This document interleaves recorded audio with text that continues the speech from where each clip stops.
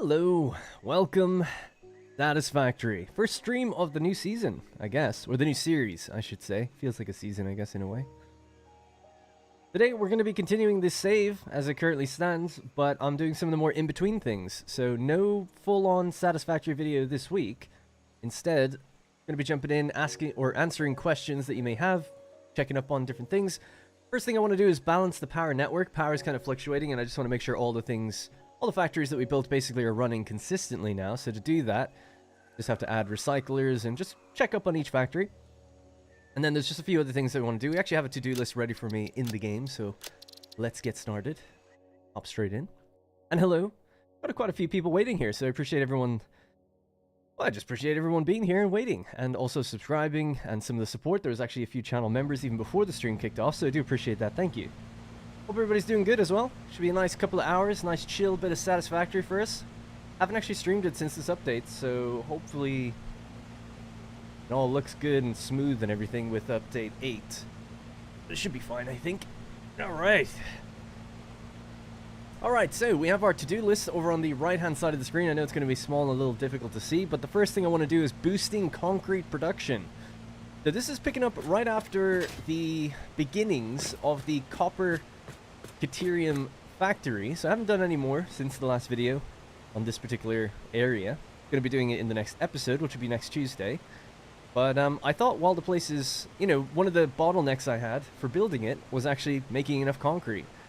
So the only thing that's changed probably since the last episode is I have gone off and actually tapped 2 limestone nodes that are really close by. And there's another one that's ready to be tapped as well that I didn't even know about until just recently, so want to get that as well. So that's going to be the first thing we do, is just boost our concrete production. See how things go. Yeah, I don't know. I'll say hello. I was going to say there's too many people to say hello to, but there isn't really. I'll give you all a nice warm welcome rather than go through everyone's names individually. I'll tell you what, we'll shout out the channel members. Etheric Bard, Alphabet, Nuke Time. Those guys have said hello. Hello to everyone else as well, though, of course. Alright, so just to go over things one more time. First, protocol, boosting concrete production. Second, hard drives. Just maybe 1 or 2 that we can find to pop in the background. Then, going to balance the power network. Then, I've got some things I wanted to do. I want to tie all the cables together for the lights on the road network. And just some cosmetics at the steel factory and things like that, so hey snuff. Alright, so one of the things that's changed, as I mentioned, and I want to go and label around the map a little bit better. I actually did that for the save file that I've handed out. The save file is just before the beginning of this build. So obviously you guys can go check that out and catch up to where I am now if you wanted to play along. Or just build similarly, or see how I build. But I went around and updated the map markers in that one, but I haven't done it to this one. So I'm also going to be doing that today as well. Just making sure I update everything so I know where everything is. It can be very easy to lose track of things if you're not organized. We're just going to take this with me. Don't have actually that much in my inventory. I'm going to leave this place. It's not powered on. I'm not going to really do anything here. But you can feel free to ask about it if you want to. So this is one of the limestone nodes that I actually tapped. And it is making, I think 180, or no, 90 concrete per minute. It's a pure node. So it's slightly overclocked, but nothing too crazy. Just want to check again. So I've got 1 power shard. Alright. We just throw down a vehicle. And we'll just craft that other power shard really quickly. I think I actually might need to grab a few more, thinking about it, before we can boost concrete again. So the next concrete node is actually just somewhere over here. That's right in front of me. And because power line is dragged to here anyway, might as well get it. And it's pure as well. But I haven't done any prep, so I don't know if I have what I need. So maybe we'll just go gather those materials really quickly. We'll drive back to base, make sure I've got everything, and then we'll head back out. We can get here really quickly anyway. In fact, take this with me, and we'll just hop up there. And then we'll drive back, and I can catch up on a little bit of the chat as we're driving on the road.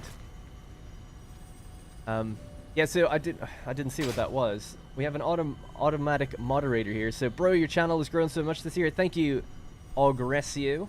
Sorry if I'm saying that name horribly wrong. But yeah, I think if you just spam all caps, it'll just automatically time you out for a little bit. So apologies for that. I can't do anything about it. But you'll be back soon enough, I think. If you don't mind waiting. All right. Got Satisfactory, but I cannot play it yet. Why is that? What is going on, man? I can't seem to hit this. There we go. Alright. Anyway, love the vids. You really helped inspire my world. Awesome. Thanks. Good to hear, James.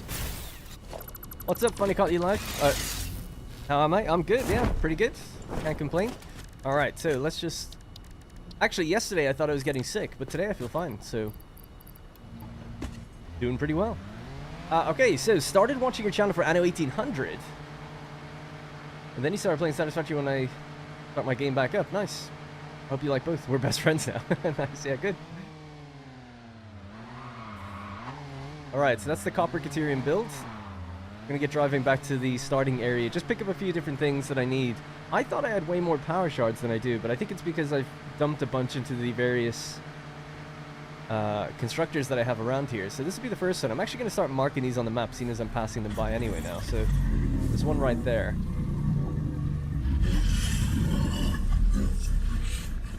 How loud was that? Is he underneath me? Yeah, he's right underneath me. I was like, why was that so loud? Alright, so this little area here, doing the same thing basically. Just drop a map marker on this so that we know in future, and give the icon of the Pioneer. We'll just say concrete deposit. Like the color, we'll try to choose like that limestone-y color.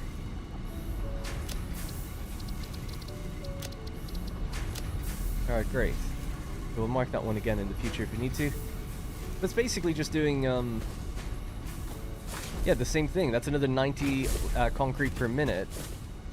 That should just save up quite a bunch for me to get later on down the line when we want to continue building the Copper Caterium build. So if you're following along and you're playing along with me, I recommend doing the same. Just gathering as much concrete as you can, because this place is huge, requiring like something like 150,000 concrete just to build it.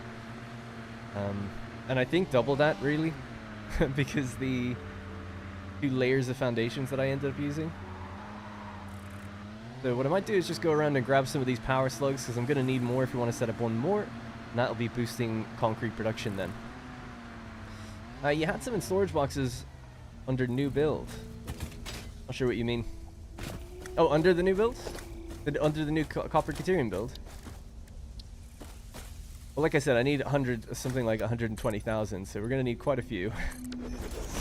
But yeah, I'll have to go have a look and check where all of them are. And just put them on the map so that we always know exactly where everything is. First time catching live, enjoy the content. Thank you very much, Christian. And again, shout out to the extra channel members that we got during the countdown. I wanted to say thanks for that. Appreciate it a lot. And for everyone being here too. Hey Dreamer, pop in just to say hi. Hello. Hope you're doing well. GTA 6 trailer.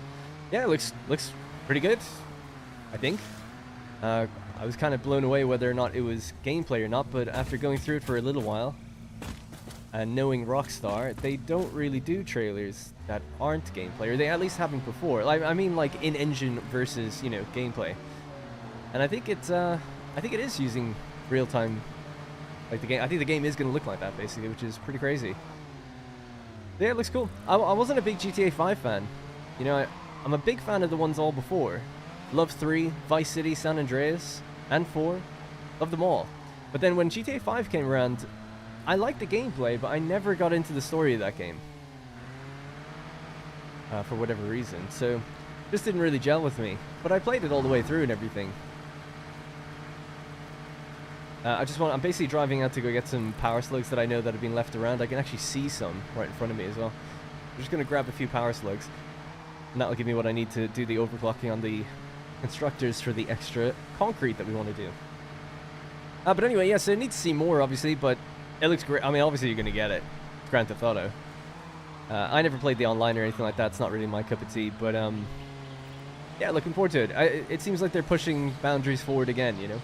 I was a little nervous because a couple of the big riders that have been there since forever, one of the Hauser brothers, left. And I was kind of worried that maybe wouldn't see much in terms of much of a single-player narrative and everything after Red Dead Redemption. So I don't know. But yeah, it looks cool. Anyway, I've become a member, but it's not available where I live. Do you have a donate page? Yeah, actually I do. If you join my Discord, if you don't mind, in there there's like a... Well, I think it's... Anyway, I can't remember the exact link, but in there there's a link for PayPal, like direct PayPal donations. People actually use that quite a bit. because it gives the creator the most amount of revenue, I guess. The split is very small. Can't remember the link. It's like paypal.me/Republic of Play, I think, is the link. I don't think I can change that link. It's the name of it's based on my old channel. But I think that takes you to, it should then say what Darren plays when you go to it. But I think it's paypal.me, or like PayPal me, paypal.me/Republic of Play. But thanks, and no worries if you don't do it. Anyway, I get to watch you live. I like the way you do your videos recently. It gives me ideas for future plays. Awesome, good to hear. It's a live stream. Yeah, no video this week, just live stream, doing some of the in-between stuff. I need to save up some more materials, and I thought it'd be good to also just maybe answer any questions or just talk with people about different ideas and things for a little while. Basically want to go out there and get that slug. A couple more of these and then we'll be on our way back to the concrete. This is what it's going to be like today, just kind of doing all these odds and ends, smaller tasks. I want to clear some of these gas pillars. We're going to make some obelisks and blow them up. Another thing to add to the to-do list, actually. And just get all our ducks in a row for the copper caterium factory. And that's why I want to balance power on the network so that I can just make sure how much that factory is consuming when we turn it on. So that's going to be something else I do, because the power is just fluctuating a little bit. Not the actual generation of power, but the consumption. So I just want to fix that a bit. Thanks, James. Thanks, Marcus. Appreciate that. Set up a Patreon? No, I don't want to do a Patreon. I have a Patreon, but it's deactivated. Generally speaking, I like to just keep everything on YouTube. Any way you can support, you could just do it through YouTube. There's super chats, there's channel memberships. If for whatever reason your country can't support any of that, then don't worry about it. You know, it's fine. Just like the video, subscribe, share it with someone. Sharing videos and telling people, or posting on Reddit and saying, hey, I really like this creator. More people should check him out. I mean, you'd be surprised how nobody does that. So that kind of thing helps a lot. So you can do a lot by supporting your channel for free. But yeah, I mean, obviously then if people want to take it into my Discord, go to the PayPal link. That's more direct, which is always, yeah, I mean, it's super helpful. There's super stickers as well, I guess, or they're basically like super comments. So even on videos, you'll see now and then, oh, they're called thanks. That's what it is, super thanks. You'll just see a comment where it's like a $5 comment and they get pinned automatically. So there's lots of ways there, but I'd like to just keep everyone on YouTube. I don't like the idea. I mean, I'm not judging any creator, and I used to do Patreon stuff. But I just don't like saying, hey, go to this website, sign up, and then it'll take like 15% from you, and you know, it's a monthly reoccurring thing like Patreon. Then I have to give some rewards or something there. I just prefer to keep it all to YouTube, you know, because that's where my content is. Anyway, if you have to play one game and one game only for the rest of your life, would you choose Satisfactory or City Skylines 2? Yeah, neither. You said, or perhaps any other. I'd pick Minecraft, probably. Or Factorio, but probably Minecraft. Just because I can at least create in that infinitely. How many episodes do you anticipate doing for the CC Factory? I thought 2, but it might go to 3. But I still think maybe 2. If I can get it done in 2, that'd be nice.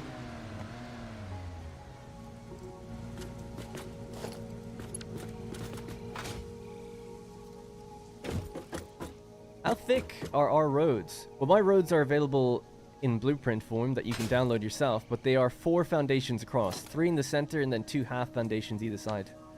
That's how thick mine are.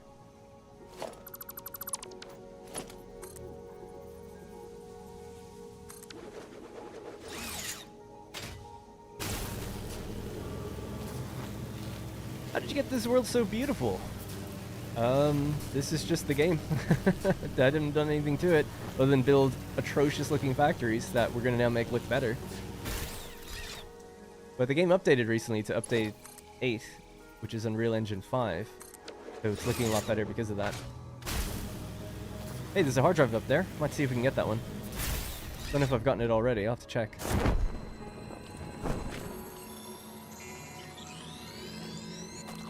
Let's see. So that is, there's no briefcase on that one. So I don't think I have gotten it yet. Let's see if we can make our way up to that. How many of these can I build? I can build a few more.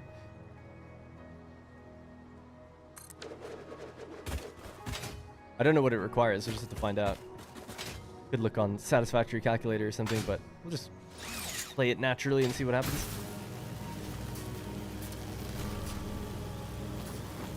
Download your build. Great work. Got lazy on the roads and downloaded your save. Oh, you don't have to be sorry for that. Yeah, I recommend. I mean, it's quick to build them. You know, they're quick to build the roads because they're blueprints. Not that bad. The thing that takes the longest is probably getting the materials for them, right? So I guess you could think of it that way. How do you prevent burnout with Satisfactory? Play other games, probably. And yeah, I don't know. I really don't know. I mean, it all depends on your situation, right? But for me, I've never even finished the game, so there's always more to do. But if I get a little bored of it, you know, I'm playing other games as well. I played Battlefield this morning. Played Ghost of Tsushima last night. I play City Skylines on my channel as well. So a variety of things keeps everything fresh.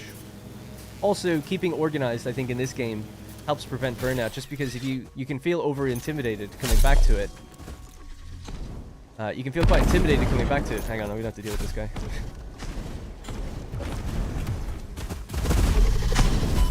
Can't see him because of the bush.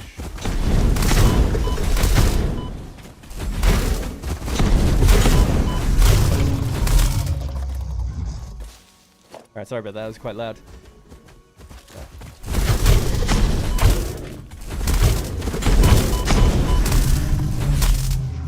I don't have any ammo for the gun. I've got thousands back at the base. I just don't have any with me right now. Anyways, keeping organized in the game and tracking what you're doing can help you stay motivated in some ways, because if you do take a break and you come back, then you're like, oh man, I don't remember how this worked. I don't remember what to do here, blah, blah, blah. So I would recommend either keeping notes in game or keeping notes in just a little side document.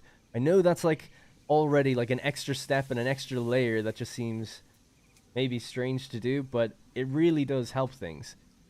So I've actually been keeping track of, like, you know, every factory and what everything makes, and it just keeps it in my mind where I'm like, okay, I produce, let's say, 100 copper here, and that's like our global production rate. 100 copper, that's what that factory does, just as an example. And then I know if I want to build another factory, like, okay, it consumes 50 copper. It's like, yeah, I've got that. Or it consumes 75 or whatever. And that just allows you to keep kind of organized. I think that is a big part of why you take a break and you're cutting corners all the time while you're playing, like doing things quickly. You come back to it and you're like, this is a disorganized mess. I don't remember the numbers. And then because I was, quote, lazy and I rushed certain things, I didn't forward plan well enough, I just created a load of problems for myself later down the line. So that's probably why. Anyway, I haven't missed, I've seen the chat scrolling by. I just wanted to catch that comment in particular. Let's just see what this requires. Sweet. Worked out. And we can just pop that in a MAM now and see what we get.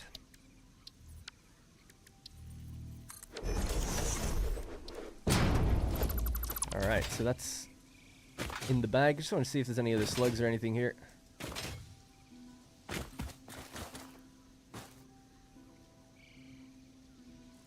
Got one.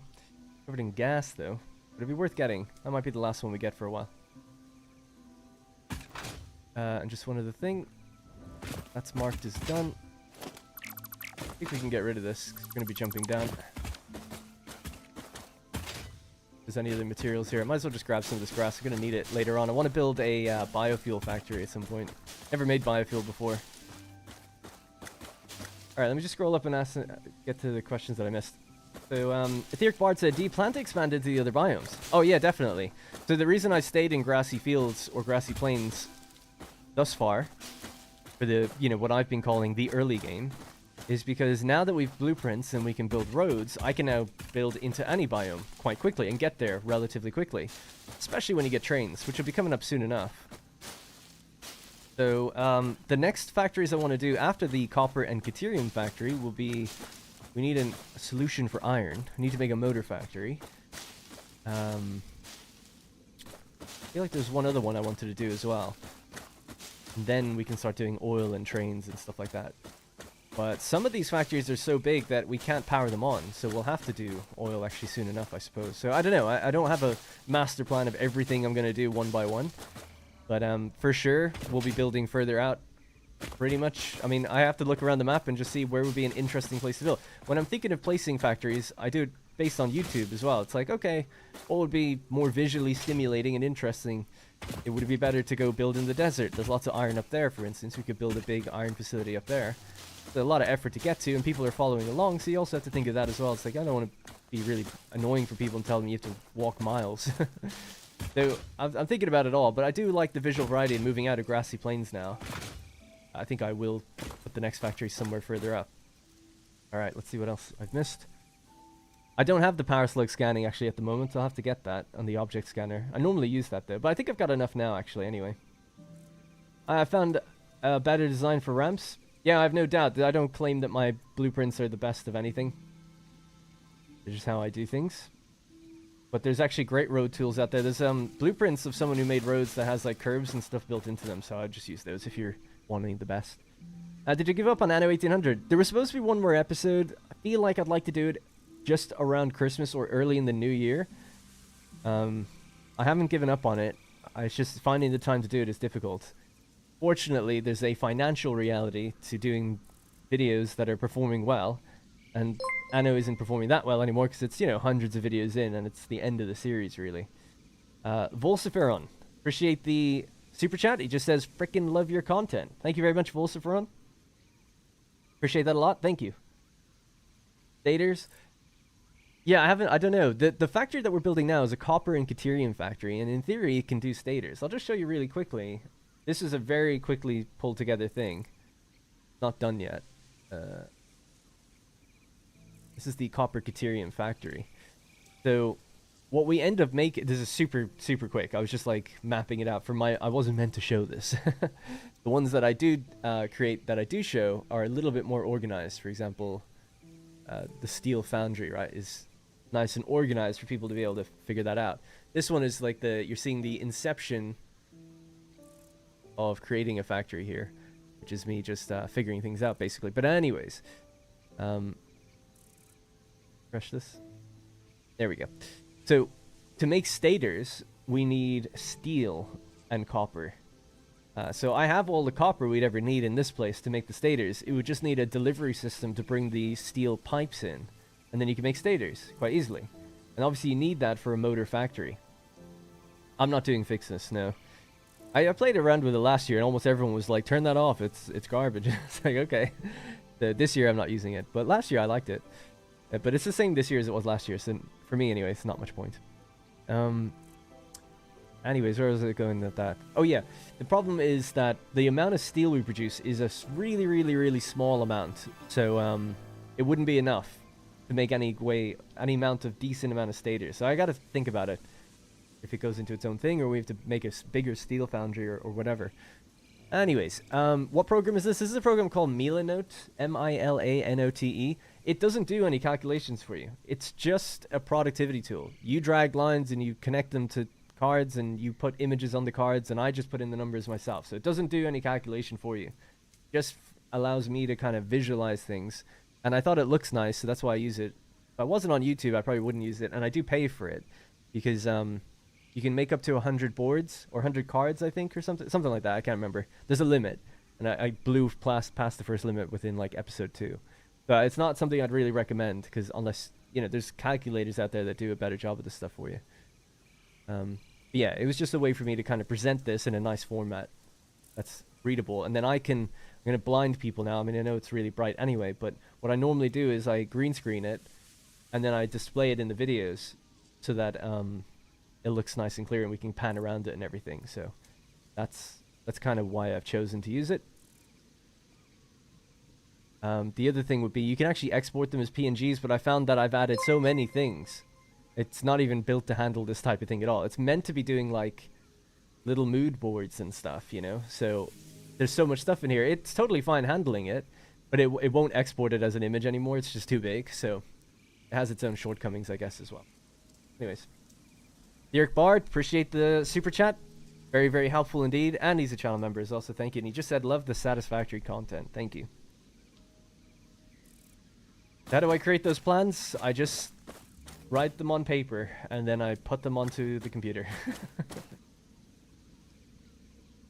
You can turn on Fixmas Short, open the calendar for the quantum computers, and one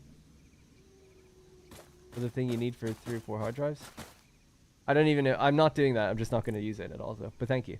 And Wes Staples also dropped a $5 super chat or thereabouts, and he says, good stuff, thanks. Appreciate that a lot. Thank you, Wes.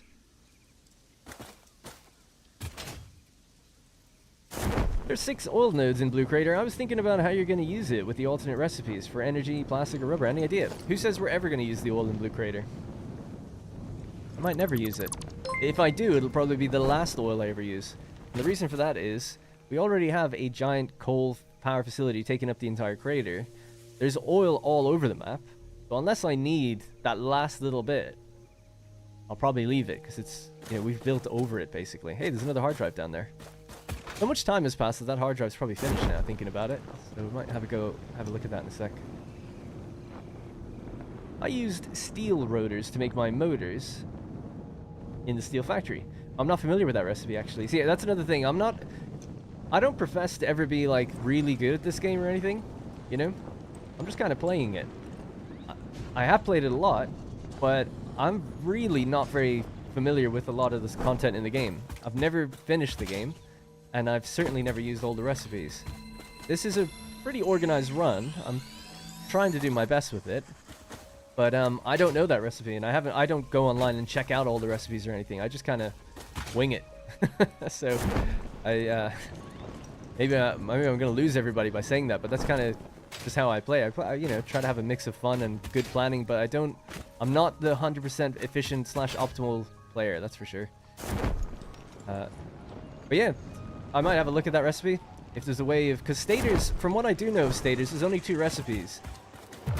You can either make them with quick wire or you can make them with wire, but they always require steel pipes, because steel pipes is my bottleneck on that one. Oh, it requires black powder. Oh, we have black powder. I could come back to this one.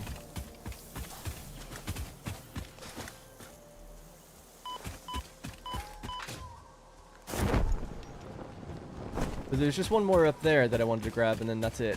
Then we'll go off and just boost our concrete production.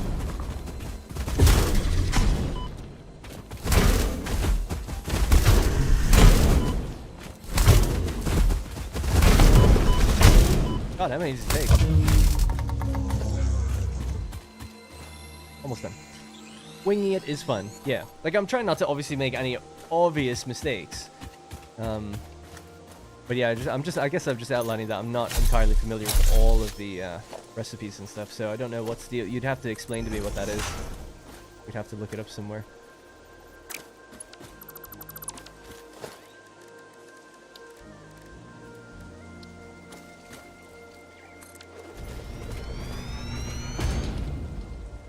I'll wait till it pops up with the notification, then I'll read that super chat. Another 13 carats trade. Yeah, maybe. I mean, maybe. If we want to get that oil out of Blue Crater, we either build a big pipeline, or we make another train that carries the oil out of there. I wouldn't be against it. Depends. I haven't thought about oil yet. You know, what kind of facility I'm going to build, how big is it going to be. I haven't thought about it, so yeah, it all depends on that. What do I need the oil for, I guess? How much will I need for plastic, etc. Alright, are we done? I think that's that. Get rid of this. That's a super chat from Jord P. Harvey, another 5, well, it's £5 actually, so shout out. I can't play Satisfactory yet as I've broken my right hand about 4 weeks ago. Also, this is my first super chat ever. Hey, well, I appreciate you using it on me. Thank you. I'm sorry to hear about that. That sucks, man. I don't know what I do. I've never broken any bone. I'm a sheltered I'm a sheltered man-child. But I don't know what I do for playing games. I have to learn Southpaw. Play left hand, I guess. I guess PC games aren't too bad. You could do City Skylines or something. Games where you're just like building. But it would still suck. This doesn't have its pillar support in yet.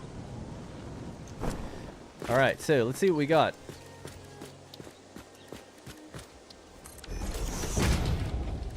Nice, bunch of power shards. Hey Kelvin, did you check out Satisfactory Calculator? Check your production diagrams? No, I just made my diagrams myself. I make them in Excel or at the moment the factories are so small I just make them in Notepad. Basically what I do is I'll just go into the game, and search, you know, copper. The copper ingot, and then I just look. I'm like, okay, it says 37.5 per minute and 15 per minute, and then I just work out the numbers. It's like, okay, then if I have a map with several copper nodes around it. We have something like 4,800 copper. And then I know that that recipe is consuming 15. It's like, oh wow, that's 320 refineries. Okay then. So how much do they produce? Well, we just saw that it was 37.5, right? So it's like 320 times 37.5. It's like, okay, that's 12,000 copper, ingots. How do we then feed that amongst different things that are going to be making wire and stators and whatever else is needed for that? And that's just how I work it out. And then I just pop it into a little diagram. I used to use Satisfactory Calculator, but I didn't like its layout. And it tells you all the alternate recipes and stuff. I didn't want to know that back then. But back in my first series, because I didn't have those recipes. I wanted to know where I was at in my game currently. And you can upload your save, but it doesn't... I don't... Unless they've added it. It didn't at the time, like, list your... list the production based on where you were and what recipes were available. Instead, it just always tries to give you the most optimal. And there's filters you can go through. That's a lot of tedium. I don't know. I was just like, you know what, I'll just make my own list. And, it's better looking anyway for YouTube, so it's all good. 5 steel rotors per minute equals 10 steel pipe per minute and 30 wire.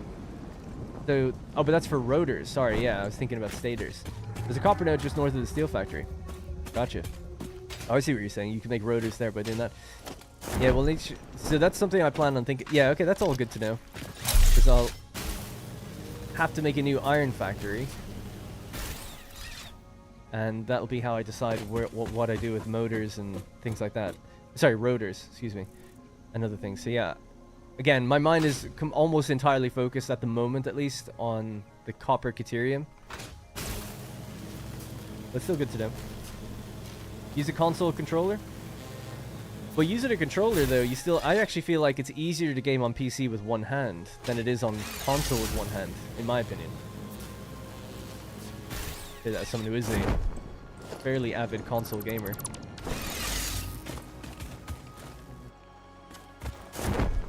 Because it's got a keyboard, you can use that with one hand, you know.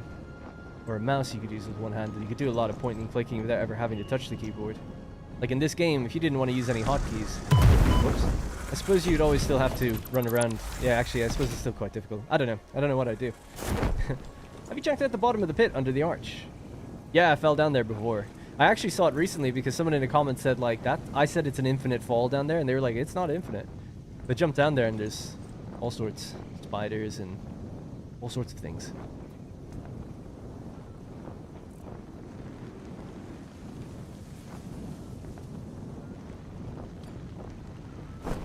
What do you do with the other cat? The other cat?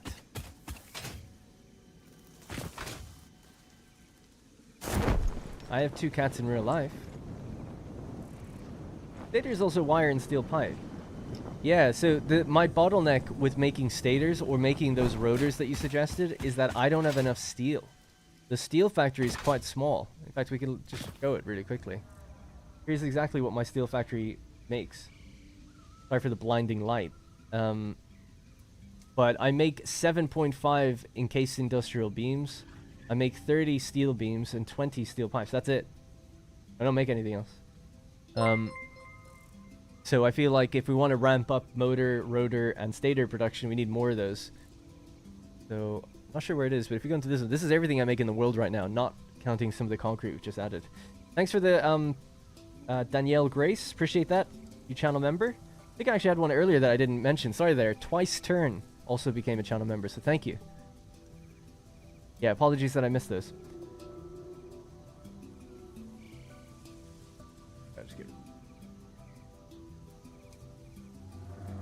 Alright, anyways, yeah, we were making these, the reason we went out to get power slugs is because I wanted to boost concrete production, because we need a lot of concrete for our copper caterium factory. And I've already added a few extra constructors and things, so what I'm going to need is just 1 miner. And I think roughly like 3 constructors. Storage container. I'm just missing the actual portable miners, that's fine.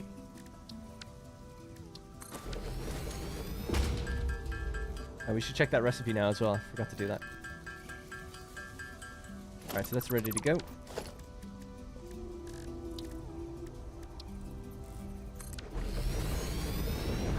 Hey, look what it is. It's the steel rotor. There she is. We can make coke steel ingots. Petroleum coke. So with a little bit of residue from some of the oil, mixed with some iron, we get steel. That seems pretty good to me. And it's made in a foundry, not a refinery. That's good. This is also good, considering the amount of wire we're about to be producing. Both of these will be sooner ready for this one than we will be for that one. But this would help us with that one. That's my predicament there. I think I'm going to go with this. I'm going to go with this one.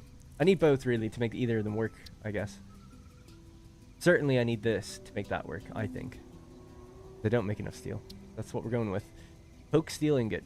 But if that one, I'd like that one to pop up again next. Did I have another hard drive already? No, we have to go get that other one, don't we? Needed black powder for it. Could run and just go get that real quickly, just to leave it in the background. Did I leave my car behind? Oh, I did. Why did I do that?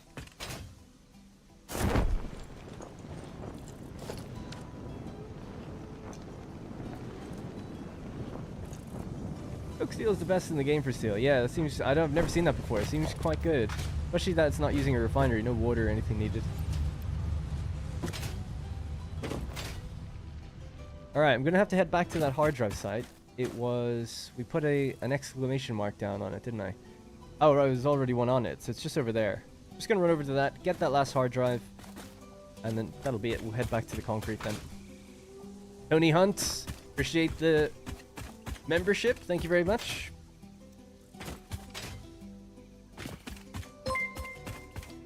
Yeah, I think it would alleviate the steel issue indeed. It came at a fortunate time considering we were just talking about it. Sorry, is this grassy plain? We can make max 2 steel factories. Oh, because of where the coal nodes are? Well, it depends. Yeah, you can build anything anywhere if you don't mind moving things around. Building the copper and Caterium factory. Thanks for your help with it. The props. We're not done yet. The hard part is to come, the logistics. Glad to see you're doing some streaming of Satisfactory. Love the content, seeing more of the behind the scenes. Yeah, it was mostly just because I had to do... there's a lot of materials I need, and it'll take me a decent amount of time to get the next episode. So I thought, okay, in place of the episode, we'll do a stream. People can hang out, ask me a few things. This will go on a bit longer. We'll tidy up a lot of the behind the scenes stuff. We're going to touch on every factory today because I want to balance the power network. So I feel like that's a good way to, every now and then, throw a stream in there. And if I could add one in without it replacing an episode, I would. See if we could do that in the future as well.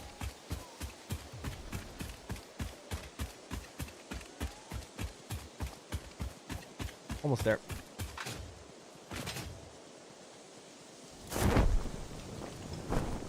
That's a good idea, Jordan. Or Jord. Sorry, I don't want to presume your name is Jordan. They just dropped another 5 super chat and said, just an idea. You could put a workbench and a man table on the road by the power towers. Yeah, it's a pretty good idea. I actually initially had the concept of underneath the power towers putting in a... I can't remember exactly what it was. It's either a craft bench or an equipment workshop or something to that effect. And then it had like a little box container thing as well. But there's a weird issue. Hang on. Just need to get away from those little things. I'm heading up here, haven't I?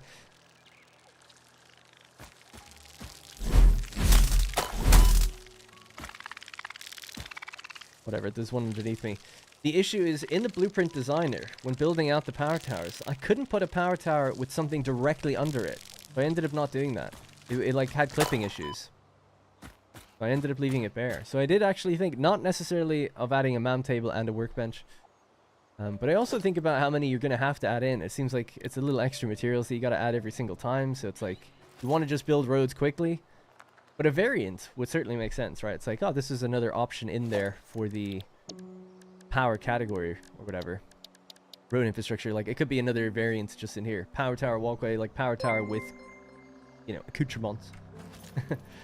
And that way, if you didn't have the material straight away, it wouldn't be too big of a deal. Alright, sorry. So anyway, so let's go with a platform here.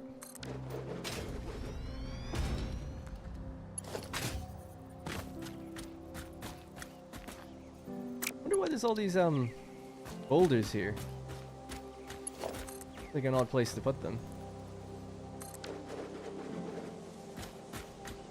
I haven't forgotten the buggy. Thanks, Theoric Bard. Again, shout out to Jordan for the super chat. Appreciate that a lot. And then 2 more memberships, actually. Goddamn, you guys are going overboard now today. Pim Langan and Martin Hernandorina both became tribunes, so shout out. Thank you. This is the one, right? Yeah.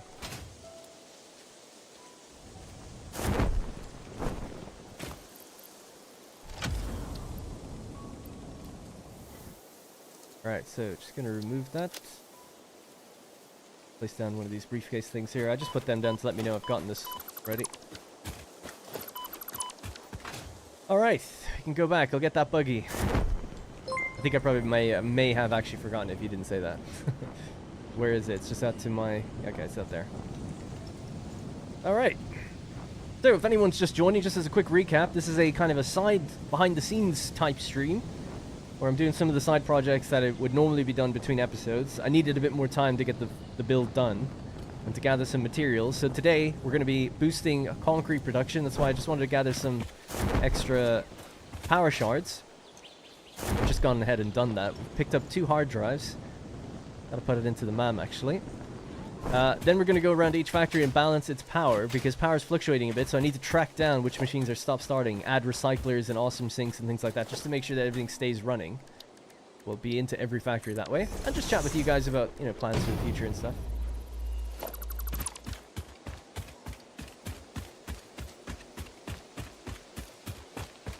Alright, but that should be the exploration phase done for a while.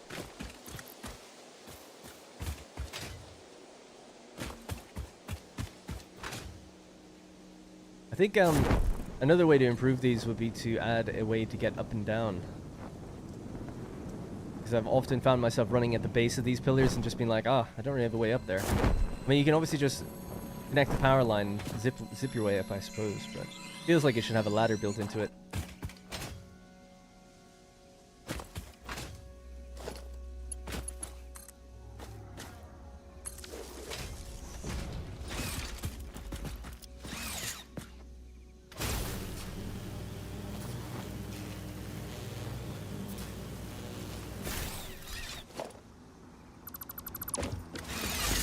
Whoa, whoa, whoa, whoa, watch out! Alright.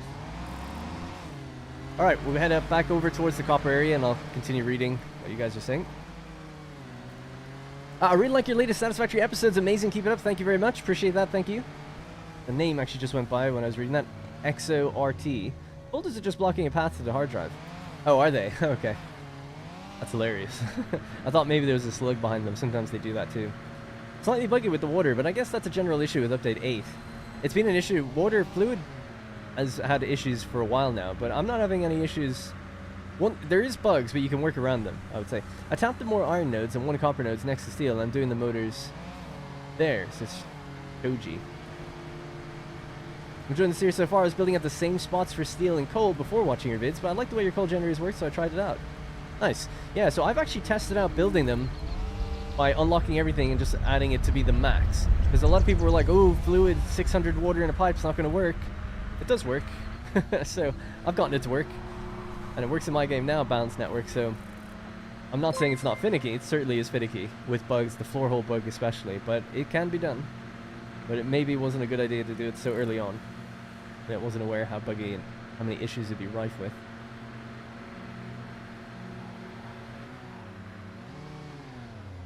Right.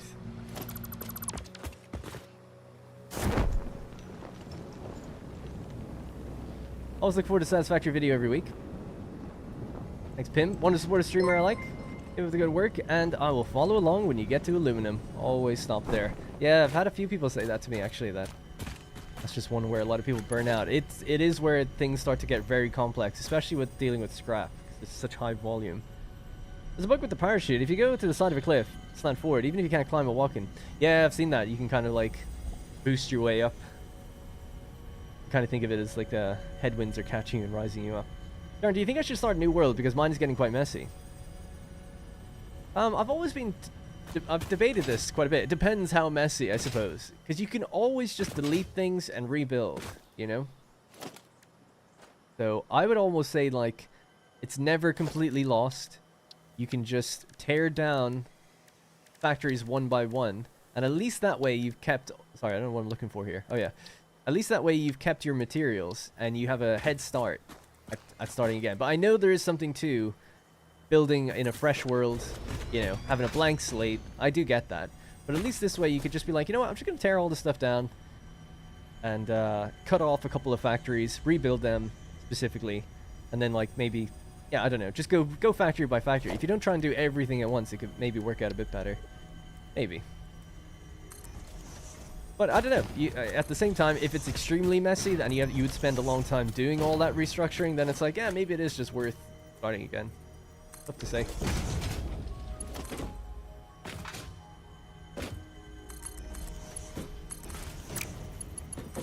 Alright, so these are just my quick and dirty concrete setups just to make some stuff in the background. Because we just need a ton of... The great thing is this factory is right next to 3 pure copper or concrete limestone deposits. It makes building a little bit easier here.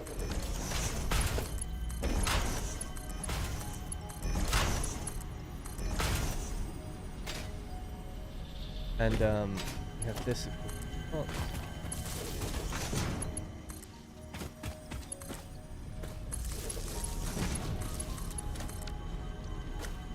Alright, so they're powered. They just need to be set to concrete.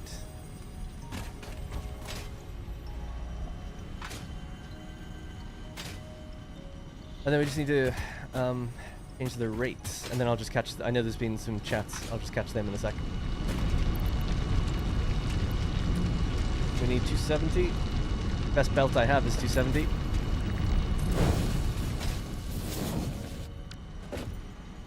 And then we need Mark 2s. Right, so 15 per minute. So we could do 30 per minute.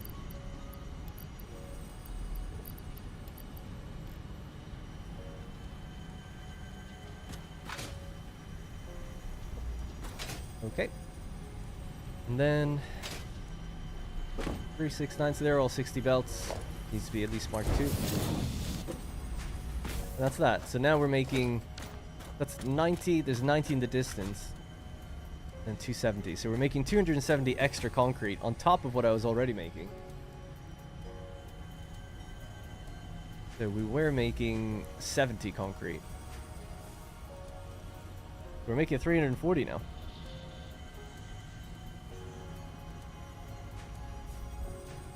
Great. I'm trying to think, do we make anything else anywhere else? I don't think oh yeah, we've added the quick wire. I think I've torn down the quick wire delivery. Yeah, because it's not connected to the node anymore. We don't make quick wire anymore. A few things I'll have to add to this as we go around now. That was the first thing I wanted to do, which was basically just boost the concrete production. So now we're just making far more in the background per minute. I've gotten the hard drives. So balancing power will be the next thing. So it's going to be looking at the power network, seeing this bumpy line, and trying to make it as stable as possible. So that's what we're going to do next. So let me just catch my chat and catch what I missed. So Kren became a channel member, but he became a tier 3 channel member, a Caster. So I really appreciate that. Thank you. And Jensen James Ross also became a channel member as well. So appreciate that. Thank you. A hypertube built into it. Yeah, I'm not a fan of hypertubes. Just a personal thing. I don't like the fact that it jolts you into third person. And I find them to be loud and annoying. So I just don't like them. But I'm not against other people building them as much as, you know, if they want. And I'll probably place them in a few tactical positions I can think of. A lot of people are saying build a hypertube underneath your road. It's like, well, that defeats the purpose of the road. But sure, you can do whatever you want. I found your channel through City Skylines and stayed for Satisfactory. You're doing an awesome job. I actually started playing Satisfactory following this play along. Nice. Great to hear, Martin. I tend to rush oil and then build proper factories with trains in mind. Yeah, so I described it in a previous video, but the idea for this build is going to be having a series of roads and trucks. So I've already described it. I'm sure most people know if they've been following me for a little while, even just a little while. But the idea will be this. if we were to just say scan for whatever, copper, sorry, concrete, limestone. I always say concrete. Right, and we've got several nodes around us, right? There's a few out here as well. Yeah, whatever. So let's just say we're grabbing that, we're grabbing that, we're grabbing this. So somewhere centrally here, we'll build a sort of a centralized truck stop. And the truck goes out and collects these 4 nodes, brings them all here. Now you can just do that with a belt. Some people will do it with a belt, that's fine. Obviously not going to do it with a train, that'd be weird. So a truck will just go and grab those 4, and then it'll feed it over. That truck station then will go over to a larger transport hub that is doing that for an entire, like, 1/5 of the map. So the transport hub is receiving trucks in all the time.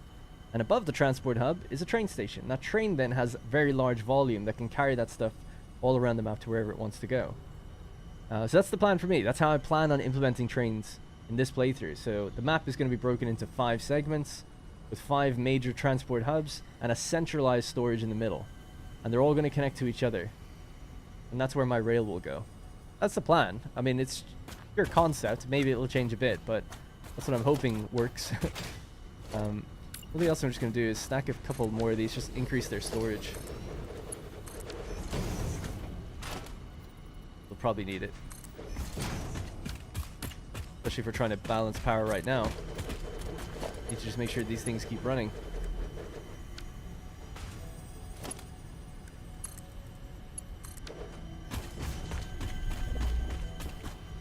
Not good. Yeah, we can go back upstairs.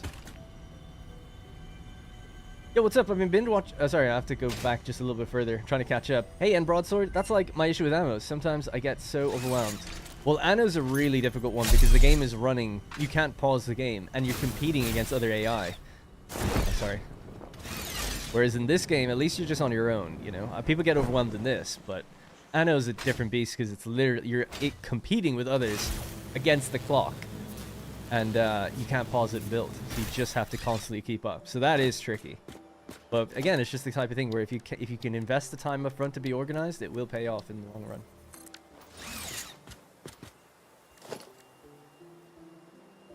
Suggested there are 3 pure limestones ore close by, one towards the coal pit area next to.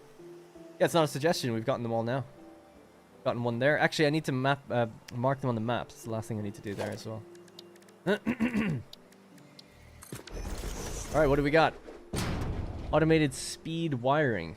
Daters and wire. Nah, so obviously we don't even have manufacturers yet. Constructors making rods out of steel. Making encased industrial beams.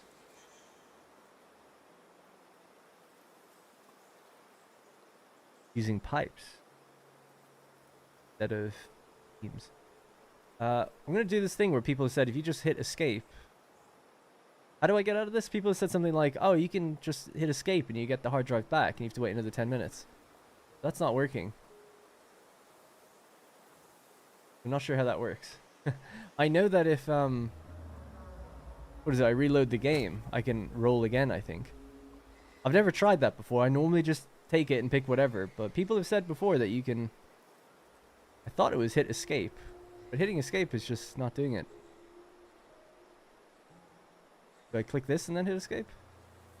I don't know. The beams? Will we go with the beams? I don't think I'd ever use that, but I guess that'd probably be my choice as well. I won't use that and I won't use that. Works for me like that? Yeah, it's not working. Hitting escape, it's not doing it. But anyway, it doesn't matter. I was hoping just to get that other one we liked before, the steel rotor.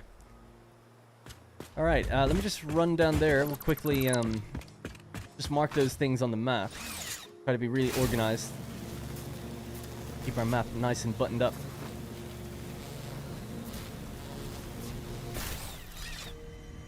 Hey, hang on a second. Is there a problem here?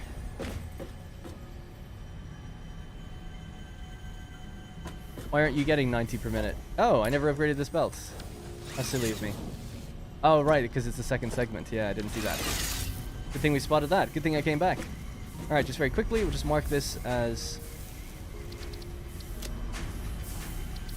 another concrete deposit. And I know there's chat that I haven't gotten to. I will get to it, don't worry. Writing too much now, I can't keep up. Sorry, actually, select the icon with this.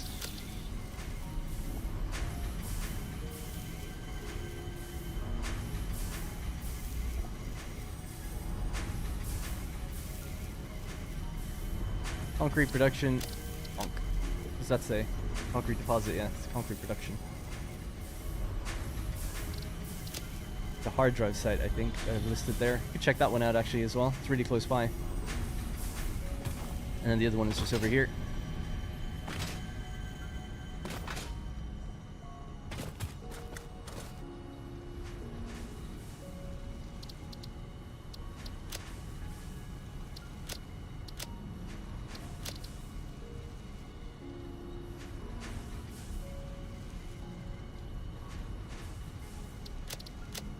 Alright, so we're all good with that. Alright, let me just get onto the road. When we start driving, you can catch my chat. You don't need to tag me, but I don't mind being tagged, but I'm just saying you don't have to. I'm trying to read all the chat, whether it's tagged at me or not. Do I have a Twitch? Yeah, my Twitch is What Darren Plays, but I don't stream there. I only stream here. So I have one, but it's not active. So, for people who don't know, I used to stream, and, like, I started a channel in 2017 called Republic of Play, and it got 100,000 subs, 120,000 subs over about 4 years, but it just wasn't doing that well. This channel ended up doing way better as a Let's Play channel, so I kind of pivoted and focused everything on this. But my old channel, I used to stream 4 times a week, roughly, on average, over on Twitch, and I would put out about 2 videos a week on my main channel, doing reviews. And I did a review of Satisfactory. It got 7,000 views. And then I've done a playthrough of Satisfactory now that has like 250,000. You know, so it's just one's better than the other, I guess. But yeah, anyway, I ended up moving everything away from Twitch. I stopped the Patreon, I stopped all that stuff, and I just went all in on just doing the playthroughs and the Let's Plays. And that's just been doing really well for me, so just been doing that for the last 2 years.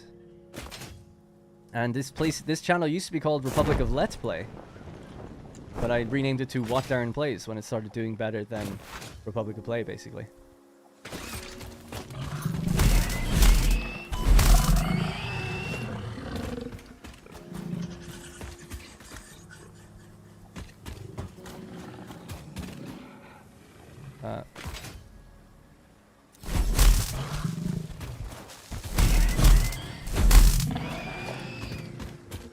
So it's out in the water. I remember this one. It needs power, doesn't it? I mean, it shouldn't be a problem, but just to make sure I'm correct with that.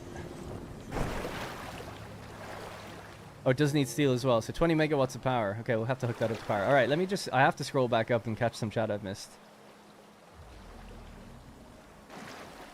I'm loving your videos. Just built a steel foundry with alternate encased beams that uses steel pipes and concrete. Oh, that's the one we just had, actually. There, yeah. A few days ago, I saw somebody using the blueprint builder to an extreme, actually copy-pasting outside the blueprint builder and incorporating that into blueprints.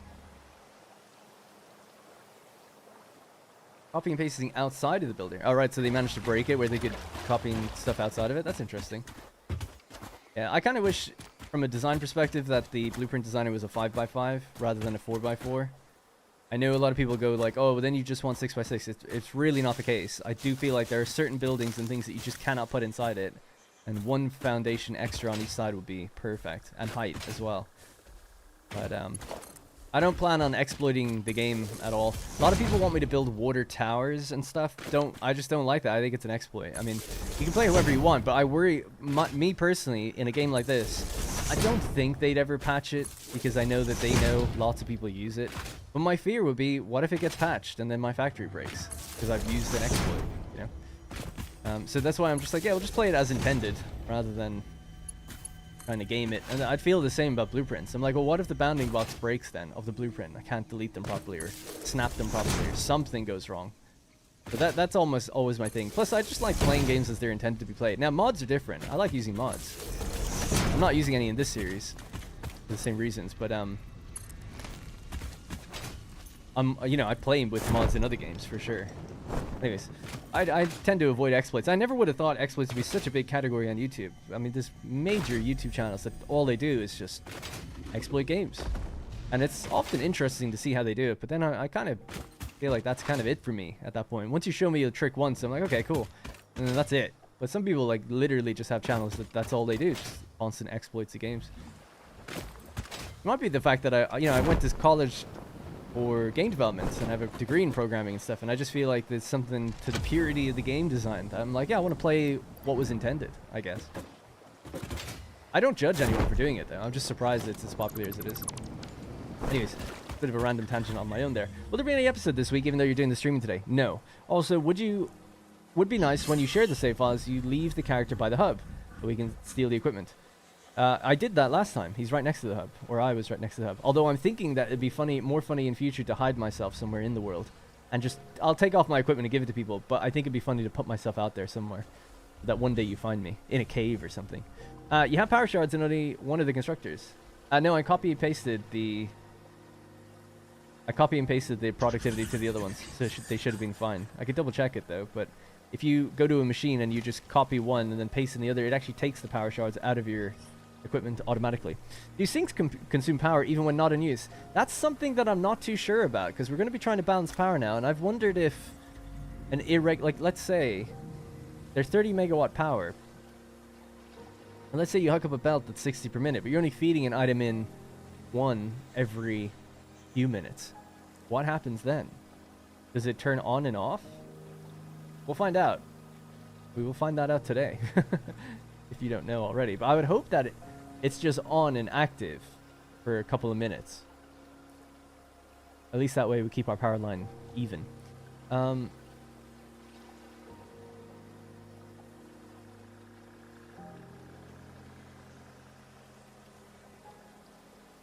gonna have to miss some of the chat. I'll guarantee that I read the members chat though, because it's just easier to at least focus on those guys. Alright, I think I'm down to the bottom now. Where'd you make your quartz factory? We can actually go up to that. I haven't actually really made one yet. It's just a temporary setup. First time catching a stream, I found you through Update 8 series, and now watching Anno. It's amazing. Yeah, Anno has a huge amount of stuff to catch up on. Great series, though. I recommend it. I know it's weird to recommend my own content, but I highly recommend my Frostpunk series. I always say that to people. 14 episodes. Short but sweet. Excellent run. As the game, it's like a perfect run for what that game is. Anyway, how's the stream going? It's all going really good. It's going great. People have been dropping crazy amounts of support. Chat is super active, so just trying to catch up on all that. But I'm just gonna have to put my head down now and keep going. I can obviously guarantee I'll read channel memberships and super chats, but I just cannot read everything without having to stop. Right, so let's pop that hard drive in again. We're gonna focus on power now while that's going in the background. And I'm trying to add all my markers to the map correctly as well. Actually, one last thing. Mark that one as well. So I add stamps just to let me know that I've gotten these ones already, so you can remove that one.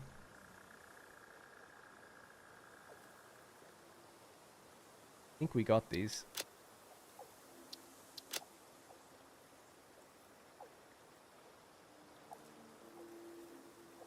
Yep, looks good. Okay, cool. Alright, so concrete production, we've got 3 of them now on the go. We've updated my little thing to say exactly how much we're making, my global production rates. Okay, let's go factory by factory. We'll start over at the steel factory and start adding recyclers and stuff and making sure it's running correctly. Let's head out there. Ixion. I really like the Ixion series. I actually don't think it's the best one to watch, though. It is a slow series, that's for sure. I take my time with that one. But I loved the game. That was like my game of the year, basically, that year. I loved it. Oh yeah, I really like Subnautica as well. I never finished Subnautica. I went really low. I can't remember exactly what meters I went down to, but quite far down. And then you get to like this big alien facility and stuff, don't you? Yeah, I won't spoil anything beyond that, I guess, but I never did end up finishing it, unfortunately. Heinrich, thank you very much, or Henrik. Heinrich, thank you very much for the channel membership. Really enjoy your videos. It's difficult to drive and read at the same time. It's a great advertisement for not being on your phone while driving. Enjoy your videos, and I started playing Satisfactory through your old playthrough, Update 6. I've never intended to play this, but after watching and learning from you, I've done it. Thanks. Awesome. Glad to hear it. Hope you enjoyed as well.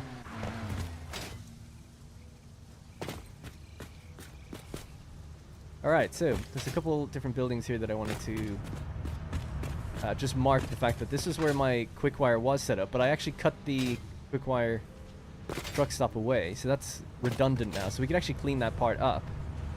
Wanted to. black powder one is still rolling, which is on this side. I just wanted to mark that because I never marked this area. It's just it's doing something. So let's just do that very quickly.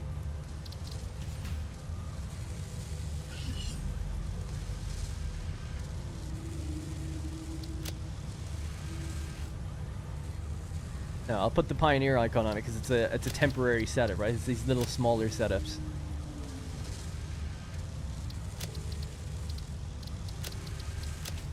That way it'll just make our map look a bit more neat. We know where things are. This is the modular frame factory. We have the steel foundry. That's where we're heading. Yeah, let me go up to the quartz place next, actually, so we can mark that one. As it was mentioned as well. Hey Jordan, oh, I just assumed you were a member already because you dropped a couple super chats. Thank you for becoming a member as well. Thank you. People who are members, you get your name in the credits if you join my Discord, discord.gg/WDP. You just get a little rank on there, kind of distinguish you from the plebs, as we used to say. Because Republic of Play had a Roman theme going for it. That's why we still have tribunes, senators, and caesters. Back in the day, everything was voted on by the Senate. This place is doing... This makes motors. But again, it's a manually fed place. Kind of steel, grayish blue color would be good for them, I think. We can actually manually feed that now, thinking about it. It needs steel... needs steel pipes. Yeah, I'll do one thing at a time. Alright, let's go up to the quartz area. Just mark that, and then we'll come back. This will be the test on whether or not this is consuming any power. I wish you could tell if it is. I don't know if there's a way to tell that. One thing I need to do, actually, let's just take all these out of here and throw them into here.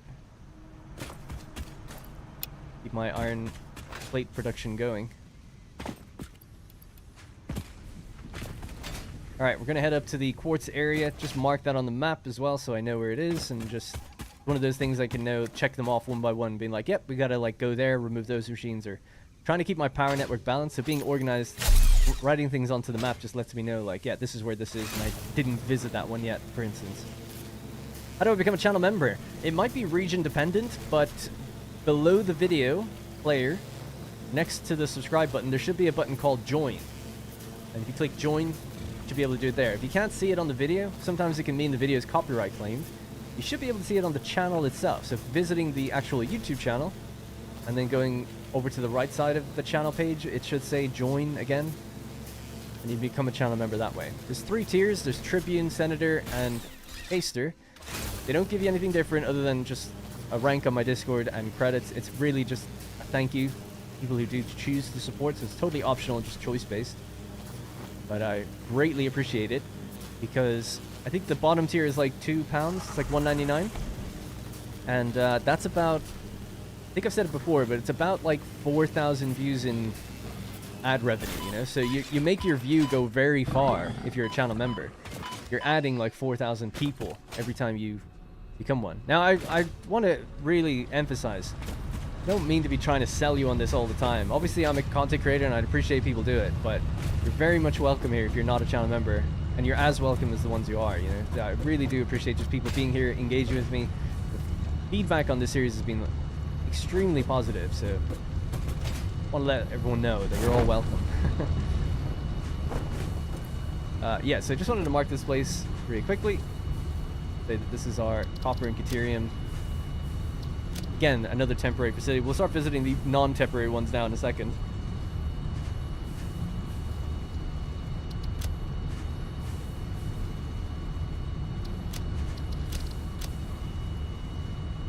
This gives us a nicer idea, bigger picture-wise, of where our different production things are, where we need to visit. Don't think there's anything out here or anything yet.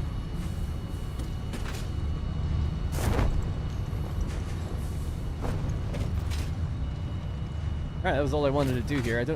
Actually, while we're here, we're going to be building windows and things today, so I'll just get some of this stuff for signs and for some windows. And by the way, thanks for the support. It does encourages me to do more streams if, and not in replacement of videos, just in general, if we get this much support on every stream. It's kind of crazy, so thank you. Alright, we're heading back. I'm gonna hop onto this one instead. And I can go hands-free for a second. Put a biomass burner and attach that to the sink and see if it drains the biomass. Oh, that's a good point, yeah. If you want to see if it consumes power. Yeah, that's a great idea. We could just run a test on it. Should we do that? I think it'd be nice to try that out. Just wanted to ask, do you plan on using hypertubes? No. Yeah, I'm fine with using zip lines and vehicles and trains to get around. How you feeling? You were getting sick from the stream last... Yeah, I'm actually feeling totally fine. Woke up today and Rosie was saying the same thing. She was like, yeah, I've got like a kind of... You can kind of tell like the beginnings of sickness. Scratchy throat, feeling a bit tired. We're both feeling the exact same. And then today I woke up after her and I was like, hey, how you feeling? She's like, oh, I feel fine. I was like, so do I. Weird. And I was like, we had an Indian curry the night before. Or the night before. Takeaway. And I was like, I wonder if this has something to do with that, like the spices or something that just made our throats feel a bit weird. Who is Rosie on your Discord? She's my girlfriend, my partner of 11 years. How many hours clocked in this game? I actually just passed 1,000 recently. I think I've got about 200 on Epic.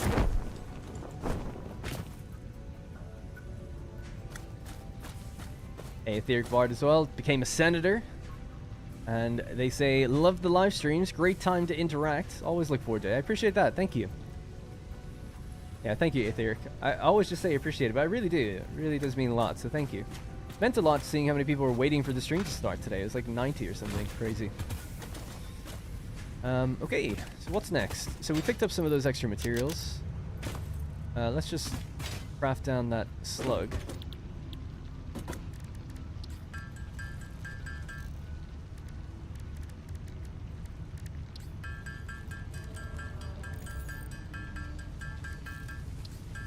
Make some of these things, just declutter my inventory a little bit and store it up for later.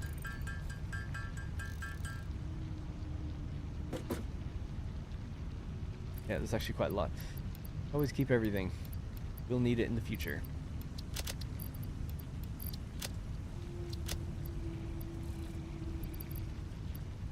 Right, so next thing I want to do is just to keep motor production running in the background. I'll feed this with steel pipes. Then we'll check whether or not an awesome sink consumes power if it's not receiving anything, but it has previously activated.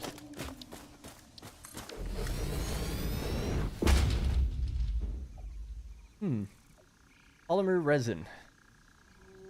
No. Iron plates and rubber to make... No way. And then this? Yes, I guess so, right? Caterium circuit boards. They're using Caterium, quickwire, and plastic. Make circuit boards. Increased rate. That cuts out the copper and instead uses Caterium, I suppose. Increased amount of plastic. I don't know if that seems very good. You have to have way more plastic, and you only get 1.25 more circuit boards out per minute. I mean, I don't like either of these, so I'm going with that one, but I don't know if I'd ever really want to use that, especially since quickwire is a bit more... I mean, quickwire is easier than feeding copper sheets.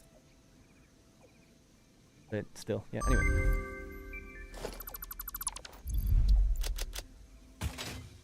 Oh, I forgot to drop off some of that stuff. Did I put the Explorer in my pocket, or did I leave it out there? No, I left it out there. Let's drive.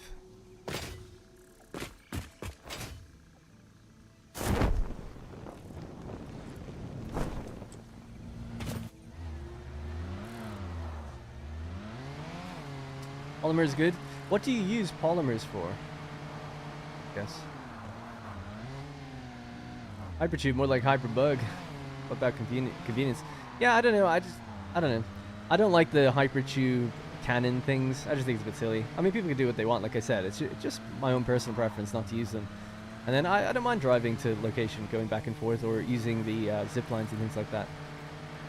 I'll build a central storage eventually, and that'll help mitigate movement time. And normally when I'm playing the game, I'm not running around like this. This is literally a stream dedicated to going back and forth between all these places, because it's very unusual that I'd ever have to do that. This place also needs windows and things, so we'll have to pop that on.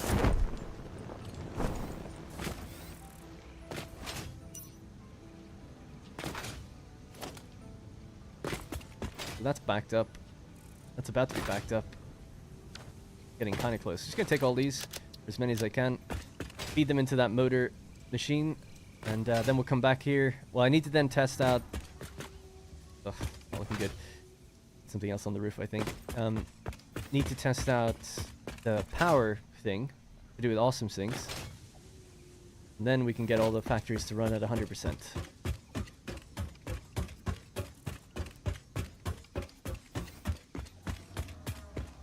It doesn't need lights, it just needs windows more than it. Well, I guess lights for nighttime.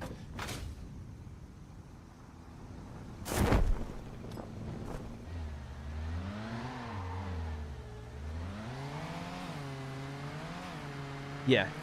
Can we redo the mom research if you don't like the 3 options?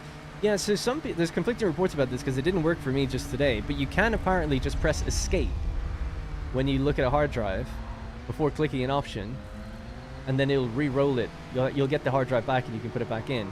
Now, if that doesn't work, I do believe as well another thing you can do is reload the game. So save it when the hard drive completes, reload the game, and then you can re-roll it. I think so anyway.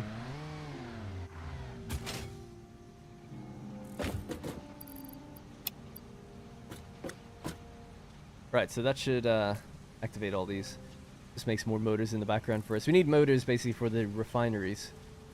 Motor production. Okay. All right. That's enough side jobs. Now we can actually do this power test properly. So the question is whether or not this, when it's powered on, stays on. What do we need? 2 biomass burners or something? Because each one... Oh no, each one does 30. Oh yeah, so it's perfect, right. So just a little local network. In fact, we'll put a line in between it so we can check the power pole. And we'll just feed this with a box and then see what happens.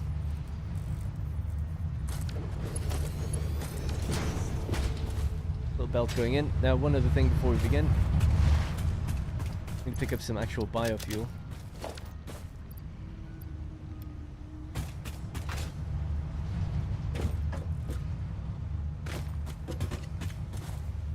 That's our, yeah, so our max consumption is 30. Right, so that's what it can go up to if we start feeding it. So I'm going to pop in my biofuel. It isn't going to burn until it actually needs to. The production is now 0.01 megawatts. This is just locally running on a little bit. And yeah, I'll just drop in, we just drop in literally one thing. There it is. So one steel beam is going to run into this. So we should see, once that goes in, this is going to spike up. And the question is, how long does it stay on for? So we've spiked, and then we came back down. So the other question I would have then would be quite simple, which is, if we were to put a stack in,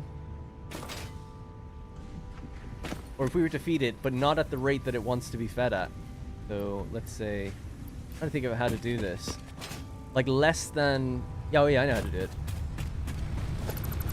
Less than 60 per minute. So our smallest belt is still 60.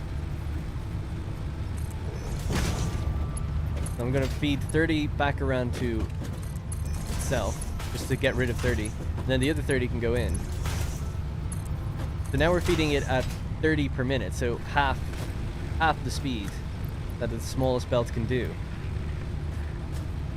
And I want to know, is it going to go up, down, up, down, up, down, up, down, because it's, you know, intermittently stopping, because there's gaps on the belt, or does it just stay on? I'm going to say that based on that, it seems like it'll stay on.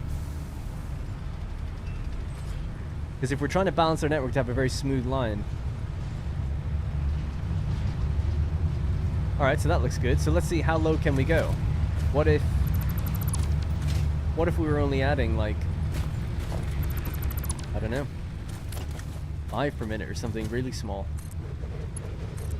That might be the excess that comes out of certain factories, like the modular frame factory.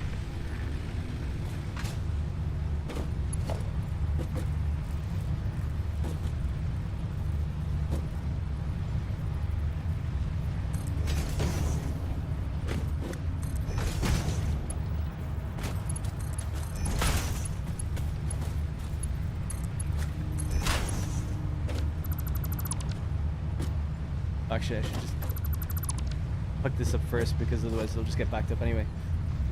In fact, let me just take this stuff out.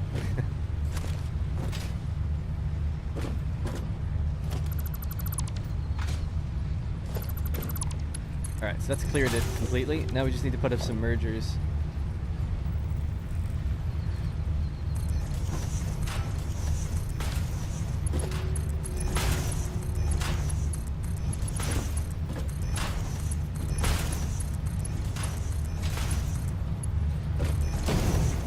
Okay. Looks like there was still a little bit in there. Wait for that to come around. Let me catch my chat. Alright.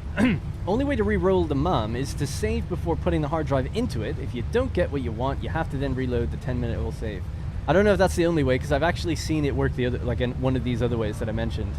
That might be the only way to guarantee it, but I've definitely seen, we did it in a video by accident, where I was able to re-roll a hard drive. It gave me back the hard drive, and I just had to put it back in. And that was really weird. Anyway, the save reloading has been patched out too. My understanding is that it now decides which recipes you get when the hard drive is placed. You have to save before even putting it in. Okay, alright. Maybe that is the only way now. I didn't... Has this literally been patched in the last couple of weeks? Like in one of these recent hotfixes? Because when Update 8 came out, this was still a thing. Even just out of early access, when it came onto the early access branch, I should say. The two biggest bugs never fixed. One is the duplicator bug, and the other is where you don't need any input. You can produce at 250% without power consumption. No, it's not consuming power while it has the animation on. Because the animation actually stays on the entire time. It never stops. There's nothing being fed in here. So, nice try, but that's not how it works. That's how it should work. But you can see that this box is not feeding it anything, and this is still spinning. But in theory, it's not consuming any power because, you know, as we just tested, it's not actually getting anything. Alright, so we got 7 things in there. We'll just put that in. So now we've got 60 to 30 to 15 to 7.5. The question is, will this stay on with 7.5 going into it? It spiked when I connected it, and it's nothing now. First plate's going in.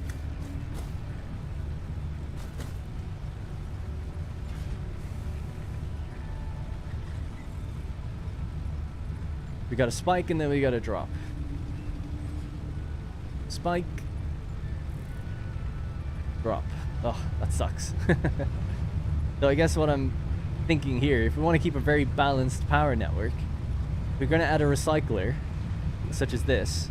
We'd probably need to do at minimum, I don't know what the actual minimum is, but maybe 20 per minute or 30 per minute seems to be like, yeah, it'll stay on. Stay consistent. So now of course you can combine belts, so if, you know, maybe we could add more things to it. If we only have a leftover of like 2 per minute, you can maybe add something else that brings it up to 30 per minute. It's a good to know though. If you want to keep an even line, you can't just be drip feeding in materials because it's going to go up and down. And that's another example there, not to put Danny on blast, of the... Oh, actually, hang on. He might be right. This one is stop starting on its spinning animation. But why is that one still going then?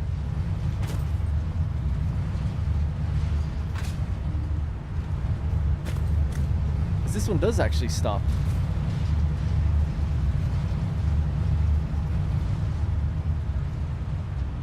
Yeah. Well, that's interesting. So that one just kept going. So, obviously Danny's got it right in terms of what it should be doing. Definitely be doing that, but I've noticed that, yeah, this seems to stay on no matter what. Now if I turn that off... No, still. Yeah, don't know. Anyway, okay, right, that was fun to test that. At least we know now. Now I'm confused. Yeah, I know, right? Well, it's clearly just inconsistent. But it's definitely should be the way it works, right? The animation should only play.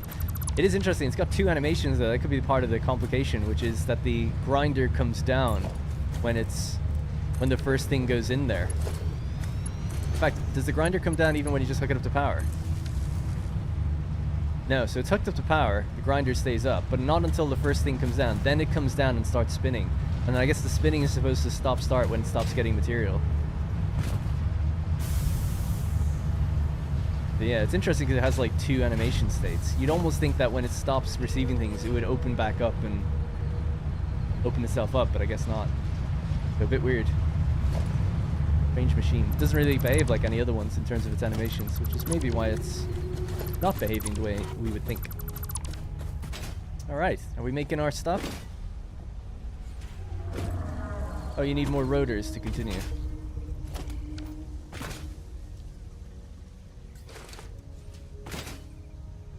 Visual bug? Yeah, I guess so, yeah. Yeah. I'm sure, yeah, just visual, yeah.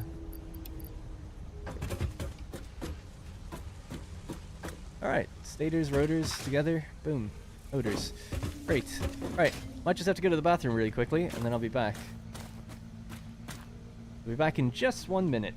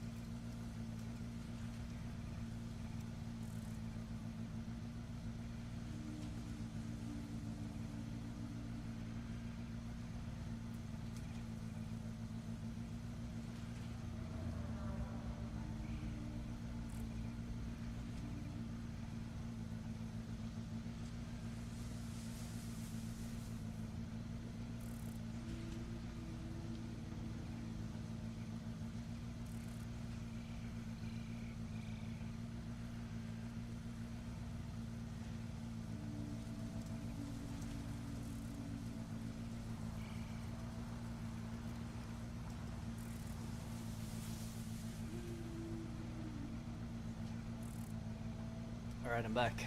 Thank you for waiting. How's the performance of the game now, guys? Yeah, obviously other people can answer that too, but for me it's running pretty great. But I am in a kind of a newer, emptier world. Interested to see how it's going to last late game. But it's been running really good for me. Maybe it's the burner itself stopping due to no power feed. I wouldn't have thought so.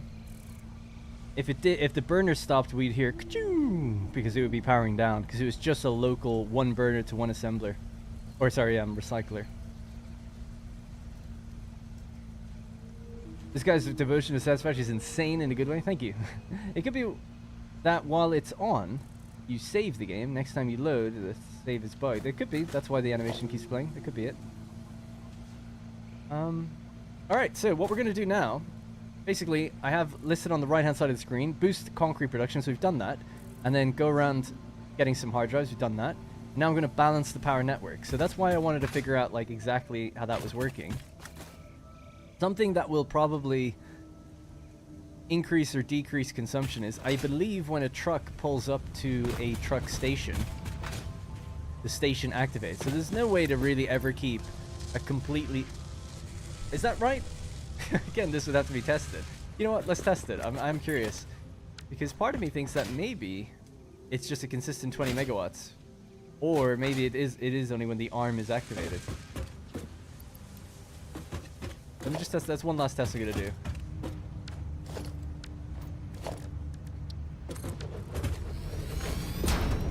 Right, so, truck station.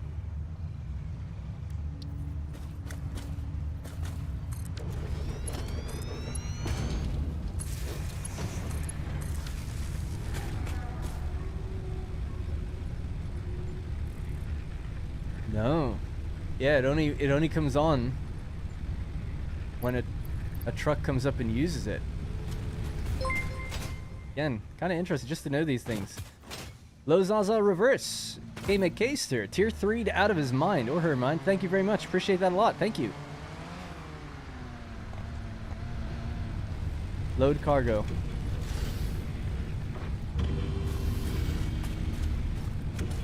There we go.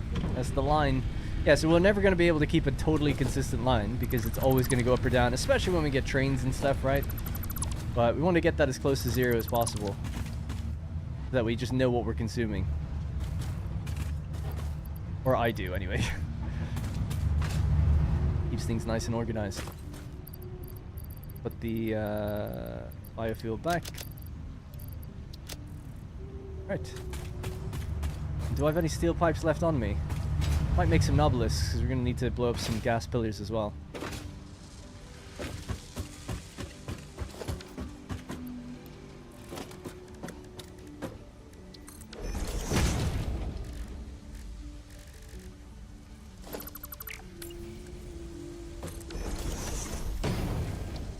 Alright. Would a battery smooth it out? No. Yeah, not sure what else to add to that, but no. A battery only kicks in when you don't produce enough power. We produce enough power. It's the consumption line we're trying to balance. You'd almost want something that only kicks in, is like is constantly consuming power for some reason until the truck station kicks in. It's like a reverse battery. Something that just emits the light or something, and then it goes off when these other machines kick in. That way you keep your network balanced. So, you're the right idea, but it's I guess backwards. Is that Terry? No, Terry's still out there though. I don't know where he's gone. We might find him one day. But I have cut off the. I mean, that's him there, I think. But we've cut off the connection to this. But he's still driving back and forth between them.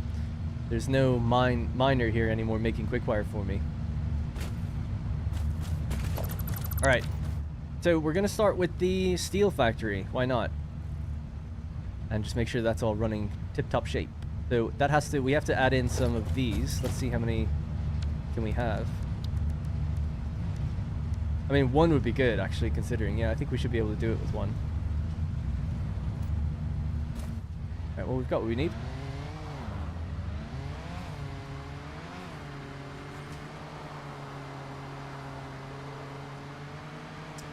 And I'd have a flat line, not when using on and off buildings. No, it won't be totally flat, but if it's, I just prefer to keep it as close together as possible and not like fluctuating because we don't have enough stuff.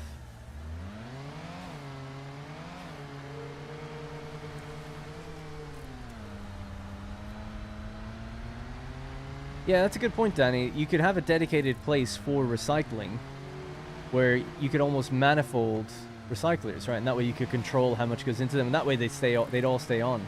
But like I said, there's just no way to keep your train lines. Trains are weird because they actually produce power when they're braking, and they consume power when they're accelerating. So your power is just always fluctuating, and there's just not much you can do about that.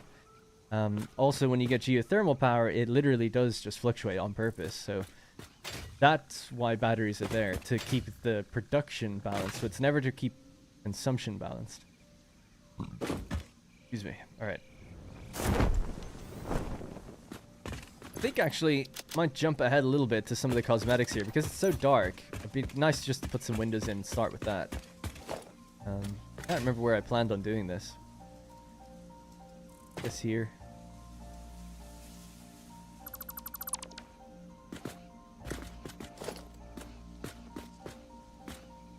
It'll be fine. And then this doesn't need a roof anymore. There's a road going above it. It's just clipping through anyway.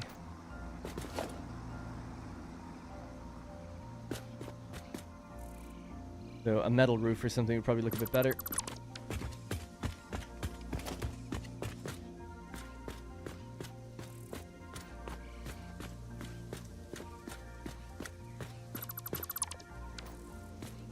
Alright, better. So yeah, I need to just think about where the gaps in the windows are going to go in this place. Just a little bit. I never actually made the end... Never finished the end of it either.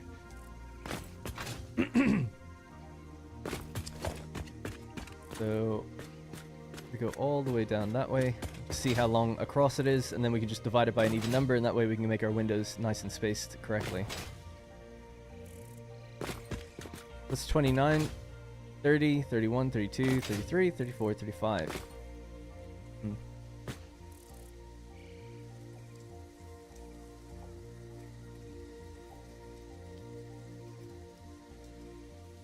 Divided by 7.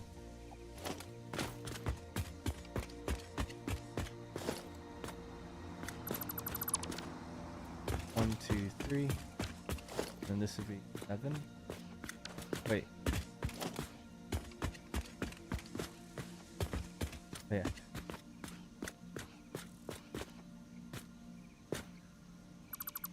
These are going to be big windows.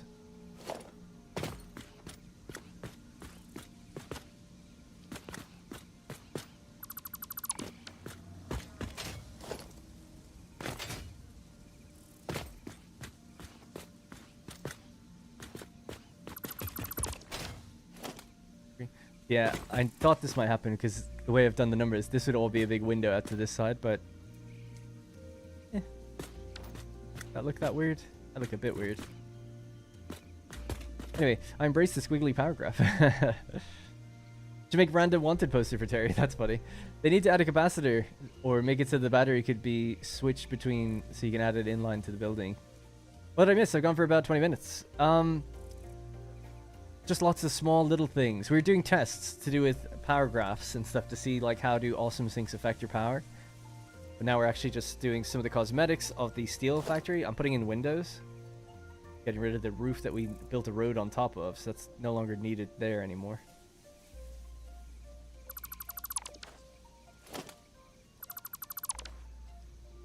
But yeah, I was trying to space out the windows evenly, but the problem I've run into is because I started with 3 on the end, then there's 3, 3, 3, and we'd have a gap of 3 here, so this would need to be a window of 4. You can do 3 out.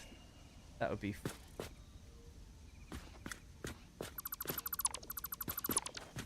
Kind of need to meet in the middle if you want it to be symmetrical.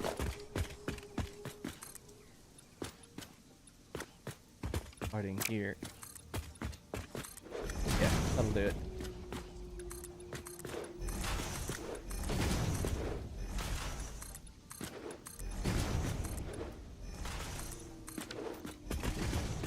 That'll keep it symmetrical, right? Oh, well, kind of.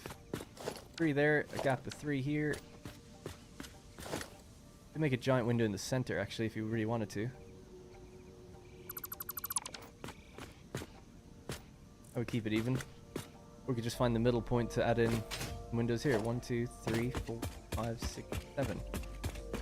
So 4 across.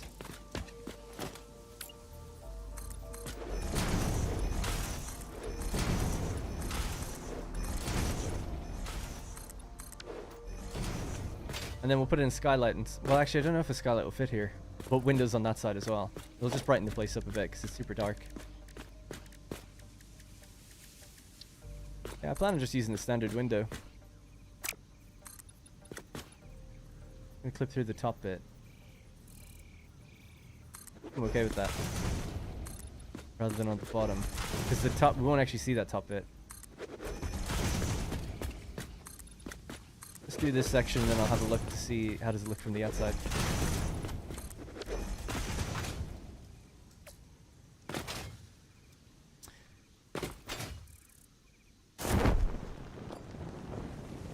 Yeah, it looks alright.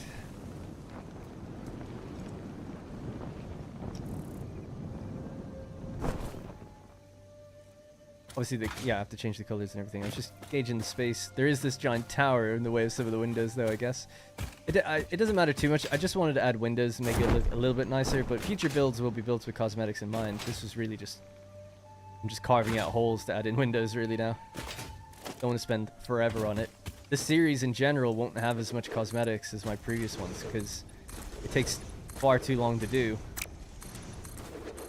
And, it basically doesn't view as well, unfortunately, because I'd like to spend more time doing them, but people seem to respond more to just actual builds, which makes sense. The logistics and how things work.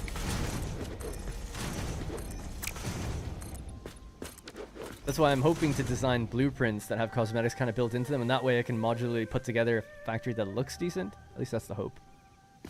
There are falling Christmas presents. Yeah, so that's in the for the Fixmit event. You can delete, not delete them, but you can disable that if you don't want it. I've disabled it just because it's not really relevant to the play session I'm doing at the moment.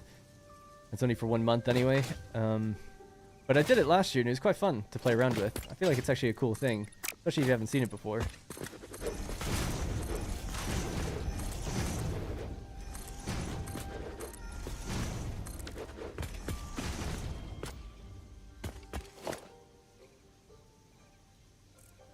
So that's the road. Oh, yeah. That's the road's foundation. Forgot that it has an underside. It's a good job that it does, but this doesn't. I didn't build the the half foundations on the sides. It's 2 different materials, so I might make that 2 different materials. Because that way I can switch this to grip metal and you don't see it. And that way the roof will look a bit better, I think. I prefer rooftops to be metal anyway, but they don't have to be, I guess. Maybe for ease, actually thinking about it, we'll just leave it. Right, so that needs to be painted. We'll just keep doing the windows, though, around this place. So, format I've gone with is windows have 4 across. Like, pillars or gaps have 3. Except for the one in the center is just 2, to even it out. Do that again. So that'd be 1, 2, 3, and then it'd be 1, 2, 3, 4. And 1, 2, 3. That actually kind of works. Let's do that as well.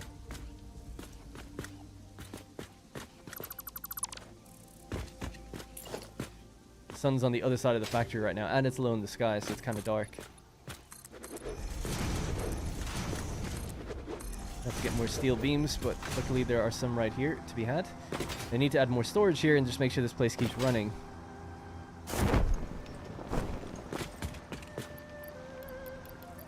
And then we'll check our power graph and make sure it's all at 100%. What? Where do you go to turn that off? Go to your options, gameplay. It's out in the main menu, actually. It's not when you're in the game. It's only in the main menu.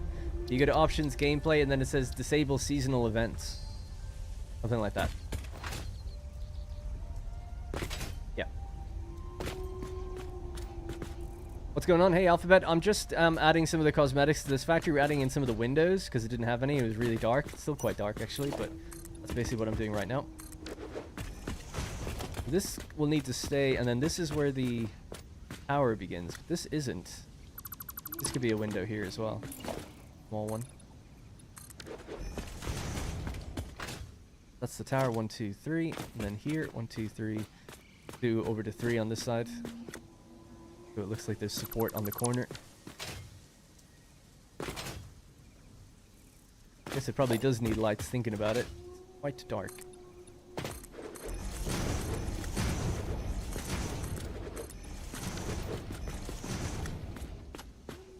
Okay, so that's our one of our doorways out. That's 1, 2, 3, and then here 1, 2, 3, and 4. Perfect. Happy about that.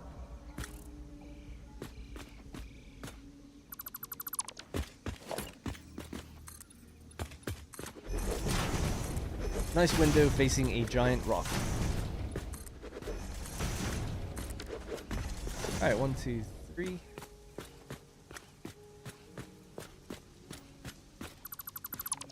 There we go. Got the light in, finally.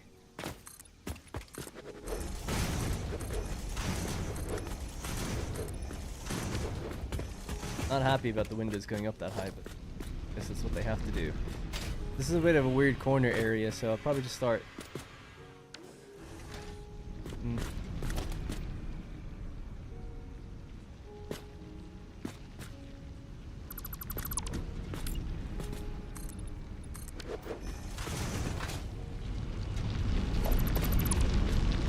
was gonna say I could put a doorway in here, but there's actually no real point.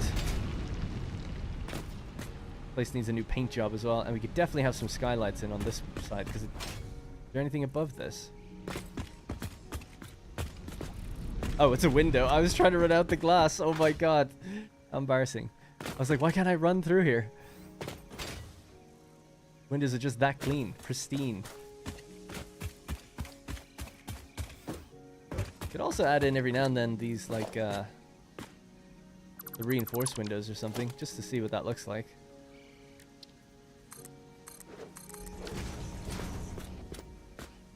Just paint them the same or something. Or even just one maybe would be a bit better. Remodel time for the factory. Yeah, just trying to make it so that we can run around it and actually see where we're going. But we'll probably have to add in some lights. So let's do 1, 2, 3. I'm trying to be kind of consistent with how we do it.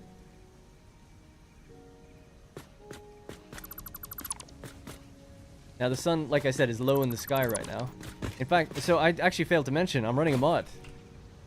It's just keeping the time of day set. Because I didn't want to be building in the dark. But we could change it. It's a great mod, Sky UI. Just for the sun in the sky, really, that's all it does. I guess weather as well, but there's no rain in this update anyway. But it lets me see everything during the day. It wasn't working until recently.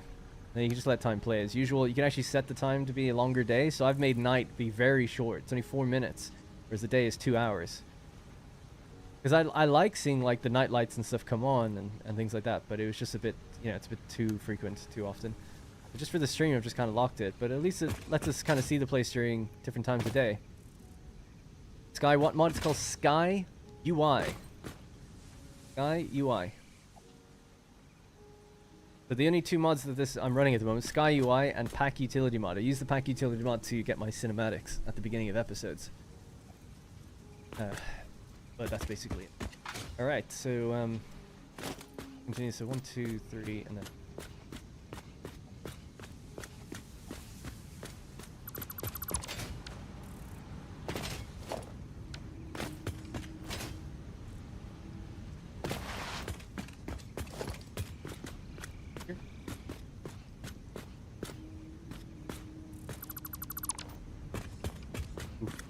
pillar in the way. And a pillar in the way there. Why was there no pillar over that side? Just get lucky. Oh, there was. I just didn't even see it. Yeah, that's an interesting point. Alright, we'll close this back up. Go on the outside and just put windows between the pillars. That would make more sense for that side, I think.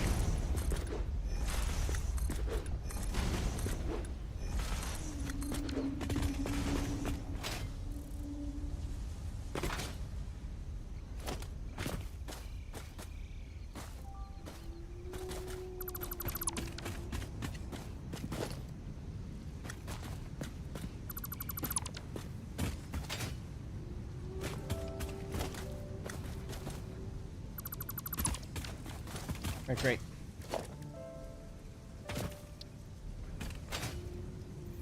Anyway, should be able to read the chat a little bit better now. I was a bit distracted there. So, let's see. EU, does your inventory look so small? Are you on standard update 8? You think my inventory looks small? I'm just using UI scaling and stuff. So, in the user interface options, you can set your colors, HUD scaling. So 1.0 would be the standard size. There you go. Quite big.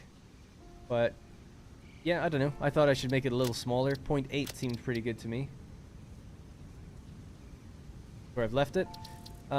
Small slots. It's got rid of some other things. There's another way of increasing the size of the UI, right? Large icons or something. Enable large inventory slots.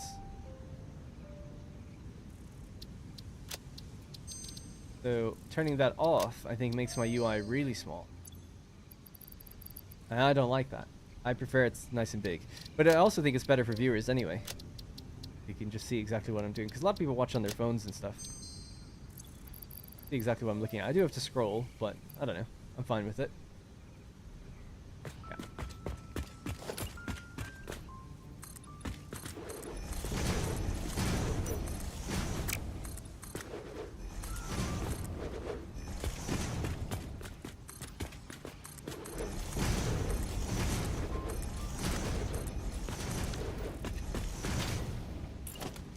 Alright, so once this part's done, then we can actually make sure everything's powered on. Make sure these belts keep rolling, because obviously you can see it's stalled right now. Eating away at me. Eating away at me.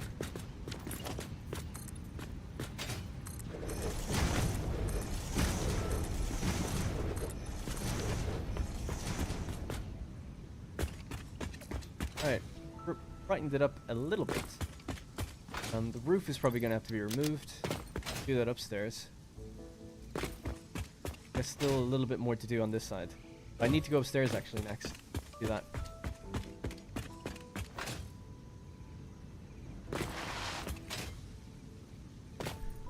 I think you're using the large icons thing. I think you can replace walls with windows.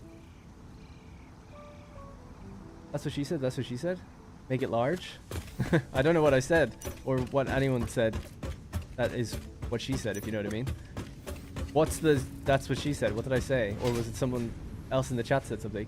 What if you had glass floor for certain areas? Yeah, so in my next build, the copper factory, because it's built really high up, multiple floors, we'll have glass floors so we can actually see some of the belts running down underneath. So we'll definitely do that. But just not in this place. The floor is just basically grass, so wouldn't be much to look at, I guess.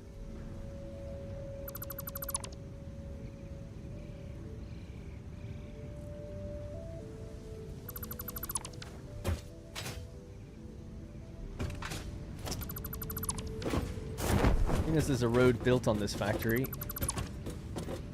and I'm probably going to build a truck station on top of it, so that we can go pick up the stuff that it makes, rather than have to go down there and get it. The truck station is probably going to be up here at the height of the road. Knowing that, I'm going to go across it with concrete.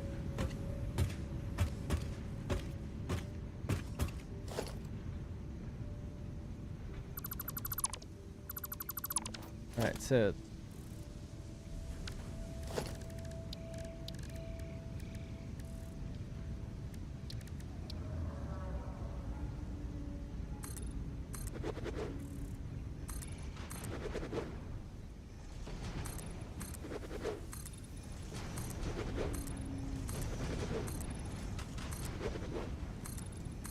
then at certain points we could have maybe glass on the roof, so that we can have like a skylight, depending on where these things go. The truck station is probably over here, so there's room on that side.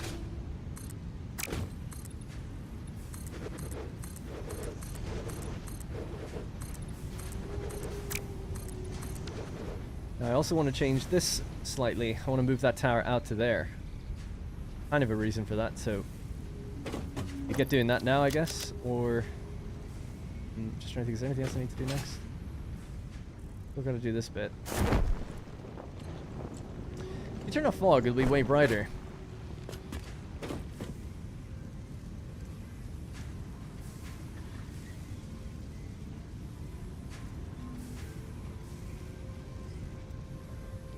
Not really. Try downstairs if you want. Because people have said this to me before, and I'm like, I don't really agree with that. Fog doesn't darken anything. If anything, it brightens things up, I feel like, the way the bounce lighting works. Light bounces off fog. So that's no fog. See. It can depend on the area, though, because I know that the blue crater is super foggy. Sorry.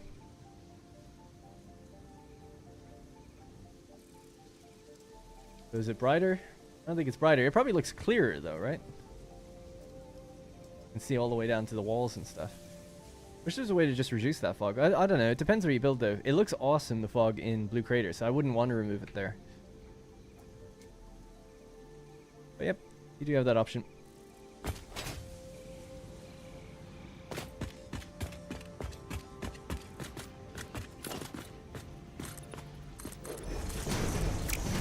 Oh yeah, the next thing then is actually building the, we need glass in my towers. These would be made out of steel. So dark in here. Alright, there we go. This could just go all the way up, basically. Use the hex ones for that, I think.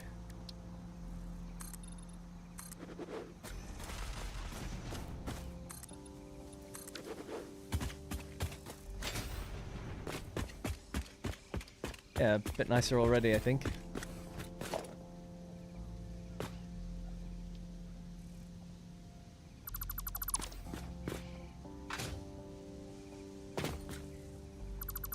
Alright.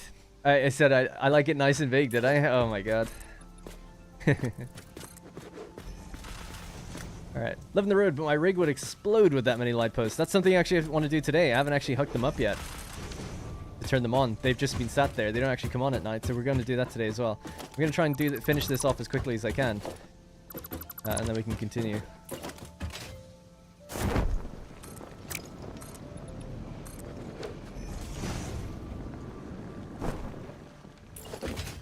Shouldn't take too long. Pretty quick, the last bits we have to do. This is lower down than where it needs to be, but there's going to be a truck station here. It's going to be somewhere starting over on this side. Need to get rid of these things. Pave the concrete all the way back out.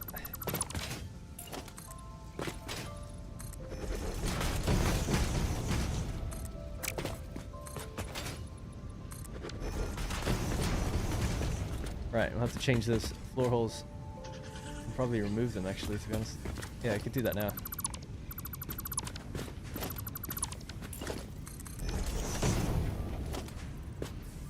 I think that's right. Wait for the autosave. The fog increases my FPS slightly, but it just looks so good with the fog, yeah. I could definitely see situations where, like in there, it did look better in the building without the fog. But outside, definitely looks better with the fog. So it's tough. And then when we have the water extractors down at the blue crater area, looks so cool because it's like all misty and everything. So it would suck to get rid of those.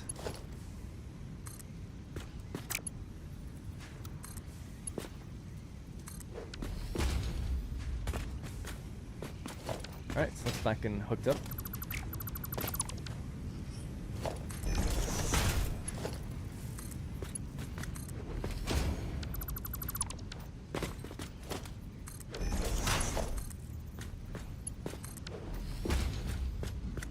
Alright, we are flowing. Oh, damn it, just realized something. Just to go. I have to do that again, I'm so sorry.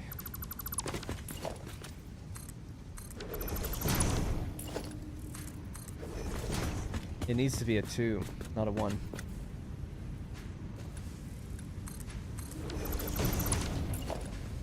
Floor hole won't connect when we add the other top piece.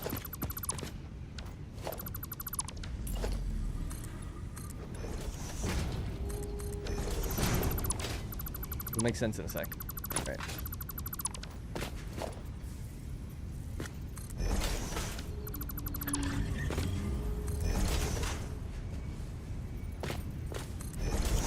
Okay, so pick these back up. Up you go.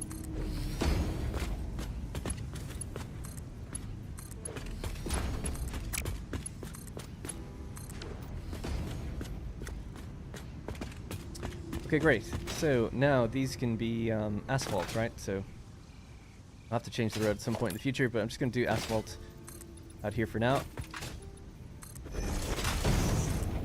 Some of it will be just walking area, but some of it will be road.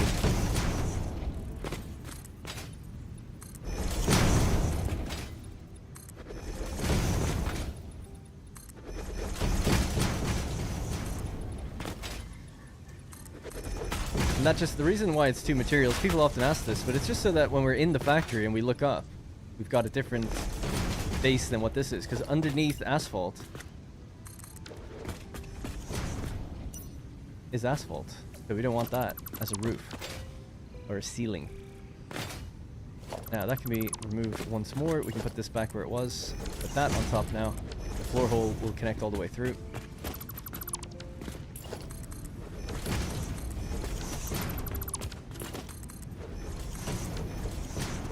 Alright, cool.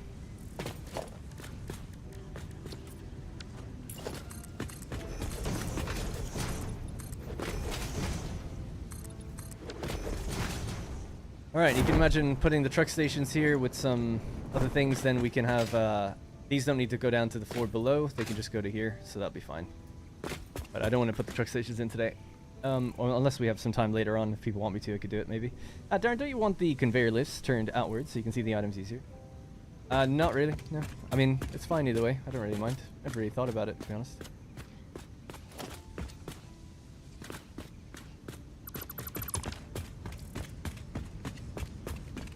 I know you can rotate them.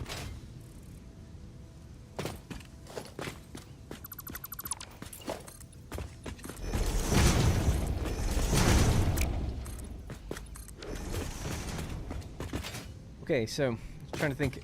We need to do the windows upstairs. And then we need to just shift that tower over. I think that'll be basically it then. Yeah, so let's just do that then. Alright. Be deleted effectively. Now this is just walls all the way up, isn't it? Yeah.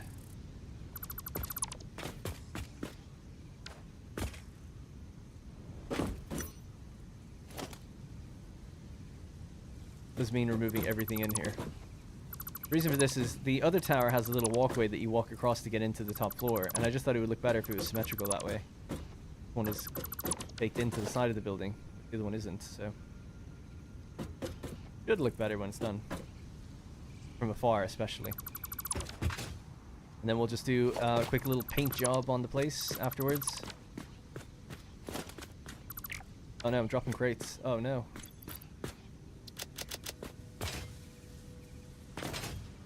Like.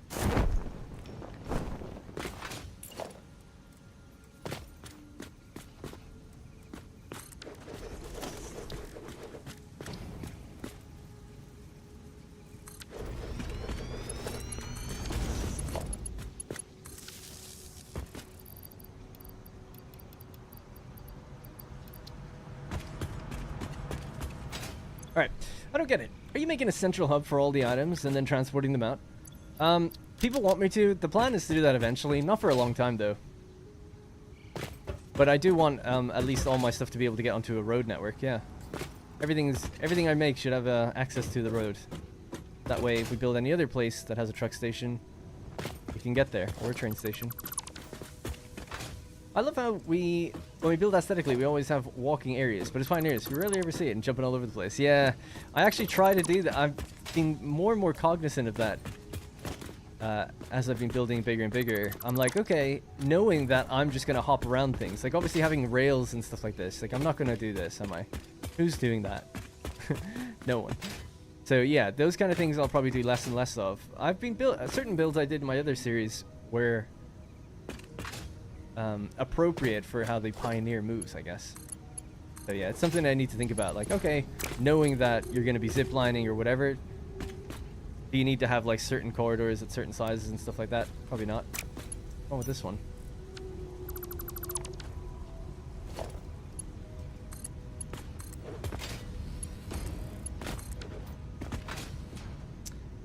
We have the goods coming in the right way on this one at least, which is nice.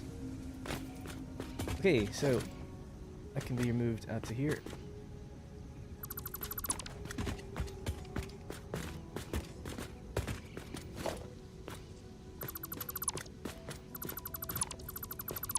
There are 2 floor holes stacked in the middle of... Oh yeah, sorry. Got it now, at least. Thank you. Alright, cool. So this is just going to be a little 3x3 concrete area. Okay. Is there a way to tell how much a truck is transporting? What's the limit? How many items it can? Nope. At the end of the day, a truck station has... Where is it? Transport, sorry. Got 2 inputs, right? And 2 outputs. So let's say I'm feeding this 60 per minute. Yeah, feeding it 60 per minute. Now the truck might pick up 1,000, given whatever amount of time it takes to deliver these things in. But at the end of the day, it's only ever going to be capable of delivering 60 per minute. That's how it works. Now, if you end up driving one truck really far across the map, that number goes lower and lower and lower. Even if it's got 2,000 in its truck storage. If you're doing 60 per minute into something, and you're trying to carry away 60 per minute, a truck needs to be arriving here based on its capacity divided by 60, I guess. That's a bit annoying to think about it that way, but trying to explain it, it's just, you don't have to worry about what's inside the truck, really. You need to worry about its journey time.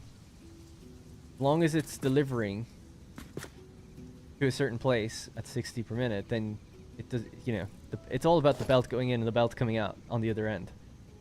Now, if you're trying to have a truck divide its goods between 2 different places, that's a much tougher thing to do. It's the easiest way to do that is really just manifold, so it takes time, but you got a truck station here and another one out in the distance, really far away. And let's say we're making 100 steel beams, right, or a steel pipe. We're making 100 steel pipe per minute, and we want to deliver it to 2 different factories. One factory needs 40 per minute, and another one needs 60.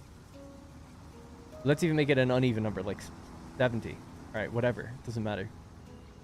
The way we do it, I would do it anyway, is just you fill your 100 per minute into a truck station. So 100 per minute's rolling in.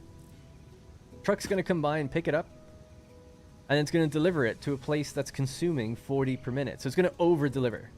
Because it won't be able to consume as much as we're delivering. So eventually, maybe 1, 2, 3 trips into that, it's going to drive up, try to unload, and it won't really be able to. It'll only be able to unload whatever the factory is consuming. That's full. That's done. Then when it drives to the next factory over, it'll drop the rest in the next one. Just like a manifold system.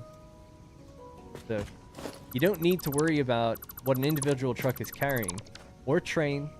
You just need to worry about what you're feeding into the train and then the time it takes to get to a certain place.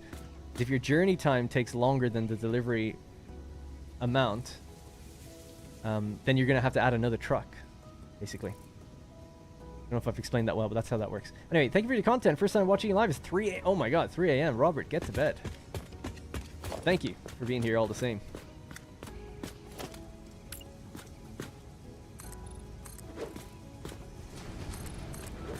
I see. Yeah, sorry, I didn't explain it that well, but a lot of people I've noticed get hung up on the idea of what it's carrying, the way a belt would carry something. You got to think about the belts that just go in. I think that makes more sense.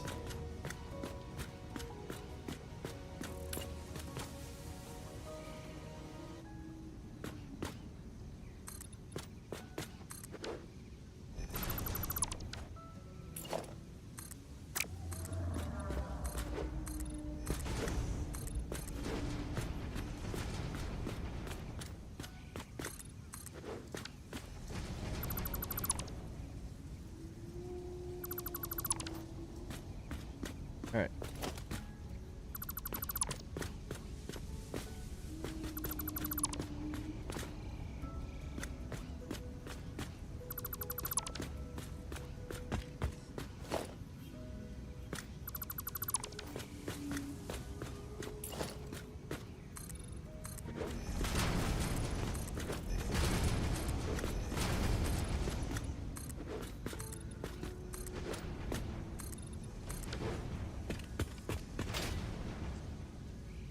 Alright, this is our new tower.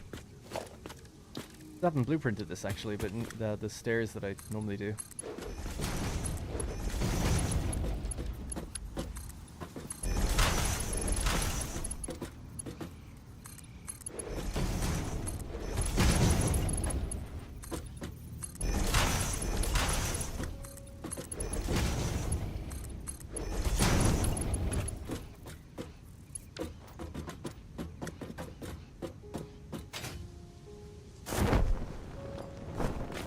Or is there an easier way to get out here? From that height. Not an even placement down to the wall. Not too bad though, it would just require one ramp down.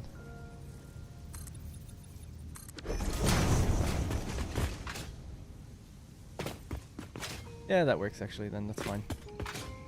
This will be a door.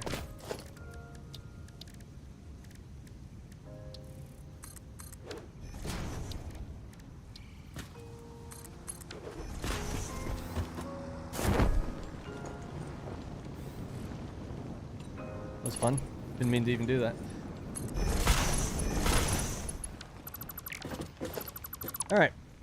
No, I had a box deep inside a manufacturer that I left the whole game. I'll get rid of it, don't worry. The box, don't you worry. I cannot play with crates left around the map. Not happening.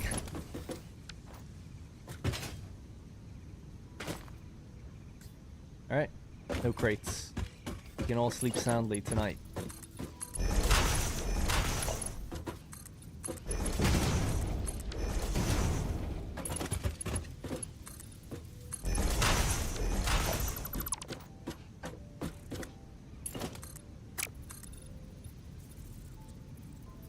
Correct height, right? Yeah. Good.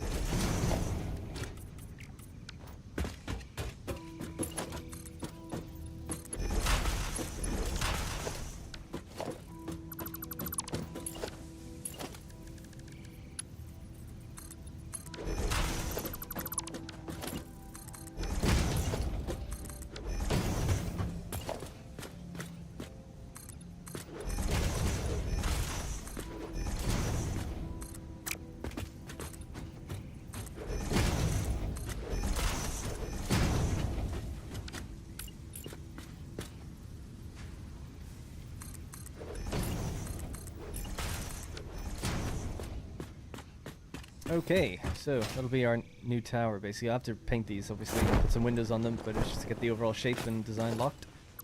Need to figure out how high up the other one goes. And that way it'll match. And it'll have the bridge connecting across just like this does. Now our bridge is technically one foundation shorter, but that's fine. It's 1, 2, 3, 4, ours is 3. But from a distance I think it'll still look pretty good.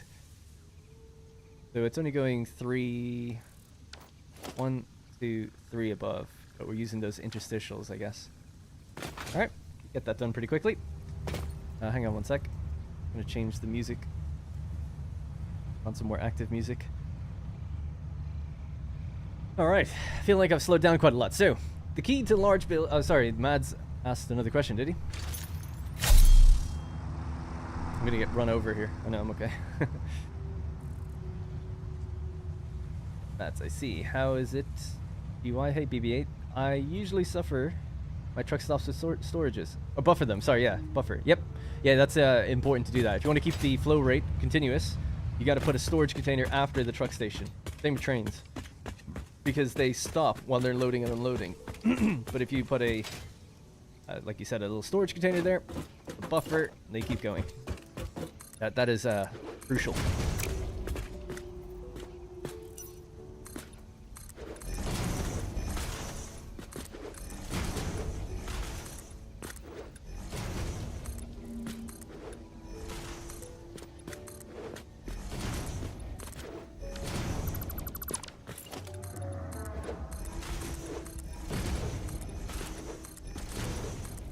If I was doing this factory now, this would just be a big blueprint. It'd be much quicker to do it that way.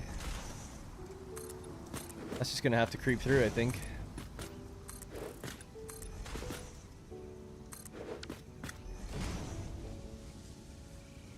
But doing that stops here, actually, so we don't need that.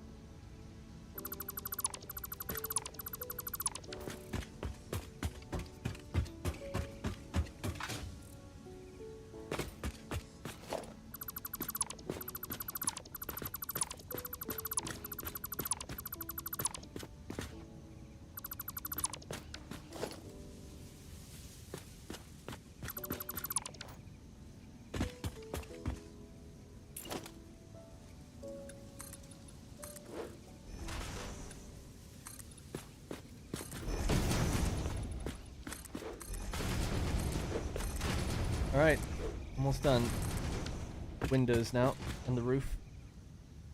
Any tips on getting started for larger builds as well? I have a hard time planning my builds and making stuff look nice, but I might just be new to the game. New to the game thing, I don't know. Darren, your Satisfactory videos I'll answer some of these, I just want to read some out first. Your Satisfactory videos are quickly one of my favorite things. I appreciate that, Nicholas, thank you. Loading box triggers by OCD. All gone now. Got in. What am I building? I'm just making a cosmetic change to the steel factory. So one of the first things we've just done is put in some windows, some fresh windows. It's playing on update 8. We want the lighting not to bug out. But yeah, the lighting to look a little bit better when we're actually in there. I want to blow up these gas pillars around here as well. Still need to paint the place, but it's looking a lot better now already. And then we have to add a recycler to keep things rolling. So that's just what we're doing here. So it's just a big update to the steel refinery. Nothing logistically is really changing other than I'm setting it up for the future where I probably will add a truck station into it. And I'm adding windows so that everything isn't so damn dark when we're running around it. So that's basically it. Yeah, it's difficult to say about the question regarding how do you do large factories and stuff.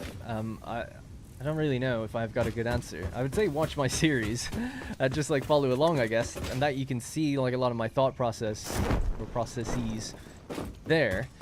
I'm trying to think of a few tenets or rules that, like, you know, are just good practices to follow. But I mean, genuinely, I honestly don't really know, like, because I feel like all my builds are kind of different. I tend to have like a logistics floor a lot of the time, so a floor dedicated to just housing belts and all these awkward things. So that can be stuff that doesn't often look very good. It's nice to hide that away on its own floor, and that way, whenever you're checking things, you just do everything on that one floor. And then above it, you can have your machines. And you can feed those belts up to those machines however you like. You know, it's nice to see belts as well sometimes, but just to control what you see is a bit better. But I think having a separate floor for power and logistics can often be quite nice. Spacing things out always gives you, like, more than you think you'll need. Always gives you a better aesthetic. Gives you more to work with, more room for cosmetics and making things look nice. You'll always end up building into it eventually anyway, because the way people expand in this game. But in this series, I'm trying to do forward planned builds, which is something I haven't done before. Sorry, what am I doing next? Oh yeah, I said I'd do the windows upstairs. Let's just do that then. Do I have the materials I need?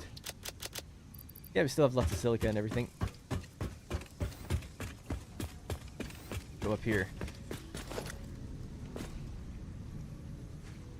5. So we'll do gaps of 2, I think. Actually, yeah, window of 3 here would be good. There'd be light. Use these regular full frame windows.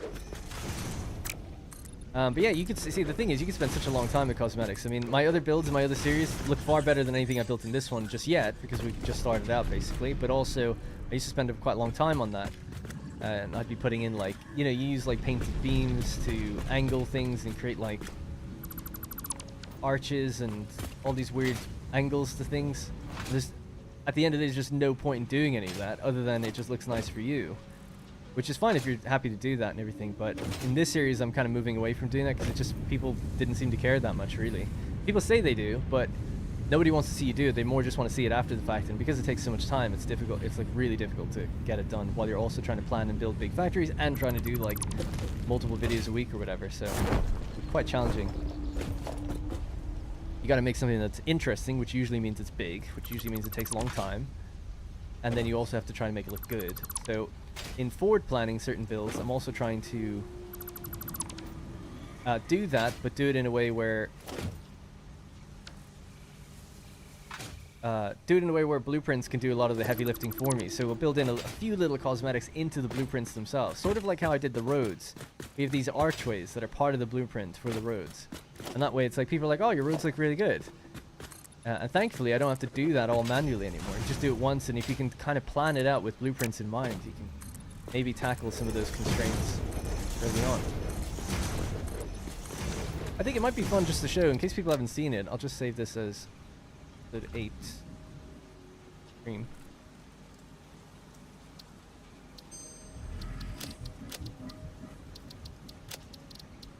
I'm gonna load this other factory for a second to show you some of the other builds that I've done if you want to see like some of the cosmetics that I had. No, I'm not saying they're amazing. There's certain creators out there I talked about last video, was it? Oh no, it was in my Discord actually, sorry. Create in Archie. And damn, I can't remember. There's definitely one other one I mentioned in my Discord. Anyway, they do like, they're all about like beauty building, but they only upload like once every 3 or 4 months, you know. They make really incredible stuff.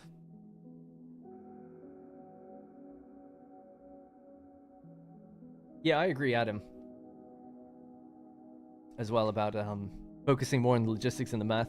I try to present things in a nice way with my like little diagrams and stuff and everything. I don't mind. I still enjoy that, but I don't like to look back on a giant cube.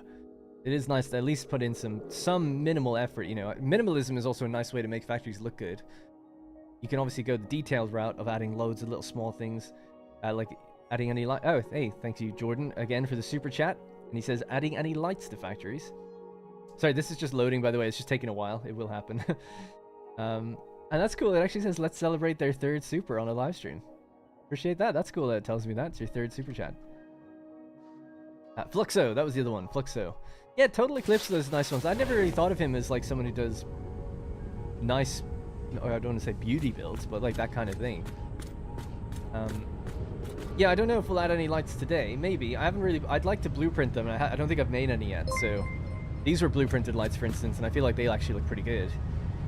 So this is the big shell build. And you can see, like, we can do a lot with cosmetics to make things look good. Vents. I even just have, like, random pipes. They don't do anything. It's just for the aesthetic of it. Tucked away lights that are fairly seamless that you don't see. Coated concrete, obviously, with certain signs to let you know where we're at. This build was never finished, this particular one, so we'll just leave it. I just wanted to show a few other things. In fact, we could just cheat now. Is there not? This is an old save. Oh, no clip didn't work. Why is that? Try again. There we go. This build was massive. Biggest one ever. There we go. And, you know, I put a lot of time, into trying to make it look cool, and it's based on Metal Gear Solid 2's Big Shell. So this is something I'll be using again. These are blueprinted as well. So little oil hutches and mining hutches that gather resources in a 4x4 thing, and then they just pipe onto like a sort of bridge network that carries it to where it needs to go. Ultimately, these are hooked up to like loads of other oil nodes around this area, hooked up to water. They all flow along. The pipes go underneath the water, and then lazily I just did that because I didn't have time to finish that at the time. Then we have these massive pipelines that are carrying all of the oil and water into these struts. The struts pump it up vertically. Again, this is done before update 8, so didn't realize how dark it would be in here. They pump it all up vertically, it comes up, and then we split them off into the various areas. I had all of it planned. Each bridge has different layouts for pipes and belts and all this sort of stuff. The bridges are all blueprints, and they have like multiple floors to them that go across. The place is connected from 6 hexagons and a central strut with multiple floors in the center. It gets busy, and it gets the time it takes to do all this. Even the walls ended up being blueprinted and everything. But yeah, these things are an element of my old save that I'm definitely going to use again. And it's nice. Like, I don't mind putting in a bit of time to make these look kind of cool, and then just copy and pasting them. That's the way to go, I think. But doing really bespoke designs on certain builds just take far too much. The Crystal Oscillator build. Thanks again, Aetheric Bard. Another super, appreciate that as well. Thank you. Yeah, this is my Crystal Oscillator build. I spent so much time getting the outside of it to look good. It's ridiculous because nobody really ever properly sees it, except for like once or twice, you know, driving past it. I show it. Downstairs, I always thought was really cool. It's the first inception of the truck stations that we ever built. So these kind of cosmetics will make their way into my new save for sure, new series. The internals anyway. The outsides probably will look a bit more boring, a bit more uniform, because it just takes a very long time to do that. Then we had even these are the mining hutches. So instead of oil, these just did actual regular resources. So same thing, blueprints, 4x4, easy to kind of build them. Hook them onto a sort of bridge that travels their stuff underneath. Whoops. Oh my god. I've gone under the water and I can't get back up. Your no-clip resets every now and then. Anyways, then one of my favorite factories was that was the first transport hub, actually. Or technically second, actually, but that's the first complete one. That's with the drone ports on the side. It's with the train station alongside it as well. Underneath, we've got all the truck stations and what they bring in. It's all overgrown now because it was never used. The save ultimately died. Then we had the fused frame factory. It's my favorite build. If you forget the trees that are in here, this is probably the best layout that I ever had to any of my factories, where we had imports, exports, and gas exports on their own separate train lines. On the floor above, we have the most insane amount of belt work that I've ever had to do ever. There's just tons of stuff everywhere. And it's all labeled, so I can follow every machine with every amount that's been created and where they go, and they're color-coded based on if they're coming in or going out, or if they're being double refined, they become purple. They all have their rows and numbers, and they all match upstairs, where all the machines are just laid out in a really uniform fashion. So yeah, I mean, I like cosmetics. I like to spend time on that stuff, but it did. I mean, it's the reason that this series didn't continue. It just added so much extra time to the builds that already took a huge amount of time anyway. You go up another layer, and then you're up to the next logistical floor. Everyone has a logistical floor. Everything's color coded. You go up another layer. Again, just tons of machines up here, assemblers. Can't remember what this place does. What is it? 20 fused frames per minute, I think. I think that's what it is, or it might be 16. And then yeah, the final floor is the blenders and the manufacturers doing the fused frames. Actually, I could work it out. 1.5 per minute.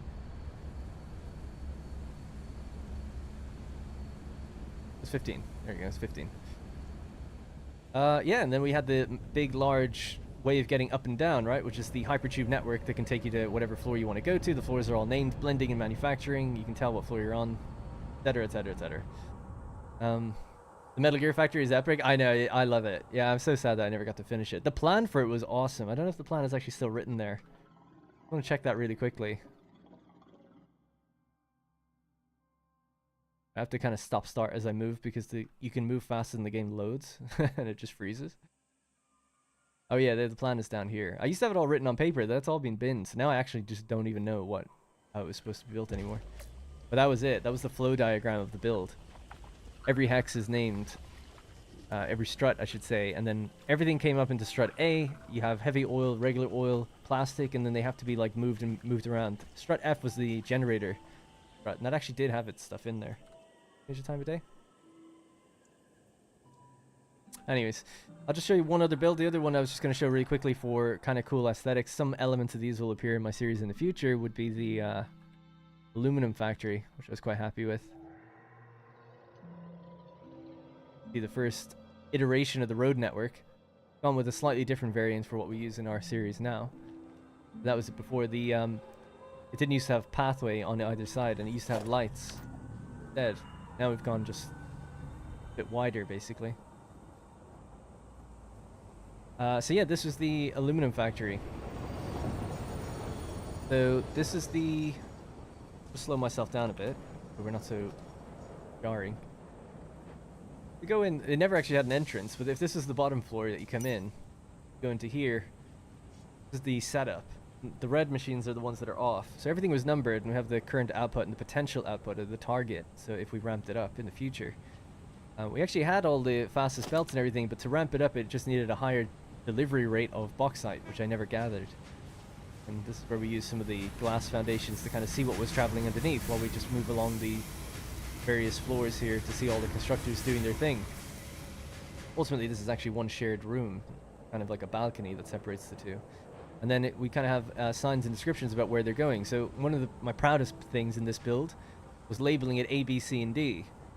A, B, C, and D, these are all making silica at that rate, 487.5.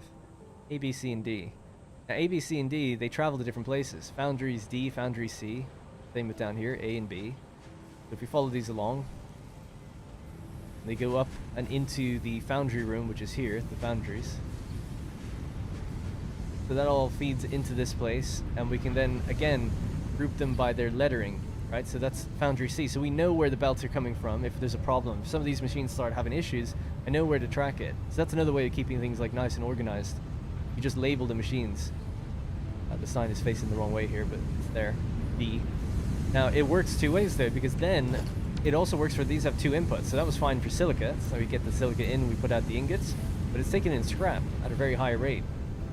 If we head out to the scrap machines, I believe... Oh, don't tell me that the signs aren't here. It used to be though, for sure.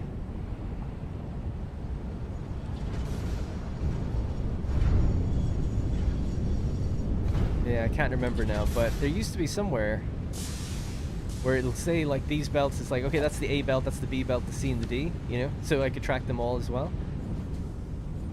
Oh, there we go, there we go, there we go. So yeah, you could tell which refineries are going to which group. Oh, and some had to be split between two groups, so you have A, B. Yeah. I guess just all of it, looking back on it, it's just nice to see, like, if I was to visit this factory now, not remember, you know, I haven't played with it in weeks, months probably. It's nice that I can come back and relatively, like, trace things back to where the problems are, and I think that can help, as people were saying, prevent with burnout and stuff, because you can just label your machines and track them back. And I just like the aesthetic of that factory, using black and white mostly everywhere. I just thought it was kind of cool. Yeah, that's basically it. Silica room is my favorite. Yeah, it's pretty cool seeing the silica roll along. Silently rolling as well. They're kind of freaking out over there, actually. Yeah, it's nice if you just sit still for a second. The way it is. This kind of labeling I robbed back in the day. It'll be a mainstay going forward. When I'm doing in the copper Caterium factory, you know, the volume is really high. The good thing with the copper and Caterium factory at the moment is that it's just two resources. This making aluminum has so many different components to it. You're refining so many times over. Whereas the copper and Caterium, it's like copper ore in, copper ingots out, Caterium ore in, Caterium ingots out, and then we can decide what they make, that's fine. But that's as complicated as it really ever has to get.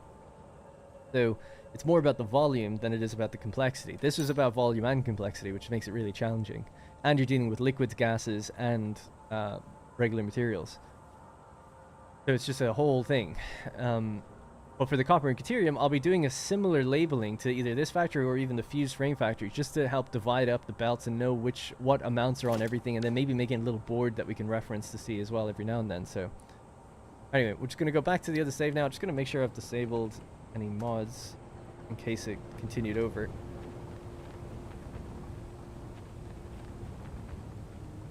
Alright, let's get out of here.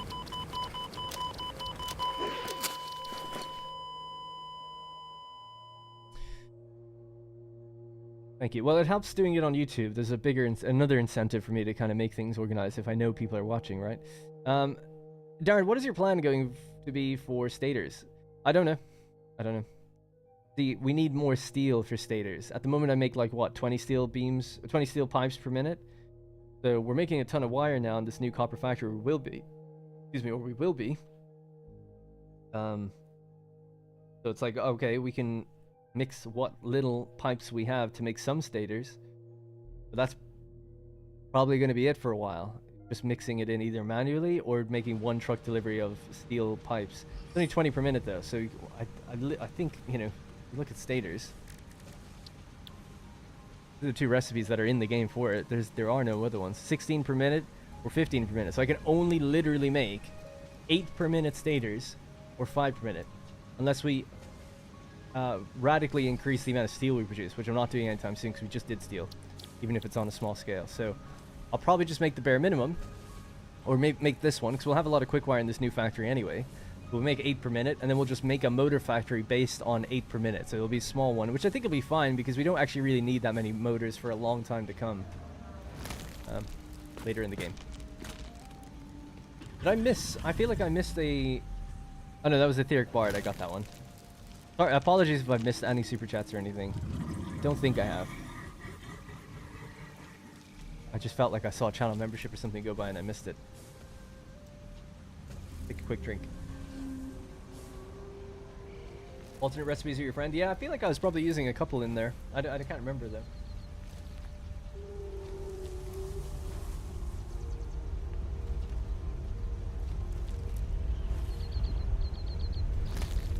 Alright, let's just finish this off. So we're just adding a few extra windows in here. We can duplicate this on the other side now. And then we just have to make sure all these machines continue to run, because they're stop-starting at the moment. So that would be window here. There's 1, 2, 3, and then a window here.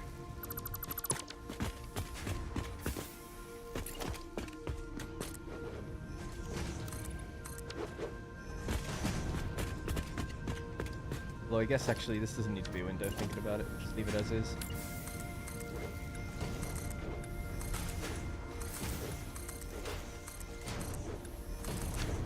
And we've got floor hole.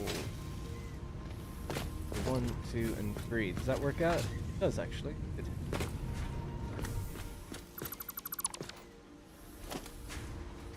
Oh, there's no window in there. Tricking myself with that again.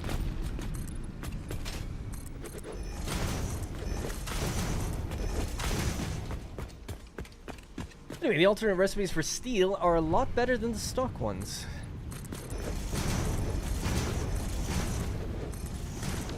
Use those in future. Yeah, indeed, if we're going to make a new steel factory. Like, we saw that recipe early on in the stream today, which was much higher volume of steel if you can add in petroleum coke. So maybe when I build an oil plant, we'll get some petroleum coke rolling, and then I could say, okay, now it's time for a proper steel factory. This is our steel factory right now, and it's fine for where we're at in the game. It's totally fine. But for later on, if we want to actually start using these things in recipes a bit more, we'll obviously need to increase its volume quite a bit.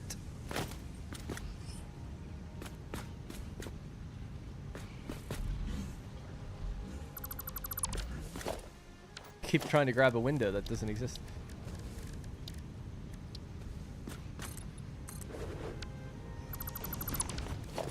Or from the bottom up, actually.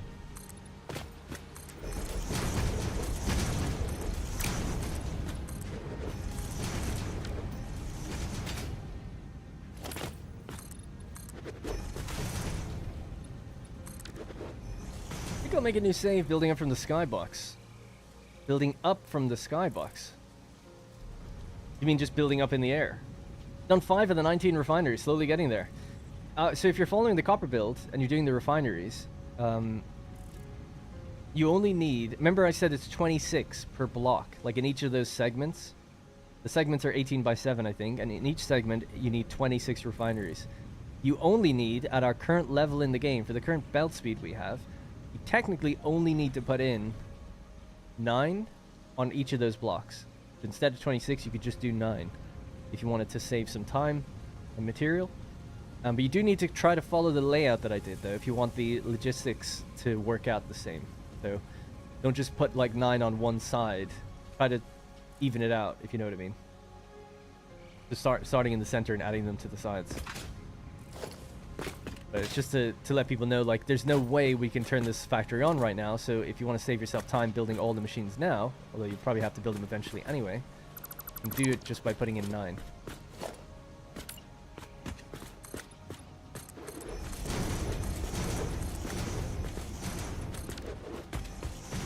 Alright, we're almost done. So the last thing I'd like to do here is just add a roof skylight thing. I don't know if I've unlocked that, actually. No, we might have to travel back to base and actually unlock that. The different roof materials. Yeah. We have the tickets now to do it, I think. And then in here, I thought the reinforced windows could look kind of cool.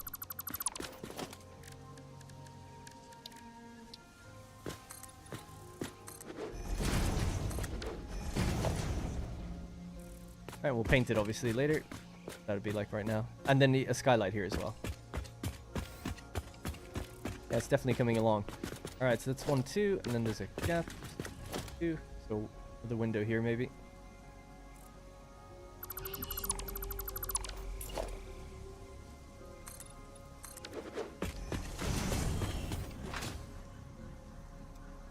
A bit better. Getting there.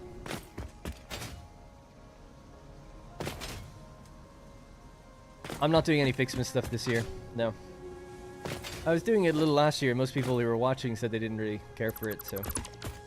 Plus, it's so temporary anyway. It only runs for like just over a month, and then it's the same as last year, so I guess a lot of people have seen it. I think it's the same as, it's been the same every year. I don't think they've ever changed it. Not that they have to or should or anything, but I think it's just that way. It's a little bit more repetitive for people who've been watching for a while.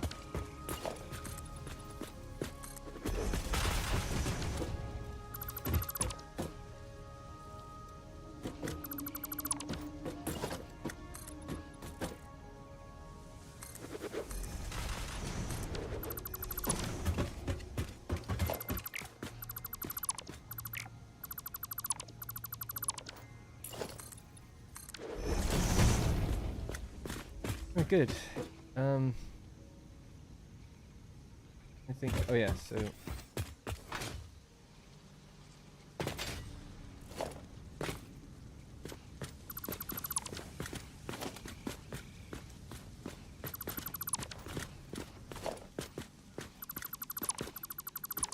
In theory, it doesn't need to be here, right? I'm trying to think. How did I do it on the other side?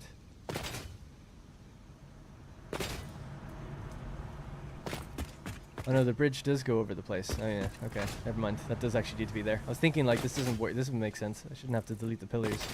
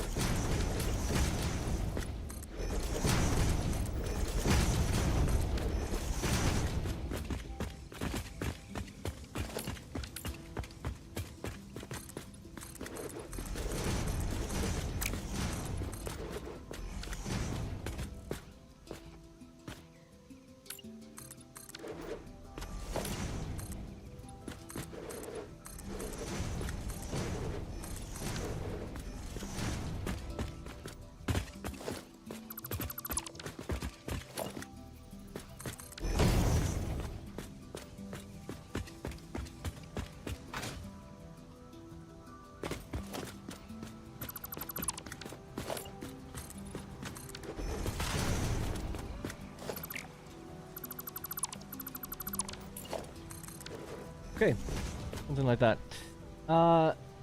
It's a feature called Zoop. Is that a mod? No. From what you're seeing right now, you might as well consider that there's no mods in the game. This is all just normal gameplay. Any mod I'm running is something to do with changing the weather to keep it daytime. That's really it. Everything else is just standard stuff that you're seeing in the game. If you ever want to know how to do something, just ask and I'll let you know how to do it. So yeah, some of this stuff I might clean up in the future myself because I'm not sure exactly how it's going to go. But last bit, I guess, would be a little window along here. So let's do 1, 2, 3. It's not going to fit. We could do groups of 2 then. 1, 2. 2. Groups of 2.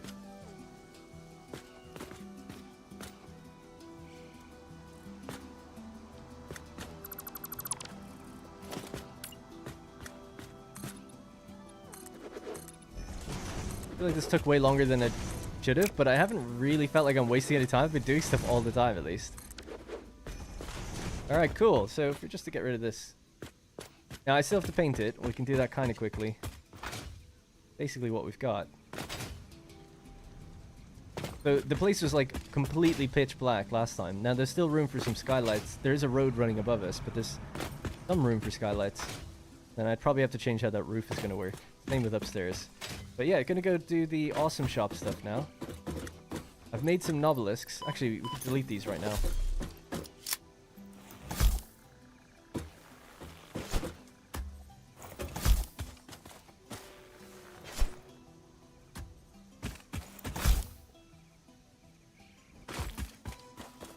Feel bad for that tree. It's probably gonna get taken down.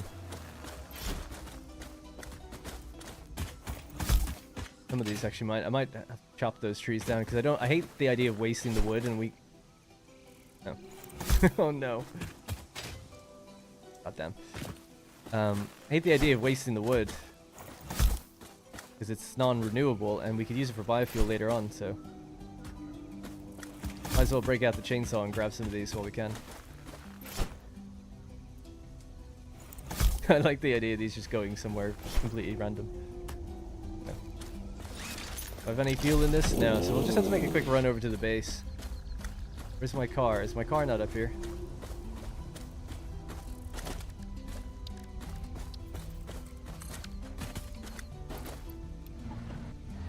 Alright, we're in business. Southern Trail looks fun. Yeah, blowing these things up is fun. They'll stay in place until we come back, just for a moment.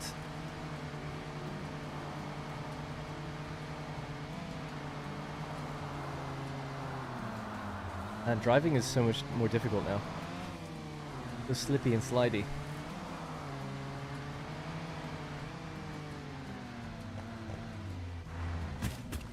Alright, so first things first, we'll grab some of these tickets. 38th.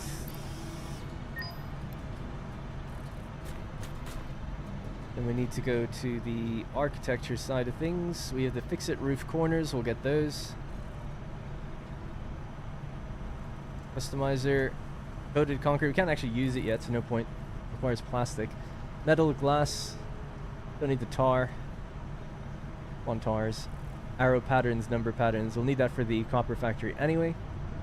The factory patterns actually, and the transport patterns. Yeah, the factory patterns maybe not yet. What else? Conveyor ceiling stuff, hypertube stuff, wall outlet. Yep. Don't need any of that, not right now. The signs though, we do. Need them all. And the lights. I don't think I can get all this. This is 46, so we'll get rid of this one because it's very expensive. That's 36, we have 38 tickets, so that's going to be indoor lighting, floodlights, display sign bundle, label sign bundle, transport icon patterns, wall outlets, number patterns, arrow patterns, glass roof material, metal roof material, fix-it roof corners. Best we can do for now. Still generating 14,000 points per minute, so we'll get some tickets in due time. I thought it was just my setup for the wonky driving, but I guess it's the new physics. Yeah, they've mentioned that some people are kind of complaining about it. What do you think of the alien artifacts are going to be used for in 1.0? I've actually never really thought about it, funnily enough. A few different types of artifacts.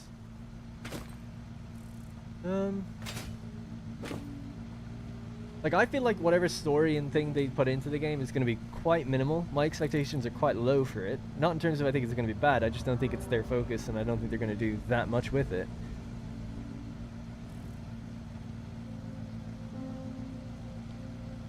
Yeah, I really don't know. I'm trying to think if I was a developer, what would I do with them? And what purpose do they serve? They're in hard-to-reach locations. They serve the purpose of, like, it forces you to explore the map. Why would you make a player do it? Like, what do they get for doing it? Is it required for the final stage? For some reason, you know? I can't think of what I would do with it. Other than, like, I was thinking, like, yeah, no. Originally I thought, like, maybe they'll be used to tame monsters or something in the future, or the aliens, but I don't think they're going to go that route. I have no idea. They're not used for anything now. They're just collectibles you pick up that don't do anything. That's all they do. Can you make any DNA capsules right now for more coupons? I'd need to make a lot. I could. We've got quite a few. But I'm okay with leaving it. Why, was there anything you thought I really needed to get? I've got 4 there, but I've got tons of alien remains here. I'm trying to sort of save them up so we can build an alien processing facility at some point and just throw it all in at once, which would be kind of fun. Production parts, wind turbines, wind power. Yeah, I don't think they're ever going to use renewable energy like hydro or wind. There's mods that do it. There's mods that do hydro, though. Production parts. Yeah, I mean, it could be one... Well, it kind of looks like... If you ever look at them, they're sort of like glowing objects that look like they have their own power source. So it made me think, like, well, what if there's some big machine that requires, like, slotting a few of these in to work? But I mean, then it's just a one and done thing, you know? So I don't know. It's difficult design wise to think like what would be an interesting thing to do with these. Oh yeah, and then you have SAM ore. So it could be, actually, that's a good point. Maybe you need one of these to activate like this. Oh, I forgot to get the biofuel. So you've got SAM ore. I actually forgot about that. So let's say that you're trying to mine SAM ore. Maybe you need one of these artifacts that get put into a miner, and then you can mine the SAM ore. So it's like you can only get as much as you've explored the map. That would make sense, right? That's a way to do it. Now, there's different types of artifacts. There's different ones. Some look like a little S. Some are orbs. I think there's another type as well. I think there's 3 or 4. So I guess, and the lore is like they make you go crazy, right? I mean, they could change that, I suppose, but maybe, yeah, for tapping SAM ore. Maybe then for refining SAM ore into something else, you need another type of thing. You're correct, actually. There is geothermal power. That is a form of renewable power. I like to think that they're not against doing anything, because they have said, like, oh, we're not going to do blueprints. And I was like, they really should do blueprints. And so many people in the comments of that video when I just said it in an offhand remark, were like, they're not going to do it because they said they're not going to do it. And then one update later, they did it. It's great. So I'm sure with enough demand and people wanting things, they would do it. There's a lot of waterfalls on the map, so it makes me think, like, yeah, the map seems suited to having some sort of hydropower. Alright, sorry about that. Let's just, yeah, drive back out. I needed it for my chainsaw to cut down some of the trees before we let off the detonators to destroy the gas pillars. Fun to think about, though. See, I don't know about any of that stuff really. I don't think about it that often. But if it was me, what I would love to do, if I was like a game designer on this game, I would do something with water for sure. So hydropower, but also building underwater, and then having deposits deep down in the ocean that you have to go get. Special resources down there that have their own production chains that feed into something else, you know? So you basically be doing like a mini Subnautica. And maybe you need to make oxygen or something to build down there. That kind of thing. It's like, okay, you need oxygen, and that's going to, like, supply the rooms or whatever that you make down there. And there's unique resources down there so that you can bring them up to the surface and do something with them. You know, I don't know what you do with them, but something like that. That'd be my first DLC. What I would focus on.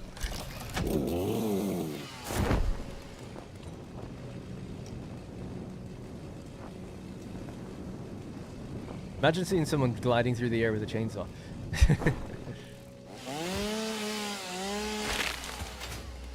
Feel bad cutting it down. It just feels like it's gonna get exploded anyway.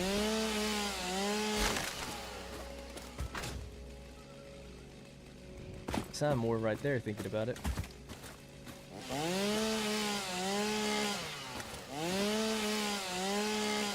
Yeah, that'd be funny. The wind is like 1 megawatt or something. Build one.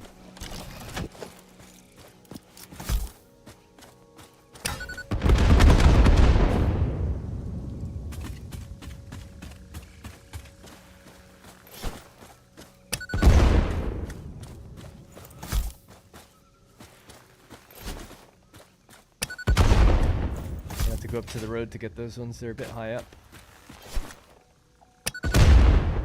Oh, that was right next to it. Yeah, climb up. My aim's not good enough.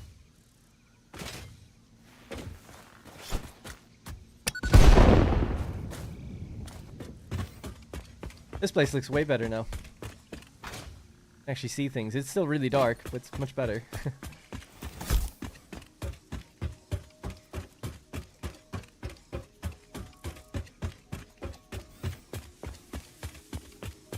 So now what we can do is just go into our materials customizer, glass roof.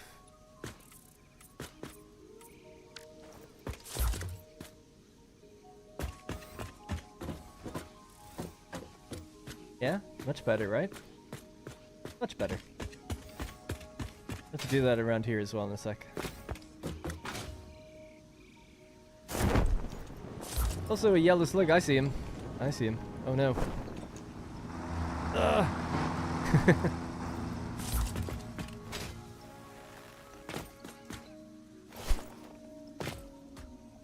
Big one.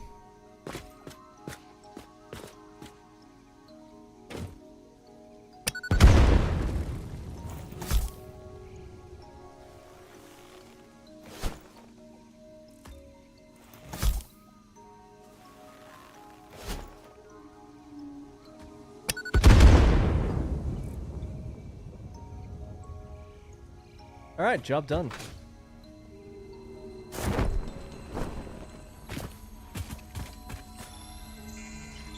That was close.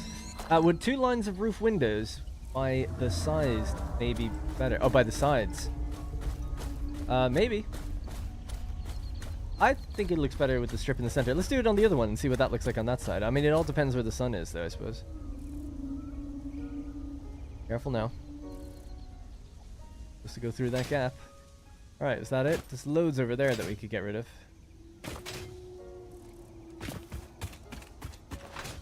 Oh, I'm not gonna make it.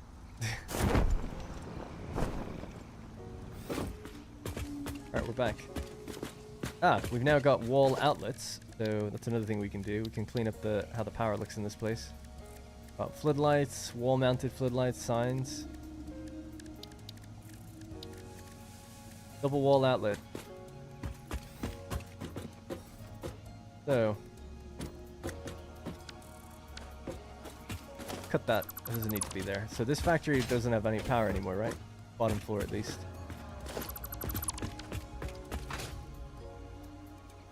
Trying to do a general cleanup of the place.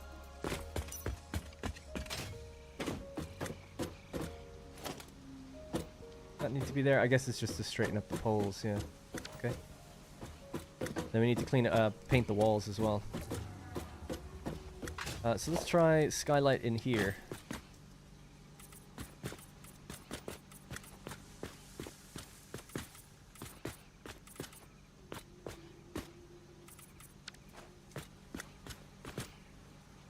That makes it a bit brighter. I feel like you just want to add some lights in on this side or something, maybe. We have what we need for those, thinking about it. 2, actually. We could put in 2, just for fun of it.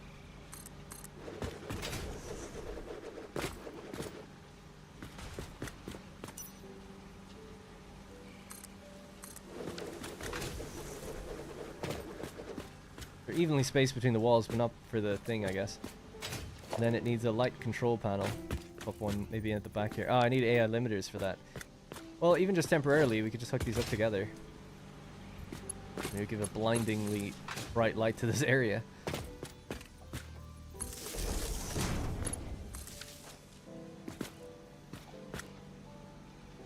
Oh yeah, I've cut off power. I was like, what? Okay. But that's fine. We're just going to bring power down from upstairs. That's where the power poles are anyway. And I wanted to have a power switch. Do I have a switch? Oh my god. Oh, you have to unlock them in the MAM, don't you? Yeah, I haven't got one yet. Mark 3 minus. Sorry, I'm doing really bad at reading chat lately. So my bad. I'll catch it up now. With 2 lines of roof windows. Oh, yeah, I read that already. You can throw an obelisk further by slide jumping. I know. We did it earlier. But it can go really wild, and I hate to blow up trees, so that's why I try to avoid doing that. You should try hopping on a ray in a future video. I don't know. I was thinking about opening some videos by being on a, one of those things flying around, but all good. I always wanted to make a get on a moth station. Yeah, this factory could serve as that because there's the gap, but it flies between that gap between the tower and here. So you could easily have just like a little stepping on point. That would very easily do that. But they travel pretty slow, but it is cool to fly around with it. All right, what was I doing? What was I gonna do next? Oh yeah, the power has to come in over here somewhere. We have our big power pole over there, sort of like our mains power.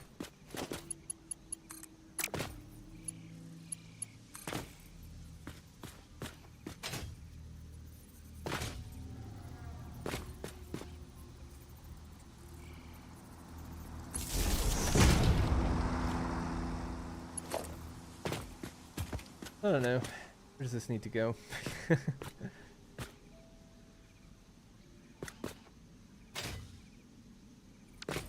Feed it in underneath, maybe. Underneath the road.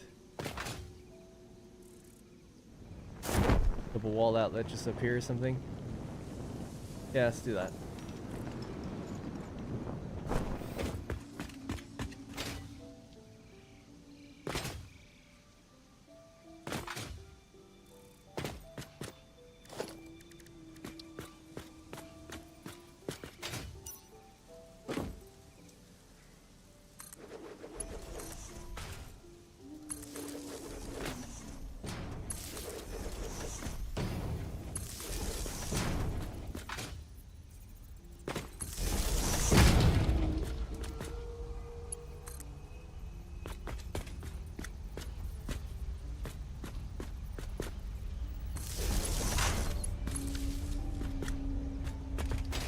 Okay, this is just temporary, right? So we can get rid of that. Now we just need to hook that up to power upstairs. You can pet what? The manta? Yeah, they've added the ability to pet it lately. Don't know why. But it's quite funny. Yeah, people often hide wires in floors and stuff. I don't like to do that. I mean, I don't mind people doing it. I always sound like, it sounds like I'm so judgmental when people say these things, but I'm just like, of knowing it's clipping through somewhere. Now, what I'm trying to do here is just use a regular wall outlet, yeah.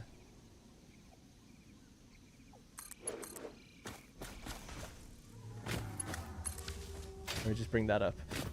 Yeah, I don't know, it's just a pet peeve of mine, because when I see it, and I see it clipping through stuff, I'm just like, ugh. And I know if it's all hidden, you don't have to worry about it, but there's probably at some point, if you're ever troubleshooting or you need to open up the floor again, you have to, if you want to edit the wire, you have to like cut away the floor. And I'm like, ugh, cannot be dealing with that. So it's just one of those things for me, I guess. Just so that person can see what this would look like, who mentioned it. Want to see what their idea was. It was to close this off. Use glass on either side, right? What do you think? Is that better or worse? Or no difference? So 2 strips of glass along the side or 1 strip of glass along the center? Don't say the whole thing glass, because that's not happening.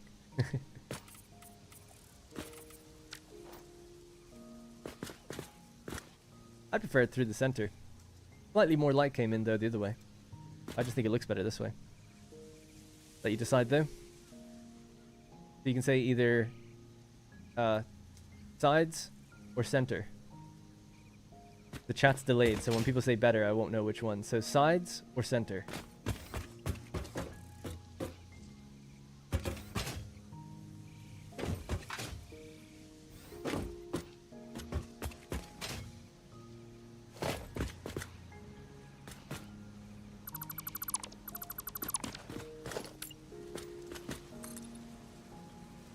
Just spamming 2. I don't even know what 2 means. Is 2 the new version or the old one? Because I showed the old one the second time. That's why I said say either sides or center. Center, sides, checkerboard. That's thinking outside the box. Sides, center, center, center, center, center. The roof. Most people seem leaning center, but you know, it could be my bias because I said it looks better. Alright, guess we'll leave it as is. Alright, is this place done now? I think it's basically done. Oh, we have to just connect that final bit of power, yeah. And then put the roof on.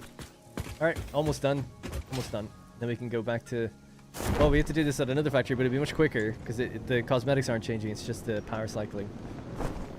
So we added a power node thing here. Is that the outlet or is this the outlet? I think it both is. I meant to just have that be a regular one, not a double. Oh, it could just connect straight in, couldn't it? You know what? I'm gonna say that that's okay, because it's through this. It's just through the seam. I'm gonna allow that one connected in. All right, so that should give that power, but we have to just yeah, just fix that wall outlet at the bottom.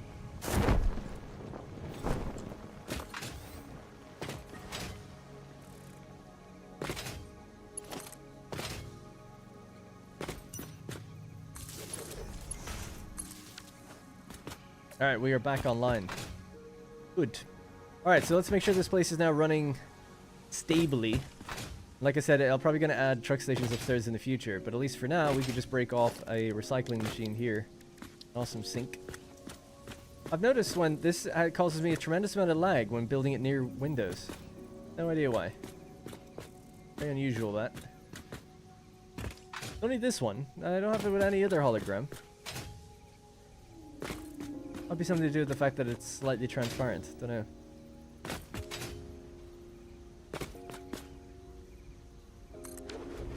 Now we're back, you know. Back to running just fine. Need to add a stairs to the door. Yeah, totally. Yeah, there's a few little things like that. We'll do it all. It won't take me too long. Okay, so these are the 3 lines that need to split off their excess.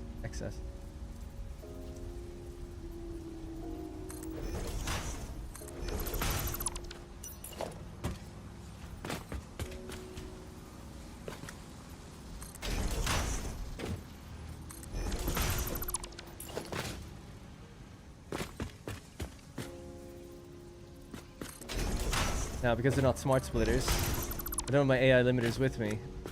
I could upgrade it to be a smart splitter, but we'll just do it this way for now. Why can't I connect that? Oh, we need a merger beforehand, don't we?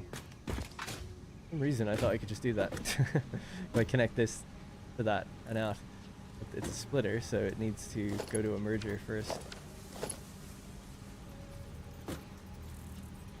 Well, we don't want that. That would be disastrous. I can think about it. What the hell am I doing?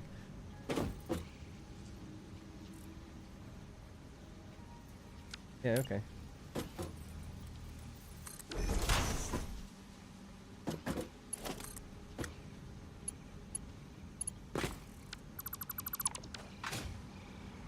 Hang on, I don't know why I'm getting super confused. I basically just want to make a sushi belt, right? This belt, that one, and that one all go onto one belt.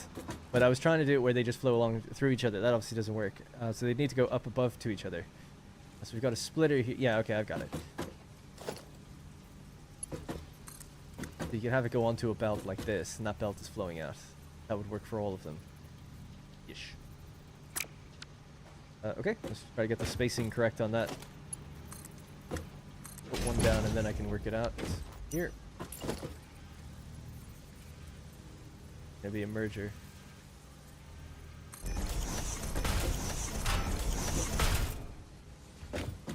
How forward is that?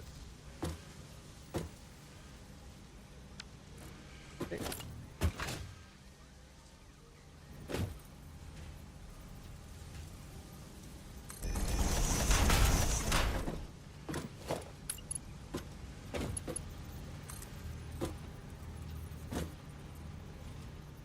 Not close enough.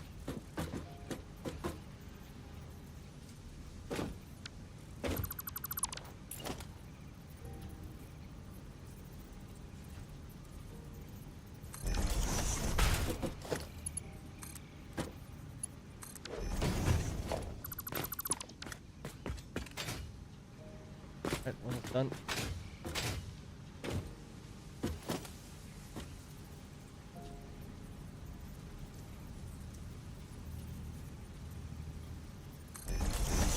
I feel like this is still going to be off, but I don't know what the spacing is. Oh, no, it's okay. Alright, so now we've got a split that goes into there. This goes into there.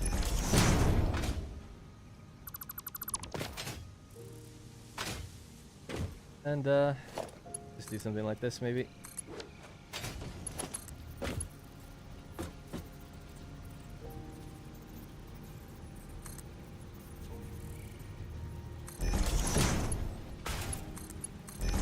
There we go. So that's recycling done.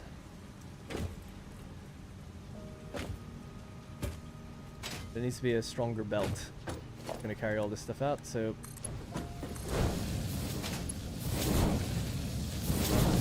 and yeah, I could upgrade it to be a smart splitter so it just does overflow. At the moment it is literally just stealing the resources before it goes into the box, or half of them. But I'm okay with that. Anyway, for now. Alright, so that's this place should continuously run now. We could just do a little bit of maintenance on it to make sure that that's the case by flushing some of the machines out. Might just steal some of the concrete. Sorry, there's been so much chat that I'm missing as well. What's the key that's new from update 8? H to lock onto the hologram. Yeah, if you want to do locking something and making sure it's in the right position, you just press H to lock the hologram. Then you can look around it and commit to it, or you can press it again to change it. That's how you do that. New to update 8. Great feature. And oh yeah, then if you want to nudge things, so when you lock it in place, then you can just use your arrow keys on the keyboard to move it back and forth. You can only move it up to 8 meters, which is a foundation, so you can't move it that far. You can also, more importantly, do it with blueprints. So if you're building a blueprint and it wasn't quite aligned, you can at least now check, and your blueprint has a direction on it, so if you kind of like work that out as well. Plus, you can also now delete blueprints in one big deletion rather than every component, so both of those are awesome. First splitter is not connected to the elevator. I'm watching stuff travel up there. That's the first splitter. That's the second splitter. And that's the third one. Want to apologize, Martin? Or am I wrong? Is something else wrong with this? Oh, I know what's not good. This isn't connected. Yeah. Because obviously it's not traveling through, right? Something's not right. I don't understand that. Didn't it travel through at the beginning?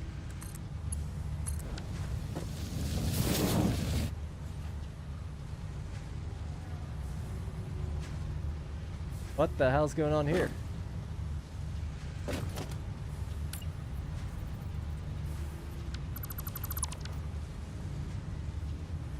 You got a bug? It's okay, you don't have to say sorry, my bad. There's something wrong here. So that's a merger. The merger is definitely facing the right way. And the belt is being connected to straight into it. So what's the deal? In. Let me reconnect this one maybe, just in case.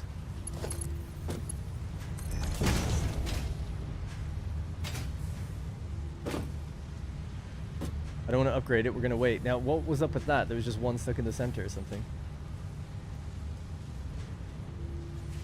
It could have been a belt visual bug, actually, because that is a thing in this update. Maybe it was moving, but it didn't look like it was. That could be the case. Seems to have fixed it now. Alright, let's put that back on. I think that you might be right. It could have been actually working as intended, but it's just sometimes there's a visual bug in the game where the belts don't look like they're flowing. It's a new bug. Alright, there's our sushi. So just to prevent...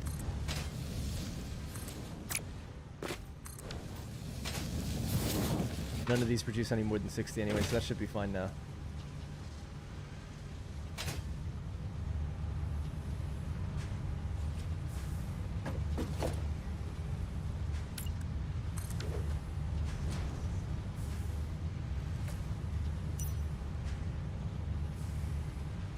There we go. Done. But yeah, Martin, if you didn't say that, I wouldn't have noticed that, so either way, it's helped, you know? All good.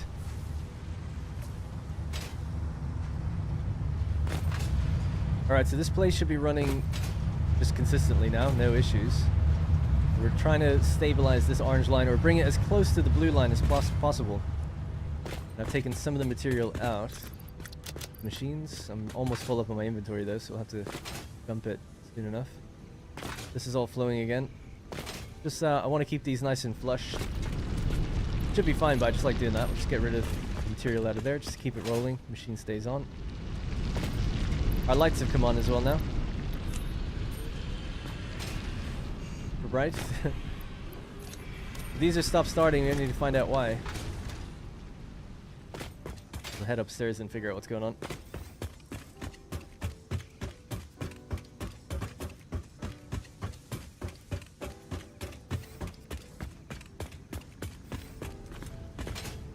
Alright, so our belts come in from here.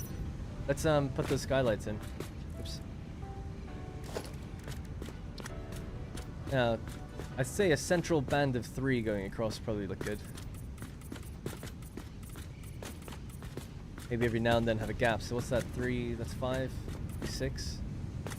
I'll work out from the other side now 6, and we'll try and meet it in the middle with some sort of even number.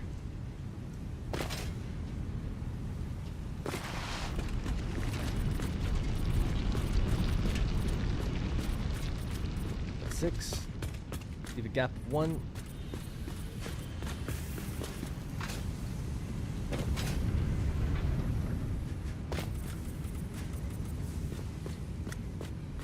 Just join this together then, why not? Oh, I'm missing a tiny bit of silica. Oh, how annoying is that? Another thing as well, I want to finish, clear up my inventory just a little bit.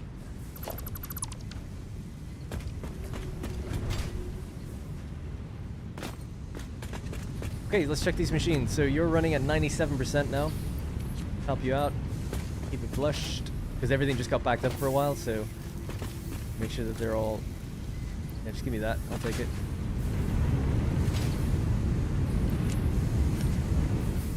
A little bit of a waste, but not too bad.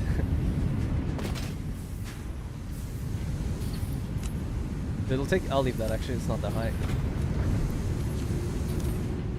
Is there a problem here? There shouldn't be. These two constructors, you're doing 60 per minute. Look at that. 60 per minute and 60 per minute. That's 120. And then 15 I think is going somewhere else. So we're making 45 times 3, 135. 120 is going into there. And then the 15, yeah, it's going up and over. But because this is, yeah, that's why it's filling up. Because it's full. Why it's getting backed up, I should say. Let's just empty one of these out as well.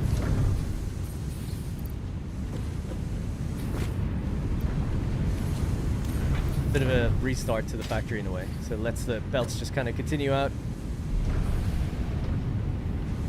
We've slowed production just a little bit, so it should regulate itself, and just as long as everything stays on and becomes 100%, I'm okay. The waiting to see the floodlights? Oh, we just had to look at it. They were super bright because I haven't hooked up a light switch to them, so they're just really, really bright white lights, effectively.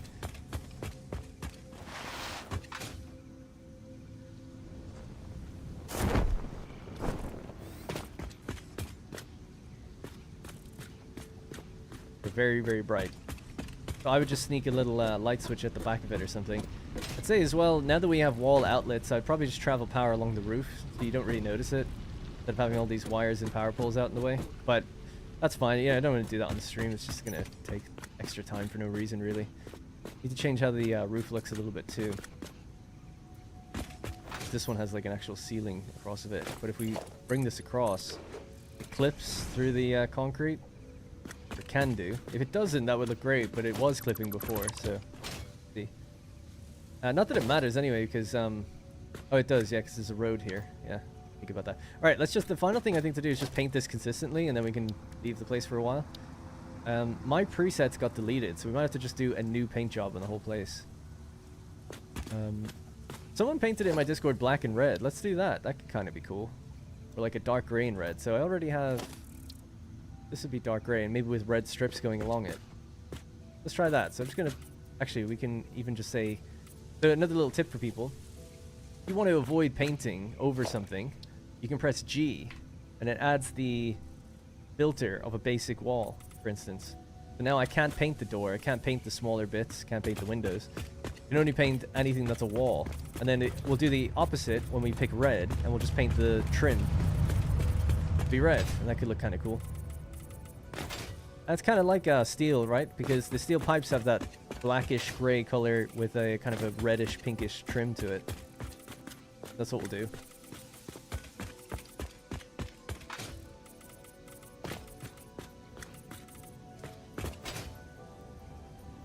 Kind of cool, actually, the black. That's actually a pretty cool look, the yellow and gray.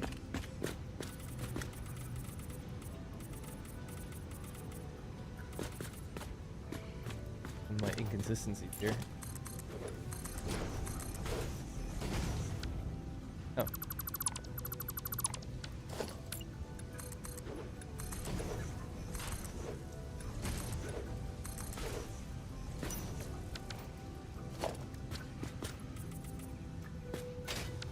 Right, I just need to do the same on this then, because I didn't drag that out the same way.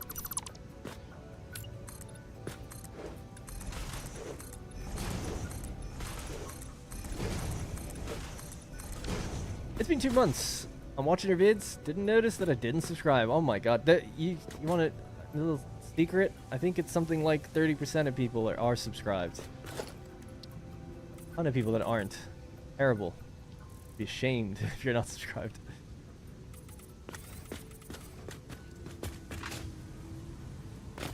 But yeah, I can actually check that out in the analytics maybe and just tell you exactly what the number is, because I'd be kind of curious to know myself, actually. I don't really look at my analytics too much. Especially those ones. I look at like what views I got every month and things, but I never really go into the audience demographics, who subscribed, watch time, all that kind of stuff. Just not really that interested, to be honest. I'm tempted to pay someone to do it, actually. I can't, it's so not something I care about. And then they can kind of tell me various things, but I feel like if you were to follow YouTube guru guidelines, there's no one in the world that would tell you to make hour-long videos the way I do. But it's worked for me, you know, so kind of just trust what I'm doing, I suppose.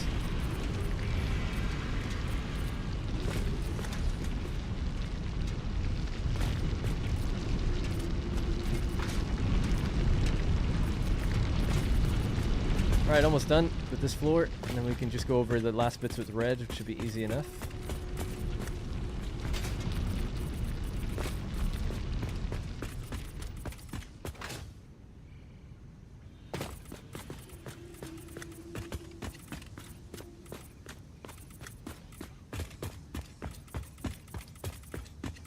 Okay, so for steel pipes, do we have any steel pipes on me? Well, we can see the red in there. I don't want to get that exact, well, I don't have to get the exact hex color, but that kind of color, so it's kind of something like that. Might look good.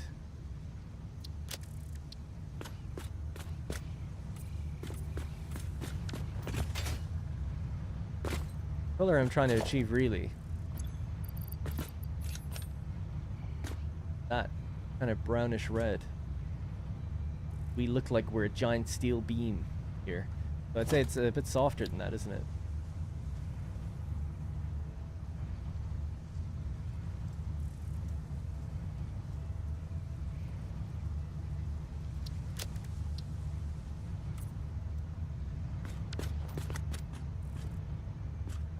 No, it's not quite the same. We could go even softer, but I feel like I quite like that one. I'm just gonna save that really quickly. Let's go even like paler.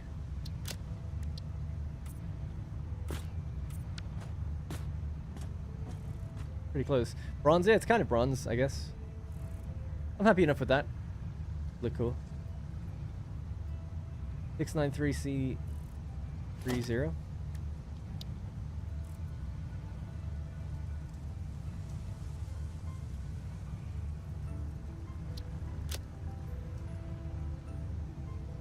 I don't think that's... You shouldn't have a letter in there, right? Oh no, you can have a letter in there. Never mind me. Let's see what that color was. 693C30. Did you take the exact hex value of it? Actually, yeah, that does look good.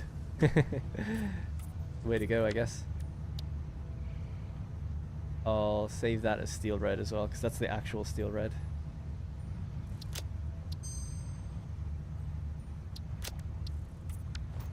Yeah, good job. Wine colored. It's kind of a nice, yeah, that's a cool name for it. Alright, so yeah, we'll just flip that back to steel red. With this, that as a filter. Now we don't have to worry about painting over anything too badly.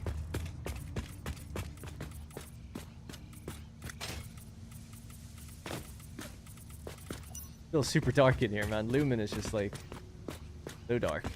That needs to be a 1 meter. And it's not for some reason. Don't know how I missed that, but I'll have to go back. We'll just go back and fix those last little bits after the fact. It'll definitely look pretty cool from the outside, I think. We'll just do this bottom floor and then step outside, have a look at it, and then continue upstairs. Yeah, for some reason I didn't do... How is that not a 1 meter thing? Oh, it's because the window is probably overlapping it. Yeah, we can get it from the outside.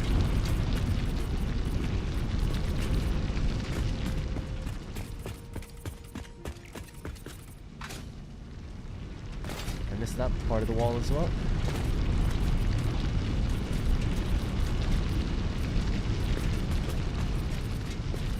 Windows Shift C allows you to color pick anywhere. Oh my god, that's a cool tip. Shift C. That's not working for me. Windows Shift S allows me to snap any screenshot, but Windows Shift C isn't working for me for some reason. See if I can enable that in settings somewhere though.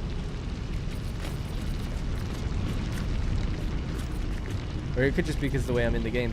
Yeah, that's it. I mean, you could... Often what I'll do is I open Photoshop and I download the... Either take a screenshot or I download the actual art for the game. And then you can just, yeah, just do a color picker on that and then import that hex code into the game and good to go. It's much quicker to do than it even took for me to explain it.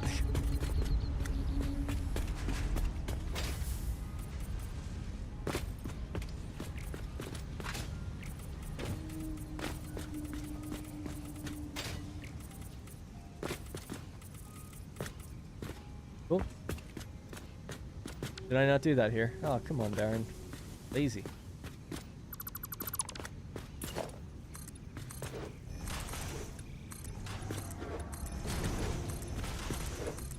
I do like this gray, and I mean, this is what I've used for my streetlights and everything, but it kind of makes me feel like you can make a cool looking, like, beehive factory.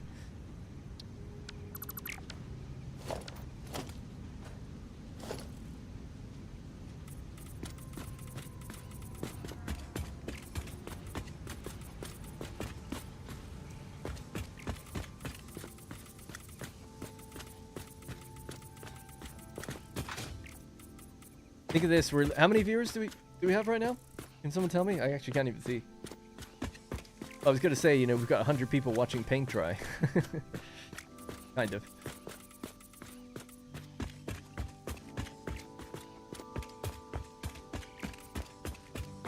This one back there, did I? Uh-oh. I don't know where that was when that was said, but we'll go over it again in a moment. Double check. 450? Oh my god. Wow. Probably the most I've ever had while streaming on YouTube. Thank you guys very much. Appreciate that. Alright, let's take a look. What we got so far? I feel like it needs, the concrete road kind of takes away from some of the look of it. I feel like if it had, a bit of metal up on top, it would look better. We don't need to do that now, but I just feel like that's something I would do. Then we still need to do the top part, but I like it. We just need to change the paint job of the white bits there. Unfortunately, oh no. Unfortunately, because of the windows, they're clipping over the steel on top just a bit, so I'd have to trim the window and then do it. Put that window back in. Oh, now I'm gonna have to drop in a crate in an awful spot as well. Hang on just one sec, we'll get that in a moment. Fill in some of the bottom bits here as well. I know people wanted me to put that railing in, so let's do that as well. So we actually have a proper look to the factory. It goes all the way down.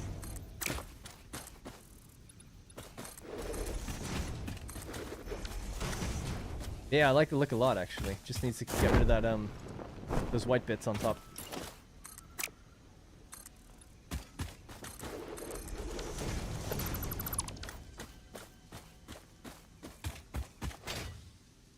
You make good content, so why not?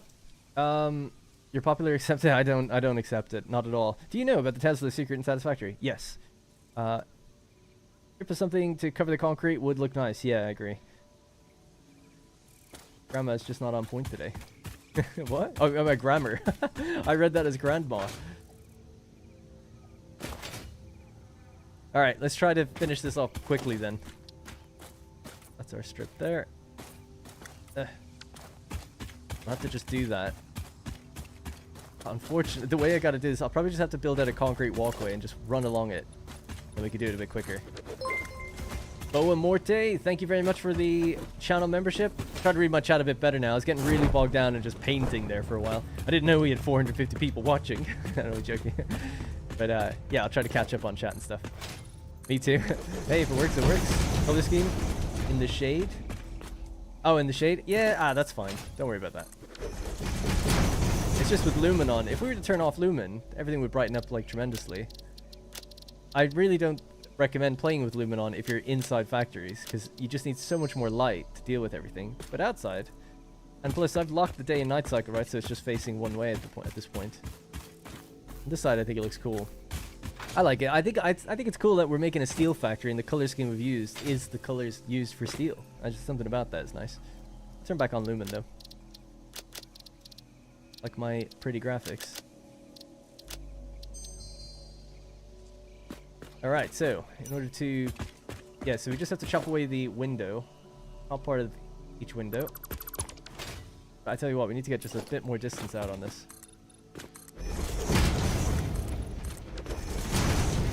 There we go. Then we can paint that top bit.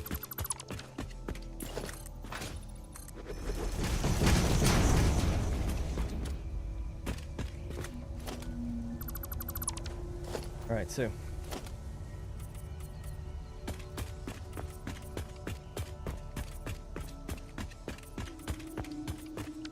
Okay, it's as easy as that, and then we just put the window back on.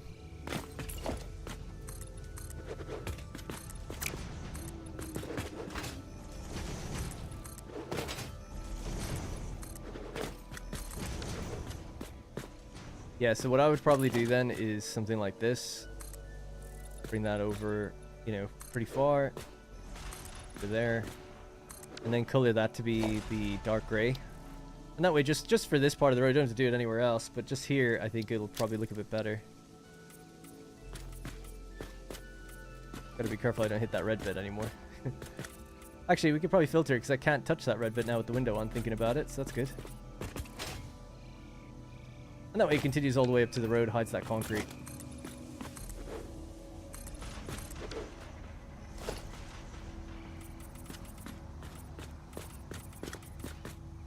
Oh, whoops. Bad.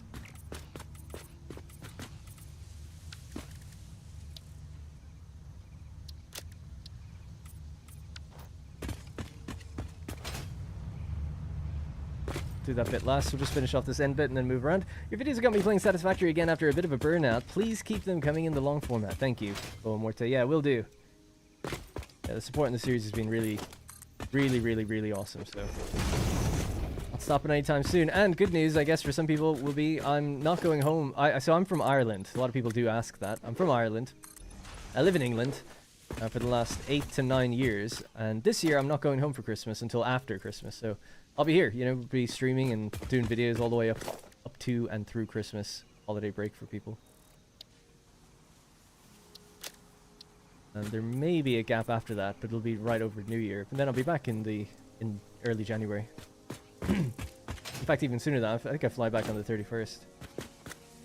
Alright, cool. So this can be removed now. Walkway.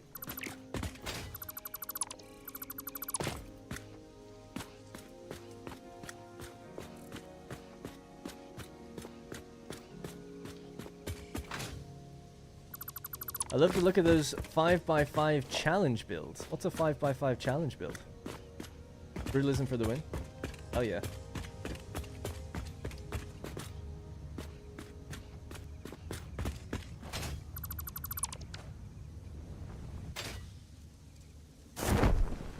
We go. Blood. There we go.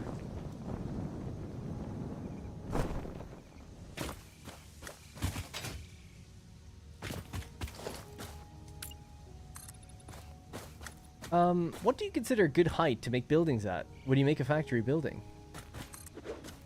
Well, it depends on a few things. So, if you're later in the game, you might want to build it near the height of your train, if you have a rail line. right? So that your rail is just nice and consistent.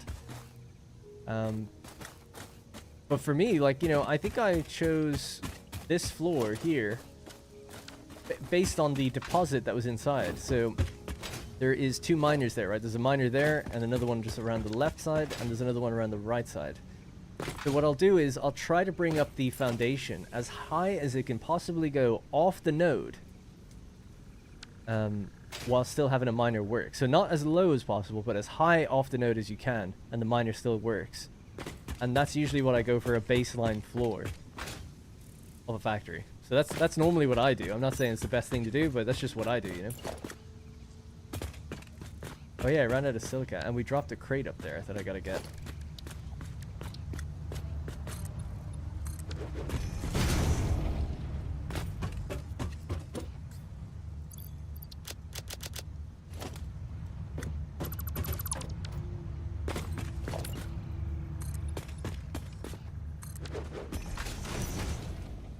There we go. Okay, what little bits am I left to do now? Over here. So 1, 2, 3. Get rid of those. Oh, just gonna drop crates again, haven't I? Oh no, I'm not. That's some space. You know what? Just gonna make a trip back to the base. I need to get a couple things anyway, and then we'll come back here. Just gotta run over. It's pretty close by, so. Starter factory, yes, no, question mark? What does that mean? I don't know what that question is. Starter factory? Are you asking, is that a starter factory? Are you asking, should you build a starter factory? Are you asking, what height should a starter factory be at? Is it good to have a rule of thumb? It's rule of thumb with a B. What about wall height then? I like to do 4 or 5. So 4 walls is 20 meters. Or sorry, 5 walls is 20 meters. But yeah, I normally like to do 4 or 5. Because of the latest update adding lumen, I try to build even taller than I normally would, because it's good to have ceiling lights in the place. So yeah, even at the moment, my floors are actually 7 tall, and that's because I've got refineries in them. Refineries are very tall buildings, so again, it's kind of dependent on what you plan on putting in there. Like, how high should it be? Probably 2 to 3 wall heights above the tallest machine is what I would say. But again, it really all does depend on so many different smaller factors. I was gonna get something here, but I can't remember what it was. 2 coupons here. Here's another little tip. If you don't want to, if you're worried about losing your coupons or something, when you have some in the awesome sink, you can print them out, but then you can just drag and drop the coupons you have onto it, and close it, then open it again. Now they're in there. That's nice. It acts as coupon storage as long as you have at least 1. How many motors did we make in all that time? 165. That's all right. I think I had 50 already or so. All right, let's get back. Let's finish this off. Then we can check power. So basically for our power throttling, all I've done is set 1 factory to work. I think we've got 3 other areas I need to go to make sure power keeps consistently running. And we blew up the gas pillars. I feel like I've actually been doing a lot, so I'm not too miffed about it. Put down the quartz area. I need to add the sulfur, actually, to the map. I feel like I can remove the docking stations from the map as well. They don't really need to be seen. I know where they are.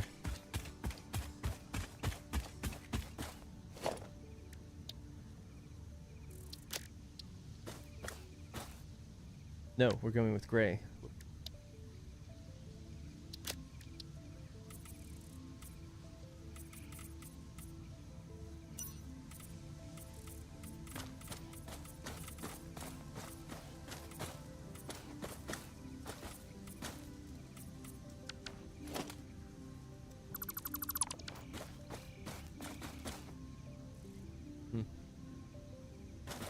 Right.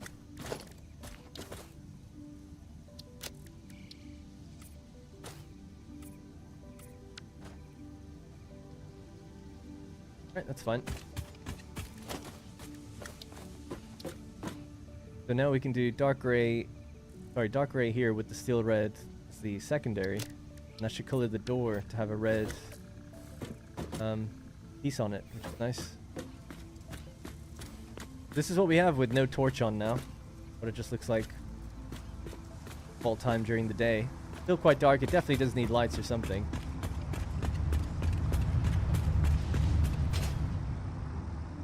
But better than it was. It was literally pitch black before.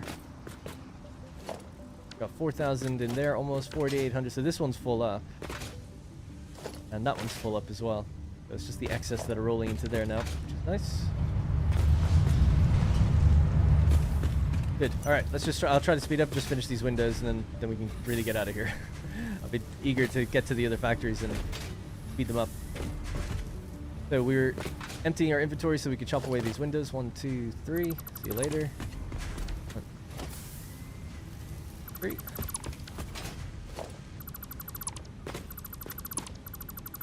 That's why it's nice now building with blueprints, because we can actually build our cosmetics into the factories going forward.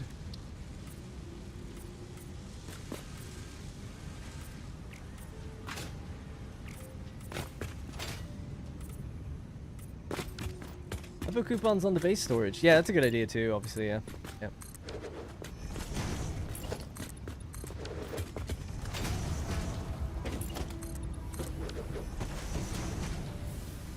Oh, that's what I meant to get, was more silica for windows, because we forgot the skylight roof that's upstairs. That one piece of roof that's wrong.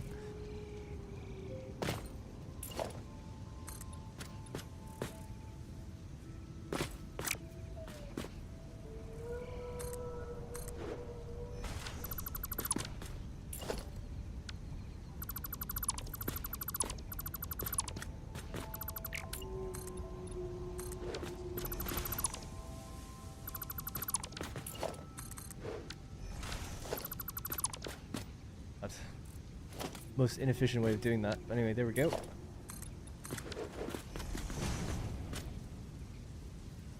Alright, so this needs to be painted gray.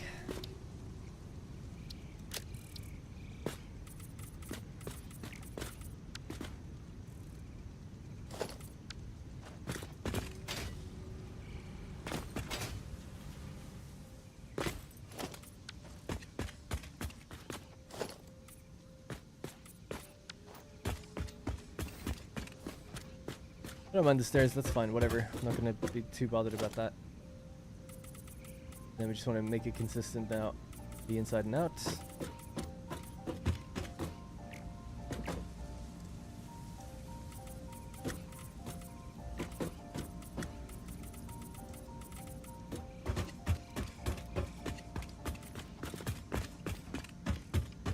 Oh my god, cosmetics, man, they take so long.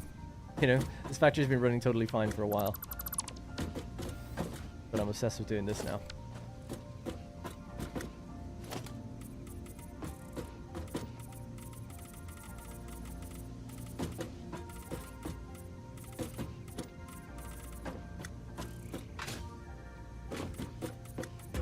Alright. You can see the starting episodes of this playthrough. It's still early game right now. Finished 50. Oh yeah, sorry if I missed anything. I saw a 20 by 20 playthrough on YouTube by Dean. It's wild. 5 by 5 sounds even more extreme. Are you saying that you only build on a 5 by 5 plot?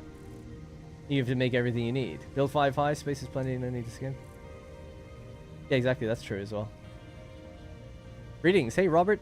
Running out of time. Any chance to watch this later on? Yeah, it stays up as a VOD later. And I'll add some timestamps and stuff.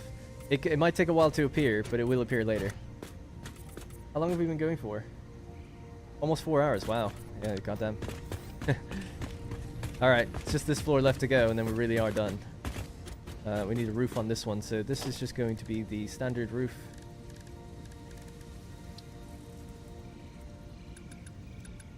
Go flat.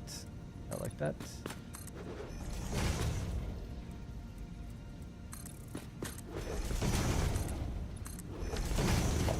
And this needs to be the glass. Oh, I'm out of silica. Goddamn. Right, gonna run and get that silica.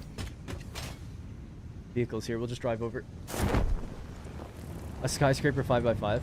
Oh, so 5 by 5, but not 5 by 5 by 5. Oh, so our awesome sink actually sticks out here. That's gotta move then, doesn't it? Yeah, I can't have that.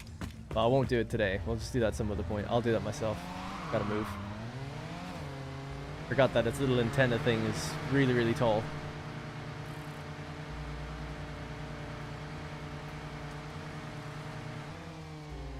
Sorry, did you try to use some underlighting or something for the machines? Wondering how that would look like. Not sure if you can even point lights upwards. No, you can't really. I don't think you can point them directly upwards. You might be able to. Some people put lights on beams. And if you angle the beam a certain way, you can kind of reorientate the light. However, in Update 8, there's kind of a trick people do with signs.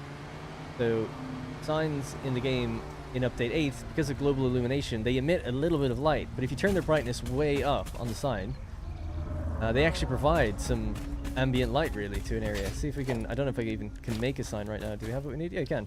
Let's just do one like here, for instance. And then if you take...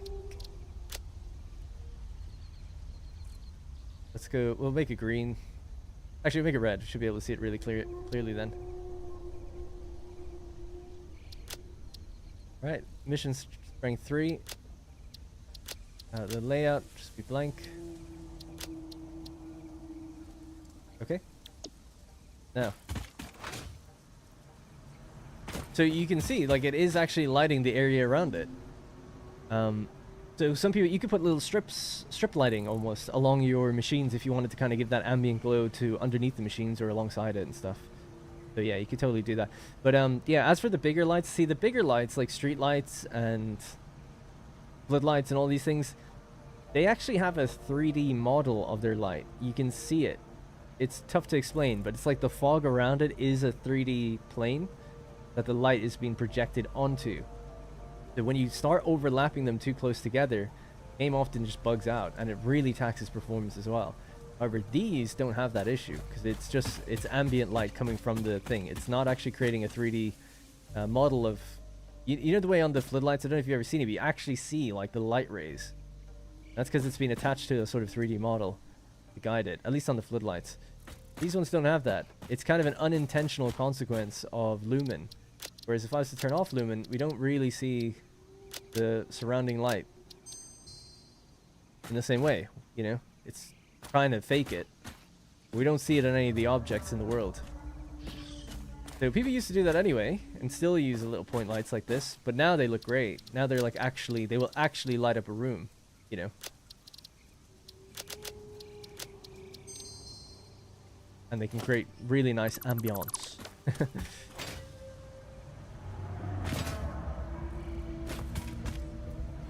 5x3 I'm sure is possible if you just have a lot of time, isn't it?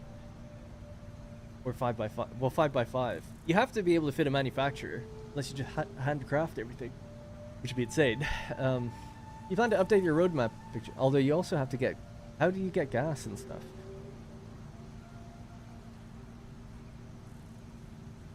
No, I actually don't really plan on updating the roadmap thing. I really would prefer if people just download the save and check how long the road is. Because it takes a really long time to put in all the numbers, and I did it wrong and I didn't save the Photoshop document, so I have to do it from scratch again. Or I could just copy that one, draw an X over the one number I got wrong and go over it. That's why I provide the save. It's like, okay, I've done roads. People want to know exactly where they are. You don't really need to. You know, I think it's important to know and build the same with a build, but how you get there on a road really is up to you. I mean, you don't have to build the roads at the same height, same distance. It doesn't matter. Like, should not matter. As long as it's roughly the same area, you know, the time for travel on vehicles will all be the same. I understand people want to follow along, but I would just then say, look, if you're struggling to get it right, just load my save and see exactly where the road is. So that's the other solution that I've given people. Hopefully they can do that. Now we need to pick up some silica. Silica, unfortunately, is quite far away. I'll have to zip line over to it. I'm going to take this with me, actually. Oh, I can't, can I? No, I can.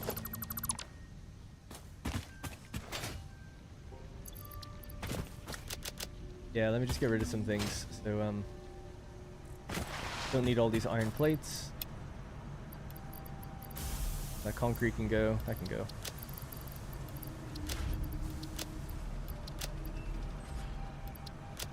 Alright.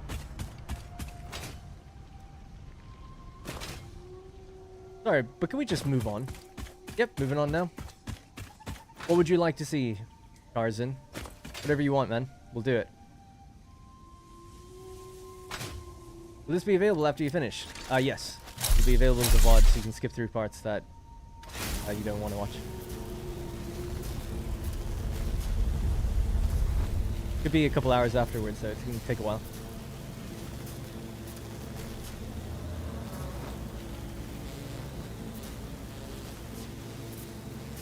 But yeah, this is why I say, like, you know, doing the cosmetics and stuff can take a while. And then, yeah, I don't know, I was trying to explain something to someone, so it's just the nature of streaming, isn't it? Just showing what's going on. Well, we have our to-do list on the right-hand side, and we're in the midst of balancing power and also doing the steel cosmetics, which is the bottom one. So we're almost done with the Steel Foundry's cosmetics, which also entail doing the power for that place. That's kind of done. We need to balance the power at the modular frame factory and just make sure that all these machines are running correctly. So to do that, you just have to add recycling to everything. Do I still have the biofuel? I do.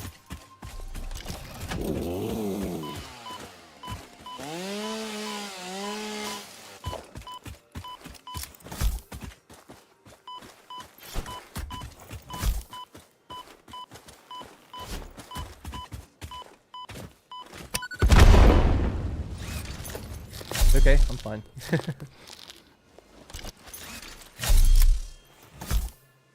Others than me think it's sad that they've stated they won't do much with combat.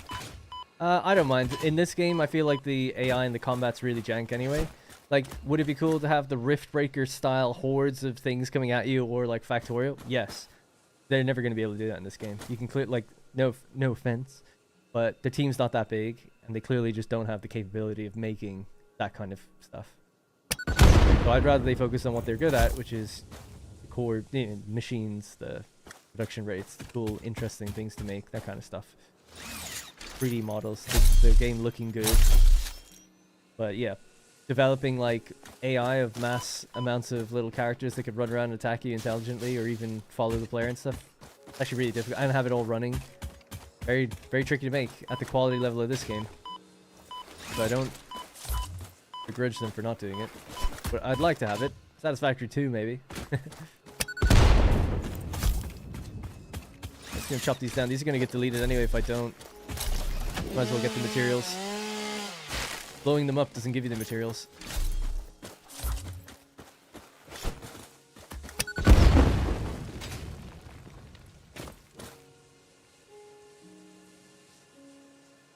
Tarzan didn't have any suggestions of what he wanted to see.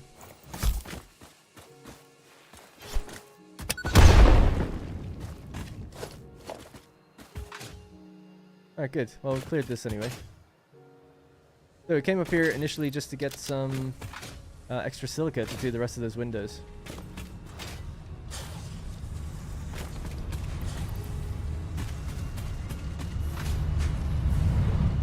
Oh, sorry, what's the... I missed that. Hang on, I'll check that 1 second.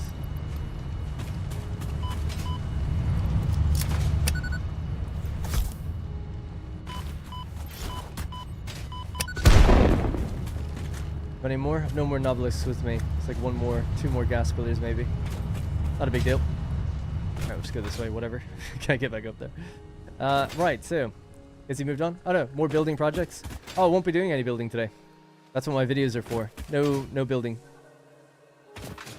Yeah, this is a stream of just fixing some of the things in between the building. The videos are for building.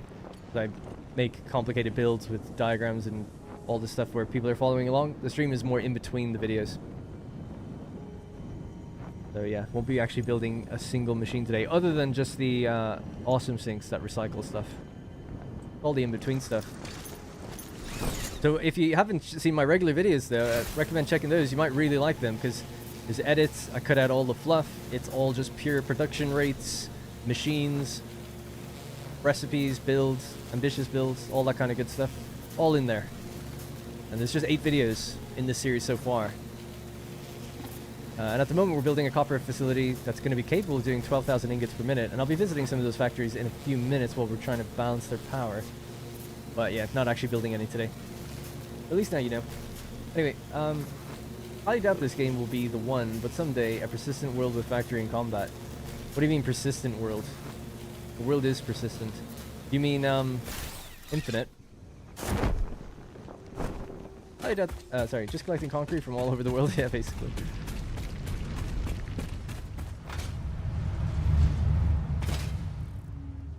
It's alright. Don't worry, Spy Guy, and don't worry, Charzan. Everyone just chill. We're chill here. It's all chill. I don't mind someone saying, can we move on? I'll just address it. It's all good.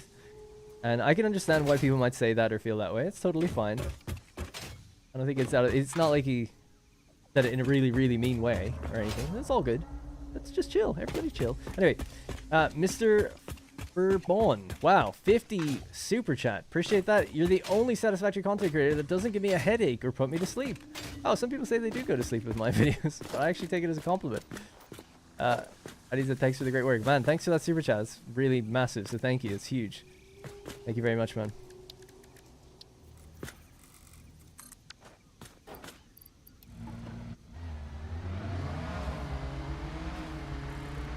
Cosmetic streams. Yeah, kind of. I didn't plan on sitting around doing cosmetics this long. It was more to do the balancing of the power and stuff, but the cosmetics just take a long time, you know? So just trying to get that done quickly.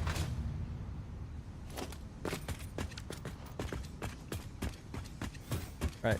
We came up here so we could do the silica. Great. Open now. We can put a couple of windows in here, a couple of windows in here.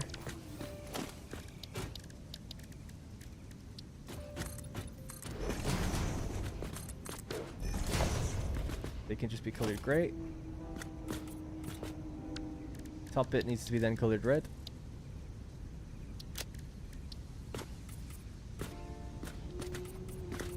Oh.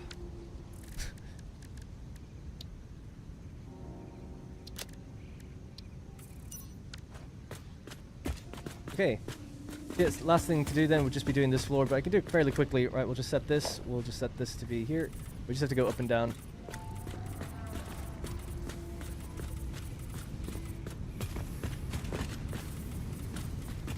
I should probably just go around in a circle, but whatever, it's fine. Looks like everything's running smoothly though. Don't really like seeing things get backed up, because we'll check some of the machine rates just at random and see, like, is everything running at 100%? If that's the number, then it means the power is balanced on this place.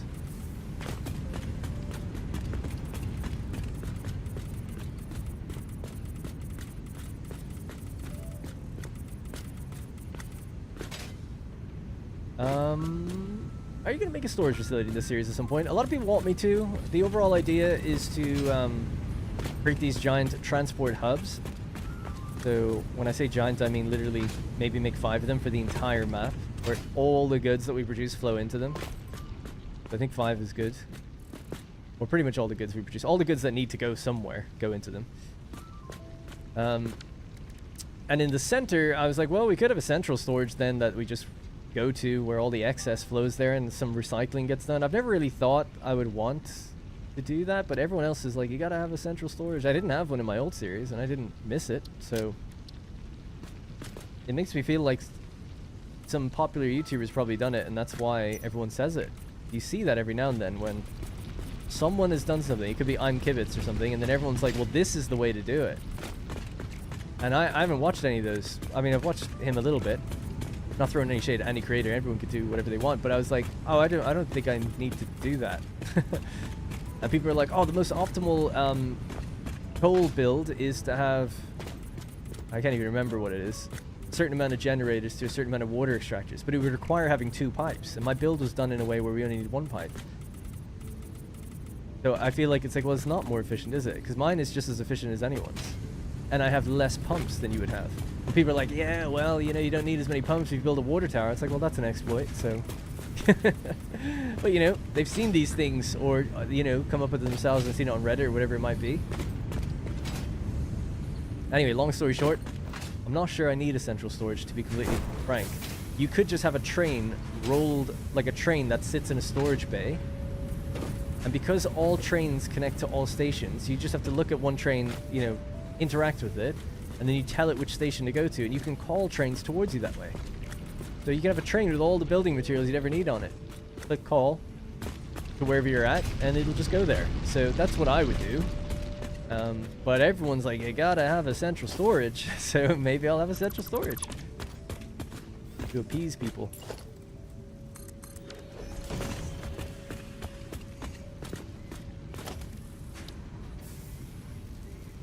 Different places at different stages. Well, even when I was at tier 8, I didn't have a central storage. Still stand by the fact that I didn't need it. Why have a place in the somewhere that you still have to go to and get stuff when you can just bring the stuff to you?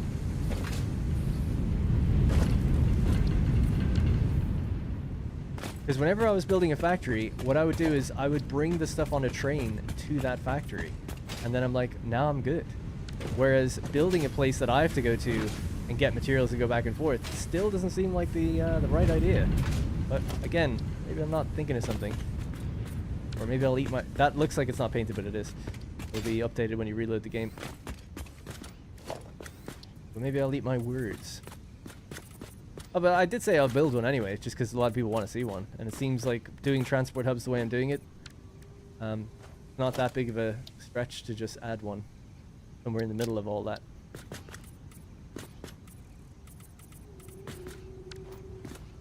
Alright, this is the last one, this building here, this tower. Finally done.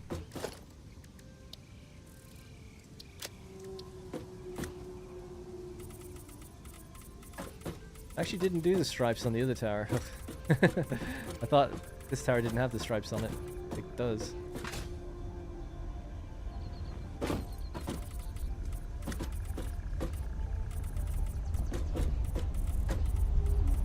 It'd be nice to sit back and look at this from a distance now and see how it looks. It looks awful. It's like, oh my god, what was it all for? Central storage is where your hub is. Yeah, I can understand having like the space elevator, your hub, all your recycling all go into one place. So I see that. I can see that. That's why I'm not thinking of it right now, because it feels like that's quite an ambitious build that I'll do a little bit later down the line. Oh, so this doesn't have the stripes, but this does. I don't know why I've done that, but whatever. It's not, I'm not changing it now. Just have to leave it as is. Right, so we'll switch this now to steel red. Set the filter, and then we can just go up and down.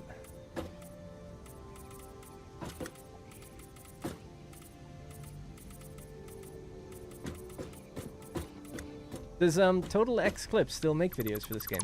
Out of curiosity.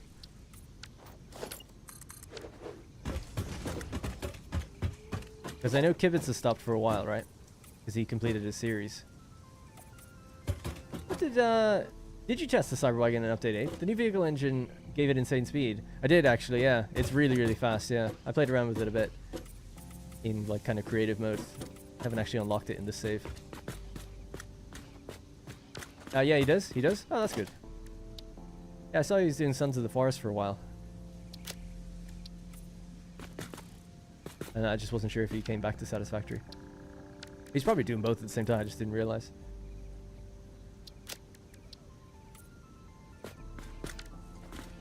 Alright. Pretty much done.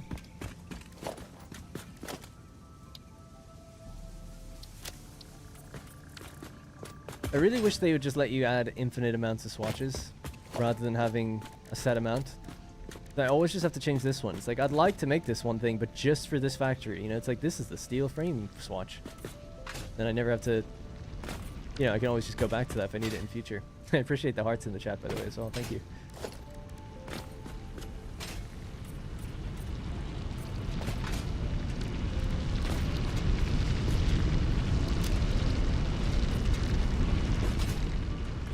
Whatever. Alright, that's going to be it. We'll leave it at that. So we added in this place... well, we balanced the power of the place, I think. I don't see any machines getting backed up. We checked their efficiency. So let me just actually check this one, right? This is staying at 100. That's 100%, so that's all good. We'll just check these ones as well, just to make sure. They actually look like they're starting a little bit, so they shouldn't do that. But it is at 100%.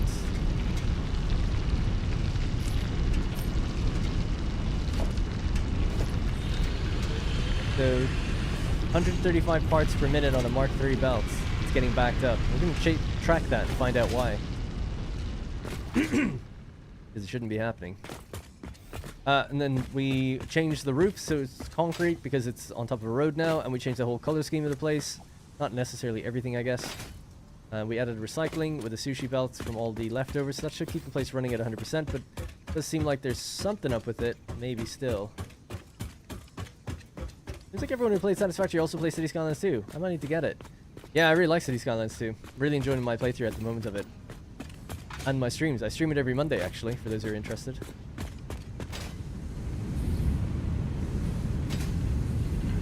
It's 100%.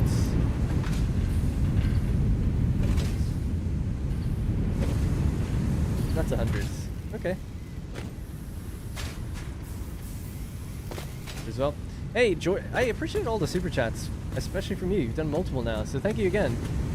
And he says, does George B. Harvey's this storage idea, perhaps a moving storage on a long train, a container filled with steel, etc. Well, that's exactly what I did in my other playthrough. You could move it around the map and just call it to where you are, or you could keep it stationary in some garage and just call it when you need it. One or the other, either one's fine. And you could have multiple if they're all running on the same train line. But yeah, basically a train with several cargo. Like I think it had something like 12 cargo freight carriages, and each one was like, one was concrete. Well, I think 2 were concrete. One was like iron plates, wire, cable, steel, all the things you'd need for base building, effectively. And then one of them was kind of like an eclectic mix of different things, like modular frames and rotors and things. And then eventually, I'd just call it to each factory to load it up with those things. So it's like, oh, we're out of modular frames in the train. Okay, I'll either hop in the train and drive it myself, or I'll go to the modular frame factory, call the train there, and then fill it back up. It was pretty rare I had to do that, but that would be the drawback, right? It's like eventually you have to restock the train if it's not being automatically stocked, which I wasn't automatically stocking mine at the time. So thank you, Jordan, again. Jordan. What tier am I at currently? This particular build, so we're 50 hours in now. Wow, spent about 5 hours in here just making it look good. And what tier am I at? Tier 4? Tier 5? Tier 5. Yeah, we're doing oil next, I think. Soon. So I wanted to track down that problem, but it seems like everything is running as it should. So I don't know why anything would be getting backed up. The numbers are balanced. I think it might just be an effect of the fact that everything was full from beforehand, so I'm going to assume that everything's fine. Right, I'm going to leave the roof off because I'm going to do that myself at some other point. I want to get out of here, get to the other factories. Time is running short. This is still filling up, right? Yeah.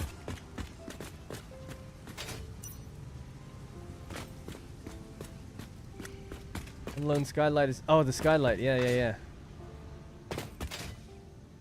Martin B, thank you so much for the channel membership. Etheric Bar dropped in another super chat again saying one lone skylight is missing.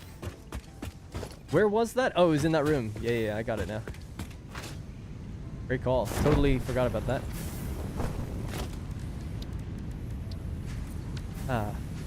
Peace. Alright, let's get out of here. Leave it for a while. Because some of it's going to change later anyway, right? It's going to be truck stations here adding on to it so they can send the materials out onto the road. So, for those who don't know, if you just happened upon this stream and you haven't watched before, this stream is based on a series, a Let's Play series that I've got going at the moment. The series itself is dedicated to, like, a video episode is dedicated to a series of milestones each episode, basically. Done 8 so far. They're only 1 a week. They're very big builds, and they take a long time. But also, I make blueprints, and I give everything out for free. You get all your blueprints. I give out my save. A couple episodes behind, but I give out the save as well, so people can follow along. It's a build-along series. The episodes are quite long, at over an hour each.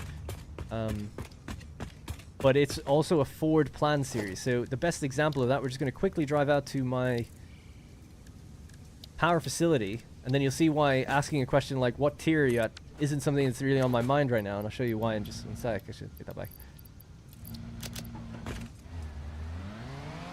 It's because we're building for the future. I'm building tier 5 factories here at tier whatever, oh sorry, tier 8 factories here at whatever tier I am. I'm actually designing factories with a belt speed of 780 in mind, so that all we have to do when we want to upgrade a factory is go back and just upgrade the belts, and that's it. That's all you have to do, and then the production just ramps up, and supply of power, obviously. But it's a different way of building. I've never done that before, but building from the very beginning with that in mind has been quite interesting. So the early game is all about putting everything down still as small factories to get us to about tier 4, tier 5, and then once we were able to ramp up power, building a lot, or get automate power, sorry, with coal, automate a power facility that means that we can just build it for the future, and then if we need more power, we just add on to it or upgrade the belts. So now the next thing is building a copper facility that's capable of 12,000 ingots per minute. You might be like, well, that's a bit much for tier 4 or whatever tier you're at right now, and it is, and it's because it's built for tier 8. So that's why I don't really even think in tiers anymore. I more think about like, well, everything's just built to last. Hopefully that means no do-overs. So we'll see how that all goes. But this is my coal facility. This is where our power comes from. And I'm trying to stabilize the network. So obviously the production of power is stable. It's 4,800 megawatts. Totally fine. Capability of this place, I think, if we maxed out all the coal belts, is 12,000.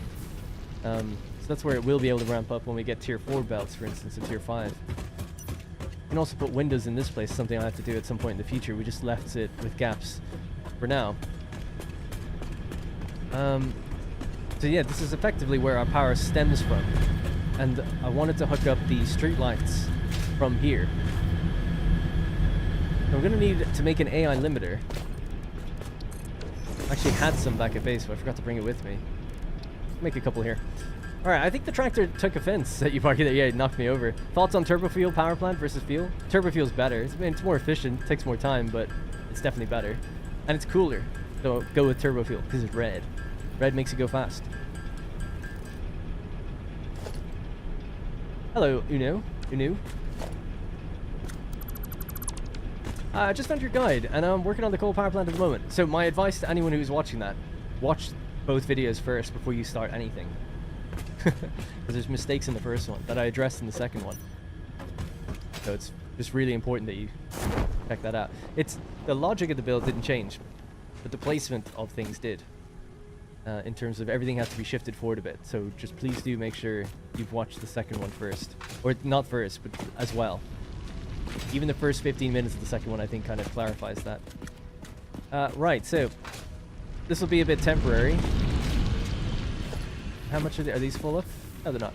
It's going to be a bit temporary, but somewhere here, because the roads start around here, kind of a light switch. Lights control panel. I need reinforced iron plates. See if we can just make some.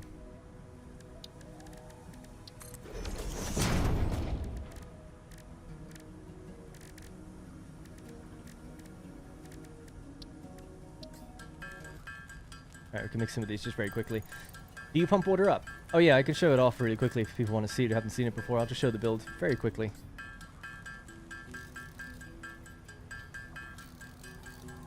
I need just 5 of these. We got 3.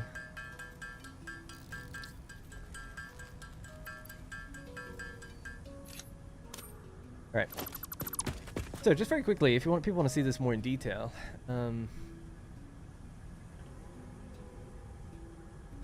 gonna blind you guys for a second. Shield your eyes if you're in Australia. Bonk.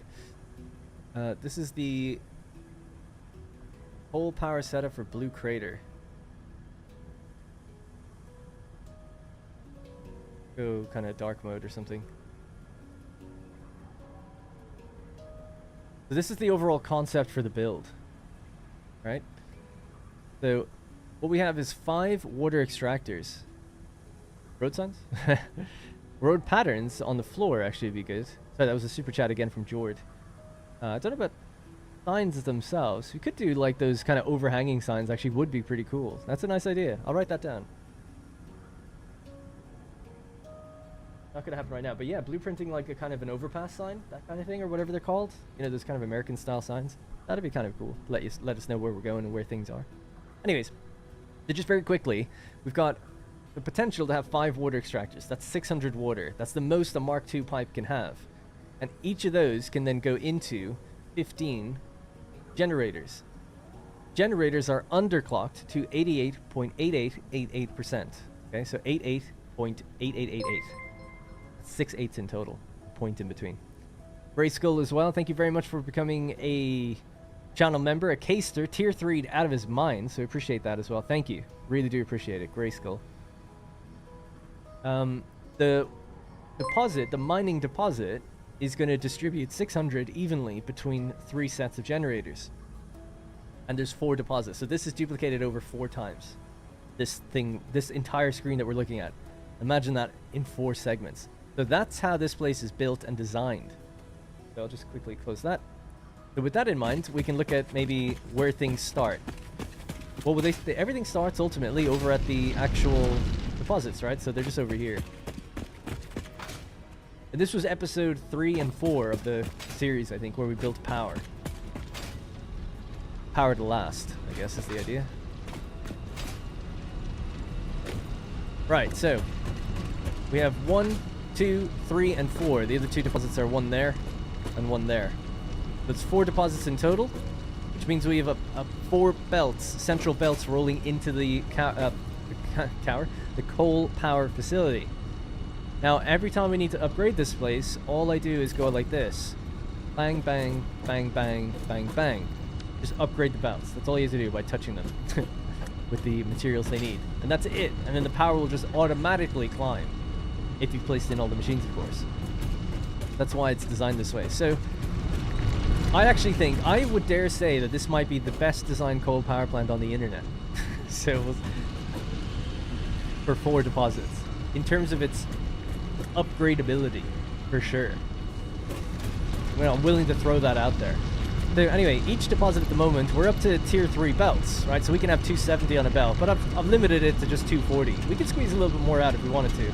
Just leave it at 240. Totally fine. The 240 is coming out of each one of these. And they're overclocked to do that. And they're just flowing down onto these 4 belts. The 4 belts then, let's follow them in.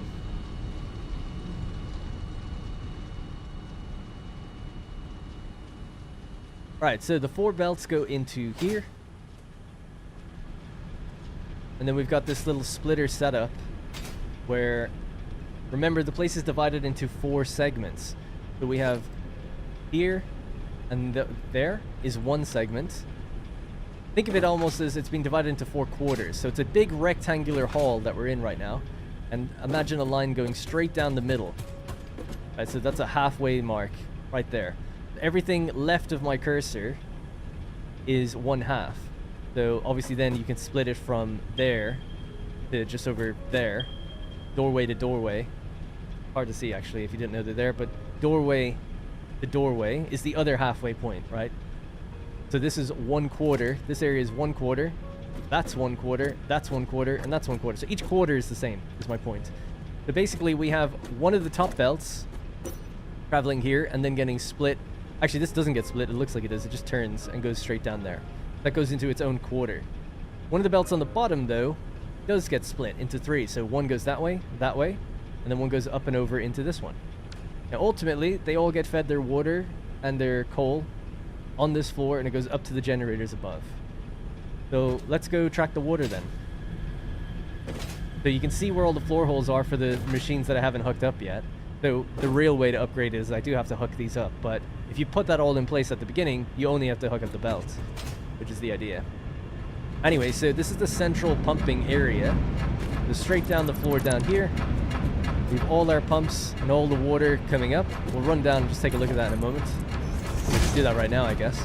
Just as another example, it's a bit more of an easy way to see it. So as we can see, 1 belt of 240 coal is coming in, getting split evenly to 3 ways. And that's going down each line of generators.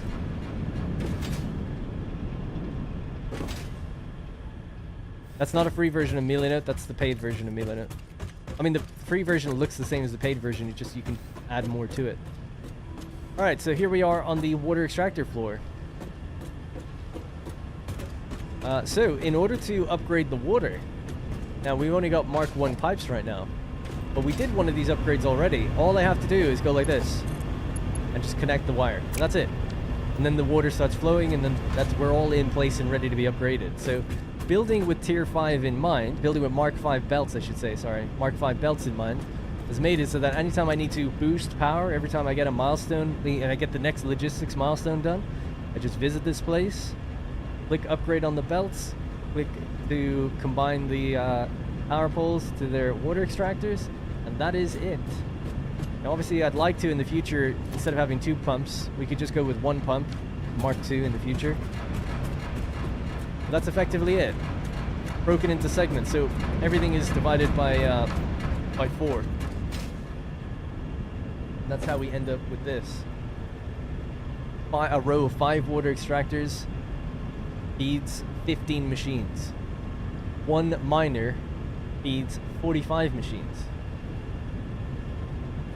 And that's how we've balanced it. And underclocking power generators doesn't cost you power. The power stays the same. So the amount of coal in and the amount of megawatts of power out is the same. There you go. So that's the coal facility. Also, I just want to mark these off. So we've done the cosmetics. I'm doing the lights next for the road. And in fact, because we're doing lights, let time play. Start to darken the day. That's a mod, by the way. That's Sky UI. Mod that lets you change the weather and the time of day. Doesn't affect anything else. Silently running along this. Anyway, did I miss anything else? How many generators are you running as of now?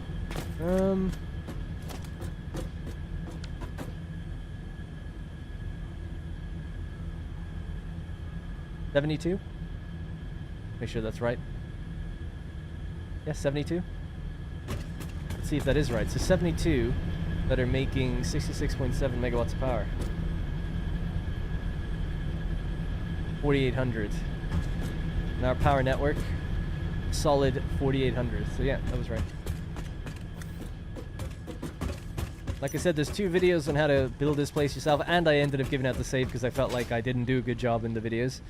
It was a bit complicated. It's easy now, but it was mostly just the placement. The placement of the initial foundations was kind of off, so that threw a few people off at the beginning. Understandably so. P. Callie, thanks very much for becoming a channel member. Really do appreciate that. Thank you. As I've mentioned before, channel memberships and super chats. Super chats are awesome, but channel memberships are the second best way to support the channel. Super chats are probably the best way. At least you get something more permanent with a channel membership. Having a channel membership is equivalent at the lowest tier on my channel, which is like $1.99, I think, in terms of pounds anyway. It's equivalent to about 3,000 to 4,000 views. So you make your view go very far. I really do appreciate it. Do you have any CS2 tips? Yeah, you could like do bunny hopping. You could rush B. Heard that's a good strat. Look away when you throw a flashbang. They can tend to bounce. Now, for City Skylines 2, any tips? I don't want to go too off on a tangent because we're playing a different game right now, but tips for City Skylines 2. Build bigger than you need to. It's a good tip for this game as well, actually, that it's deceiving how big you need to build early on. I don't know if it's a good tip or not, but oh, here's a good tip actually that I just really learned myself.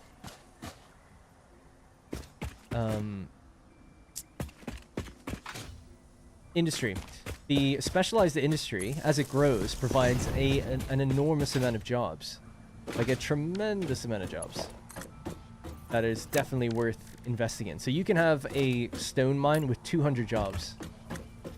So I guess ultimately the tip is definitely invest in specialized industry. It takes a lot of space and everything, but it's definitely worth it. General tips for that game, though, would be more along the lines of, like, you know, managing traffic and stuff, and you could spend a very long time discussing that. I don't really feel like I have the time on this forum to do so. Right. That's our lights turning on now. We'll have to reset them in a minute. So I gotta basically just add in a couple extra street lights every 3. So 1, 2... somewhere along here anyway, I think. And then we'll give them a kind of a warm glow.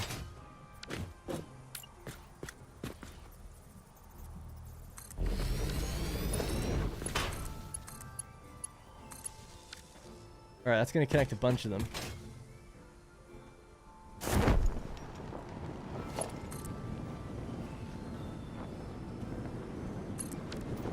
I'll just hook up a couple extra ones here. Then we'll set it to night mode in a moment as well. So,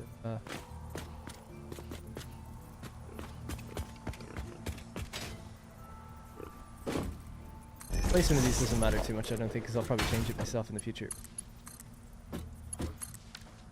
Right. So, these are both feeding into a power pole, and that power pole is then feeding to a light connector thing. One of these. So will it change both lights? Yes. Alright, so we want a kind of a warm, natural glow, I would say. So something like this. Edit it to be maybe a bit more orangey. And something...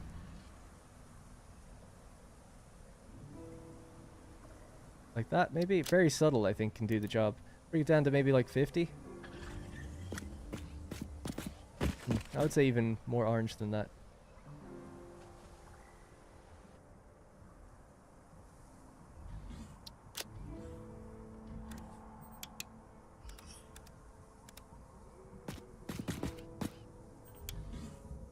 Alright, let's drive along and see which ones are not connected. Goes up. Why do you put the controller under the power tower by the first line? Just because things are probably going to change with that a little bit. That's why. I did think about it. I looked right at it. I need to do a little bit more. See, it's real messy once you get down off this ramp. This area is not good. This road isn't going to go down here. It'll continue straight across. It just hasn't been done yet. So it's just future plan reasons. That's why, basically.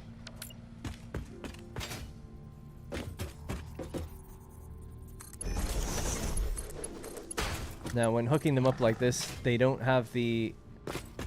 You can actually see the difference between the white light and the kind of glow light that we've given it.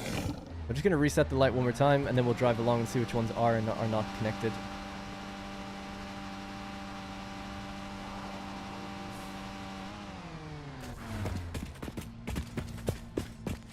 Basically, you just have to flick that on, flick that off. Whatever. Check this out. Lol. See you later. It's a bit of a shame because the lights are just so spotty anyway. I feel like I might want to turn down the ambience even further than that. Well, I'm not going to put them there. Like, I did think, like, do I want every inch of the road lit? No, it would look a bit weird. But it's a shame that they're not a bit more faint. I guess I can make it more faint and see if it spreads out just as well. We're just going to follow this along and connect them all up, and then I'll follow the other side back. Connect that up as well. The bean tipping. This is road support train edition 2, or it's another line. No, trains will go somewhere else.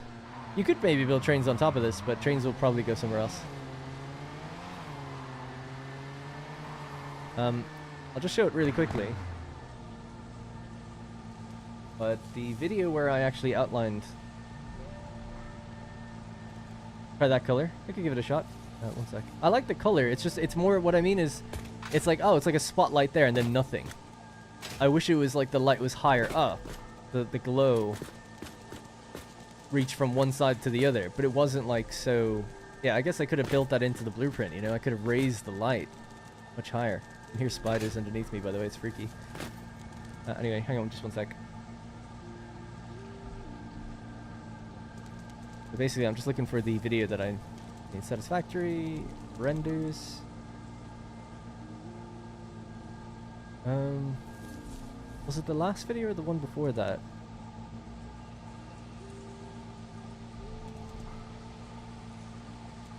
Gotta be honest, I've totally forgotten what I was even going to show you in there. So I guess I'll just leave it. If it comes back to me in a minute, I'll open that up again.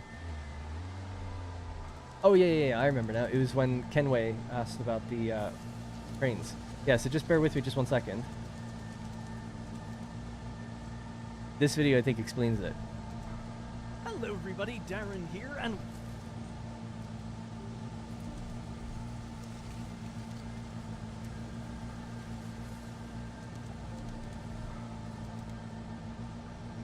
Was it this video where I discussed the... Oh no, it was the roads. It's the one before this one. Hello everyone.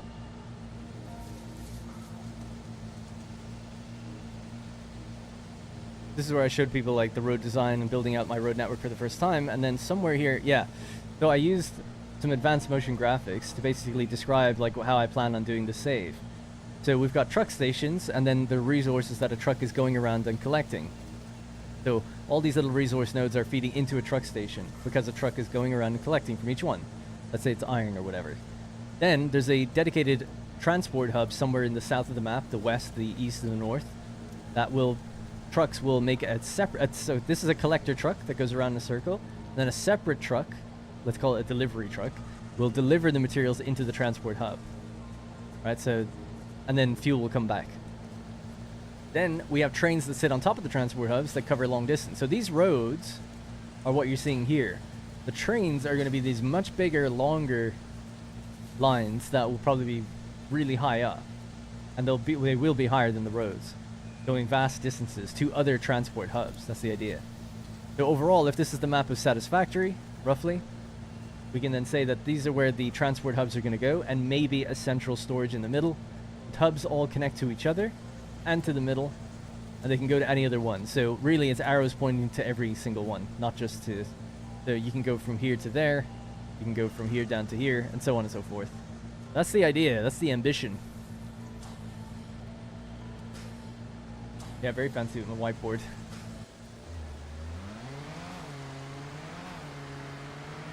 Those towers need a roof on them, but otherwise good. Alright, so the lights seem to end there because they're not connected to the ones down on this side. Let's do that.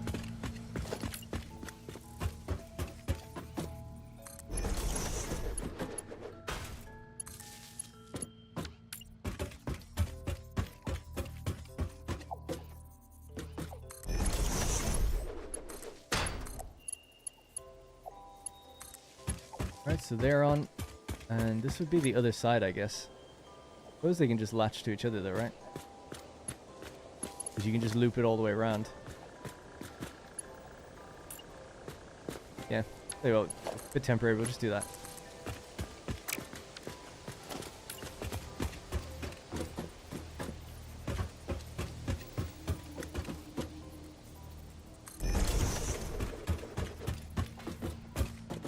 Spacing's a bit off on that one, but whatever. Again, those areas are kind of temporary. Talk about why later. Right, let's keep linking these guys together. They're all linked together now, actually, which is good.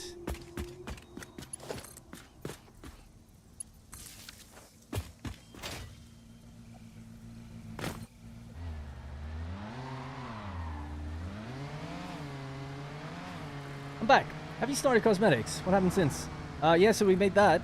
We've now made our steel factory resemble the colors of the steel pipes and the steel beams. So we did all that, and we made windows and things in there, so it looks a little bit better. Not 100% done. It's mostly done, though. Pretty happy with it. There's little patches of bits that need to be painted that I missed. And now we're doing the lights on the road and just making sure they're all connected with cables. I'm just following this all the way out to the copper facility, so it's pretty far in the distance. I just turn down the engine noises because it's a bit loud. If we can. Equipment volume, maybe?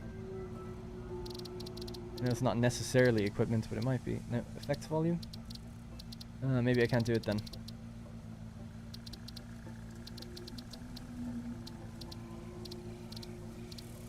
Yeah, I don't think so. Okay, well, whatever. Would you mind explaining your understanding of fluid dynamics in the game, namely your power plant? Thought on how it's going to work when fully upgraded? It just works exactly like it's working now. There's nothing that needs to change. I can't really understand what the differences would be between now and when it's fully working. I just add more water extractors and the pipe goes up to a capacity of 600. Some people think that pipes of 600 don't work. In my testing, they do. So, I don't know.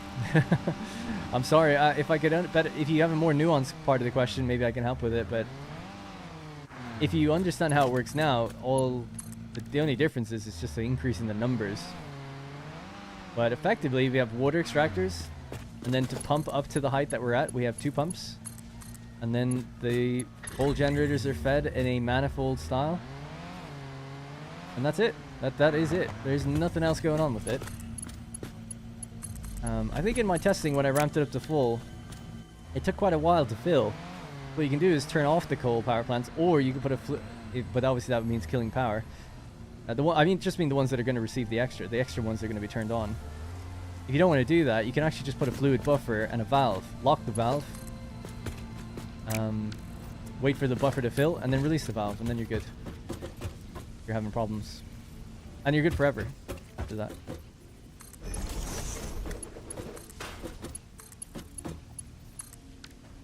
There definitely needs to be another one of these in here. I must be doing the spacing wrong. I thought it was 3 foundations down. So that's 1 foundation, 2, 3.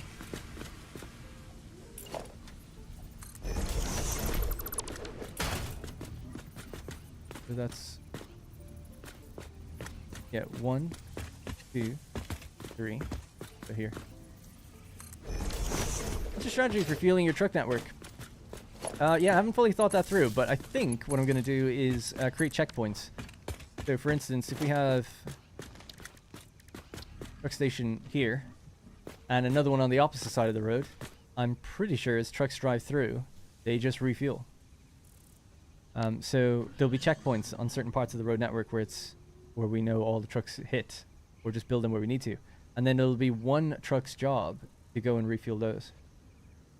Now, in the future, drones will deliver packaged fuel into some of these key areas. The transport hub ultimately will be the arbiter of fuel, right? So a transport hub. Imagine this entire southern part of the map. There's going to be a big building, pretty much about from here to there, right? A really long building, and a road going through it. Lots of truck stations inside. There'll be trucks that enter. So basically, there'll be fuel that every station in there will have fuel. But that doesn't account for the ones that have their little local routes, right? So we might have a little local route somewhere out here and a local route somewhere up here, collecting like all the concrete, for instance, you know? And then it needs to come down here. So a different one goes out, collects it, and brings it back. So how do we fuel those guys that are off on their own? Well, the idea for me would be that there's two options.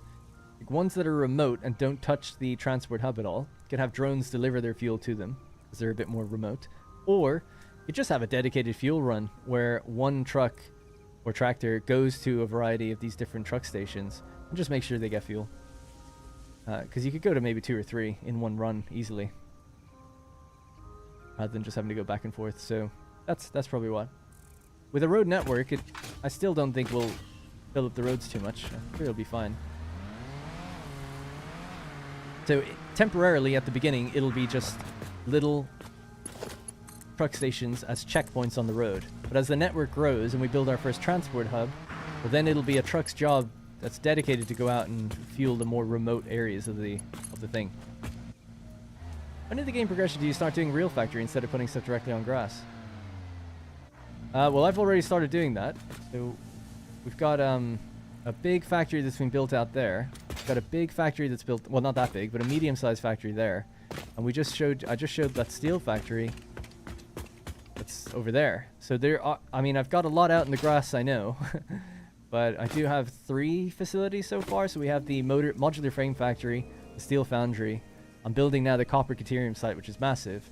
And then I had the coal power plant. So some of the smaller things that I'm not ready to make a full-on big factory for, I've just put out in the grass or out in the middle of wherever. When should you do it? I don't know. It really all depends on when you want to do it. I'm trying to build late-game factories and factories that I never have to come back to. So in doing that, I have to build big. So in building big, I want to wait until I'm ready. Wait until I'm ready. I need a lot of the materials and a lot of the recipes and things that I need to start the build with. So that's just kind of some of the stuff I'm waiting for, I suppose.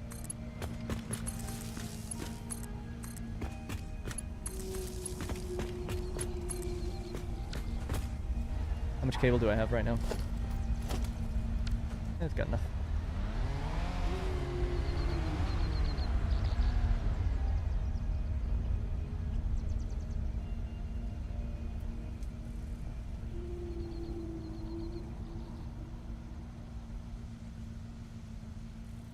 When's the next episode coming out? Tuesday.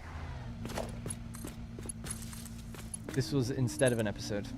I had to do some in-between stuff, but I also have to build up some materials.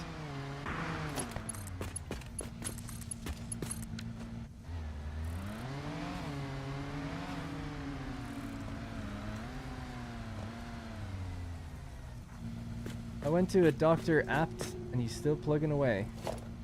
I went to a doctor appointment. Hell yeah, man. I'm loving it. Time's flying.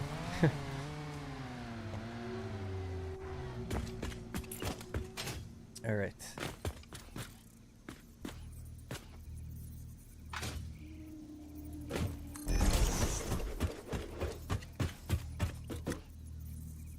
I just have to count that. So, 1, 2, 3. 1, 2, 3.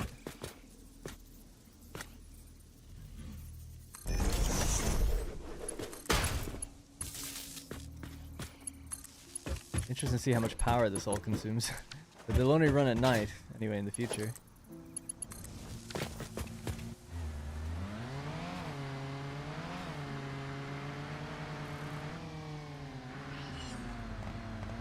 If I have Mark IV belts, how many coal generators should I get running at Blue Crater? What's the speed of a Mark IV belt? 480, is it?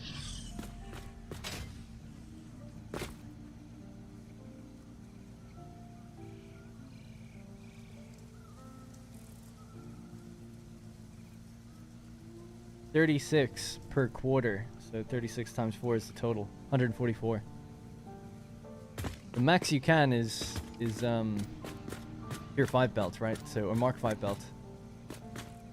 They're talking about a belt that's less than that. So, yeah, hopefully that answered the question. 144 is the total number of generators you can run. So just divide it by 4, and that's what each block can be powered up to. Keep running out of concrete, nearly filled it. Yeah, so we've just tapped, early in the stream, a copper, sorry, I keep calling it copper, concrete node here, another one here, and another one over here. These are all pure nodes. They're actually making a 270 per minute.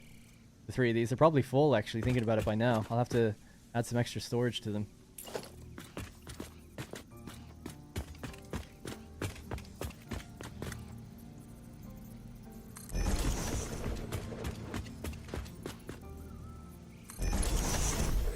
Man, Minecraft playthrough when? Holy crap.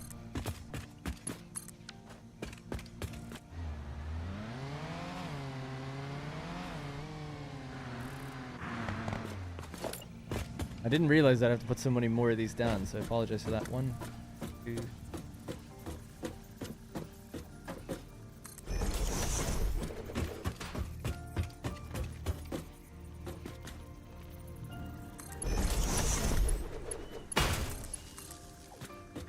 I feel like my spacing might be a little off, but it doesn't really matter. I can fix it later. More just about hooking them all up and making sure they're all working. That might be it now, all the way out on this side, and then we just got to do the same on the reverse. Yeah, it looks like it's it. Starting to get them too. Nice. Yeah, that's another reason why I wanted to do a stream instead of an episode. It's because I need more material to build this place. It's too huge. Yeah, for those who haven't seen it, these are the truck stations that we're going with. So it's going to be 4 truck stations for copper and 1 for Caterium. I'll have to give them numbers and patterns and stuff.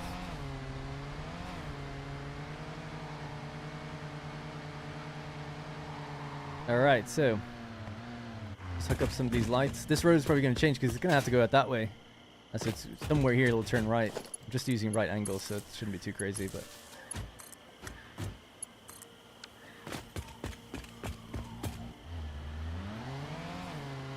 Alright, so you just gotta follow the cable, make sure they're all hooked up, and then we'll turn it on when we get back to the coal power plant, and these will get their information correct as well. And then our roads should be nice and lit when it becomes nighttime. These all seem connected already, which is good.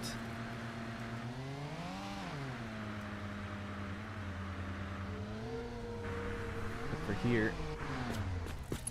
Connect that straight across. Loving the stream showing us all the extra bits. Yeah, thank you. Thanks, appreciate it. These are all little small little things I don't normally show people. It's like, you know, all the little small asides. That's why we're at 52 hours in the playthrough now, when there's only been 8 videos. It's the amount of time that goes on behind things, and that's not even including when I'm in a blueprint designer and stuff, and it just doesn't get counted towards the playtime, I guess.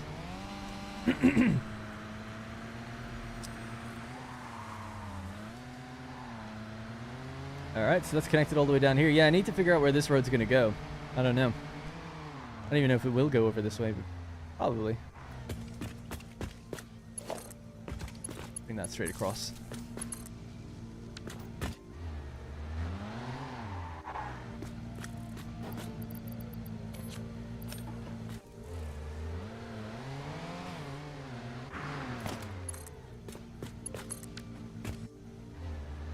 How to survive getting burnt out after completing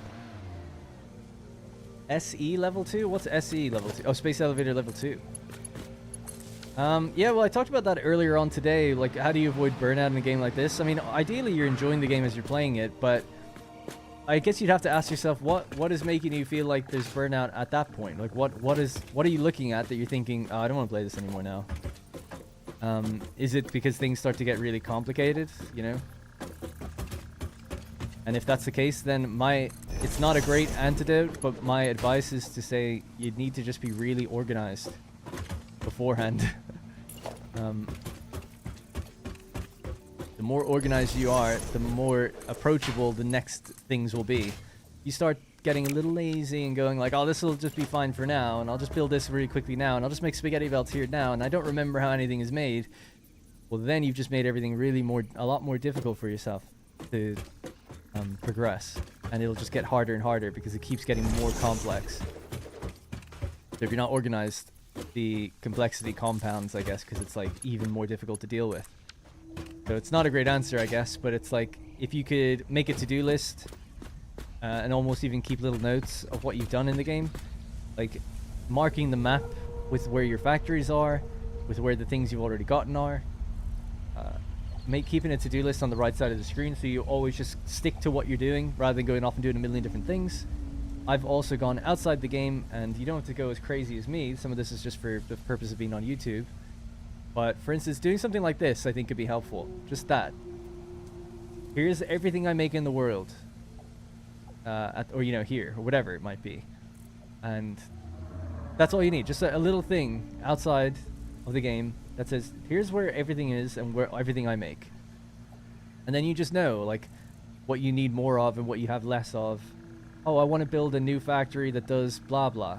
Like, okay, well, I've got, you know, 2.4 rotors per minute. 5 reinforced plates. I can work this out. And you have a more clear global view of everything without having to run back and forth and remember everything. Just keeping a little bit in the background, I think, can really help with that.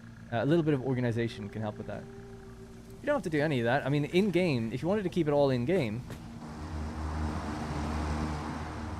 you can place signs, right? And you place down signs, and you could write the numbers on those. So it's like you just visit a factory, and it'll say, "Hey, this factory makes blah blah."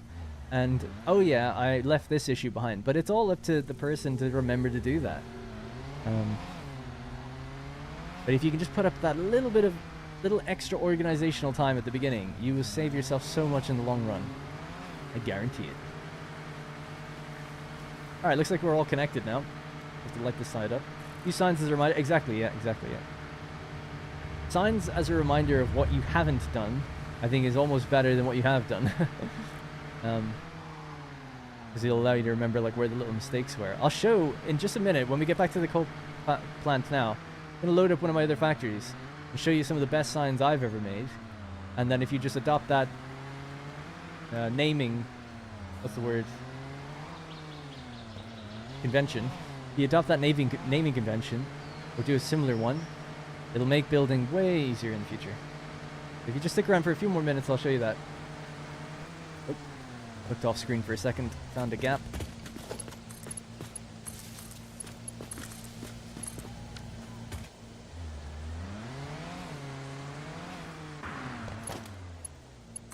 Maybe we can't build and drive.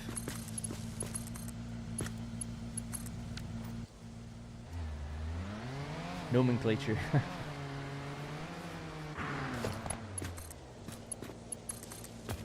Yeah, I was thinking, what's the word? I am a programmer. Well, I'm not a programmer anymore, but I used to be a programmer, and I have a degree in programming. But what's it called? Syntax, I guess? But like the, if you're a programmer and you have certain rules about how you should write your code, so that everyone in the company follows those rules and everyone can read everyone's stuff. What's that called? It has a name. I can't remember what it's called. Not just the syntax, I don't think. There's another name for it. It might just be like naming convention, but I feel like there's a different name for it.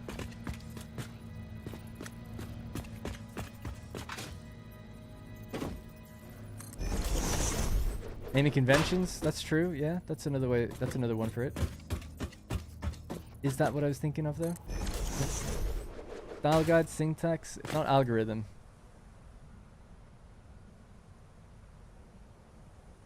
Why don't you try multiplayer? Multiplayer in Update 8 isn't really stable. I used to play multiplayer and I had a server for it and everything, and we had people in there. But Update 8's multiplayer is a bit unpredictable and unstable, so I'll probably host a server in the future. Seeing as we've so many channel members, it'll probably be limited to channel members. I'd imagine. Or who knows if people will still be around in a few months' time. But if they are, I'd like to set up a server and do all that. It's just Coffee Stain themselves said, like, yeah, it's really, with Update 8, it's just not really something that you should do. Library etiquette. Oh, coding standards. Coding conventions. Styling and formatting. Style guide. I know that nomenclature isn't actually... No, I know. Yeah. Yeah, I don't know why. I'm just trying to think of the specific word. I haven't seen it pop up, or it has, and I can't remember what it actually is, you know? Let me just look up on Google really quickly what that is. Maybe I can find it. What was my question again? If anyone's a programmer out there, there's a word for something, like, maybe I should ask Bing. Hello, Bing. What do programmers call the common language format they use?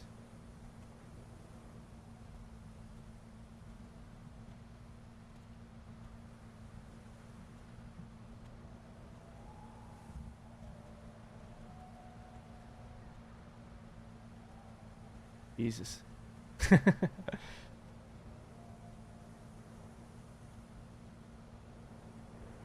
Coding conventions, coding standards, so people are right with that.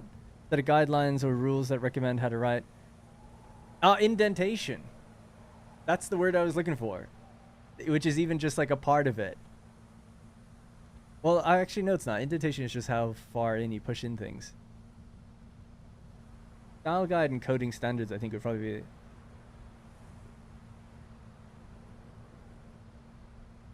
Yeah, I think it's probably just... Yeah. I feel like there's some word I just can't think of, but obviously not. I'm obviously wrong. Conventions and standards is probably the two that would be the one that I thought of the most. Anyway, the question was, yeah, if you're at a, a programming company, people write code in all different ways, depending on what they're doing.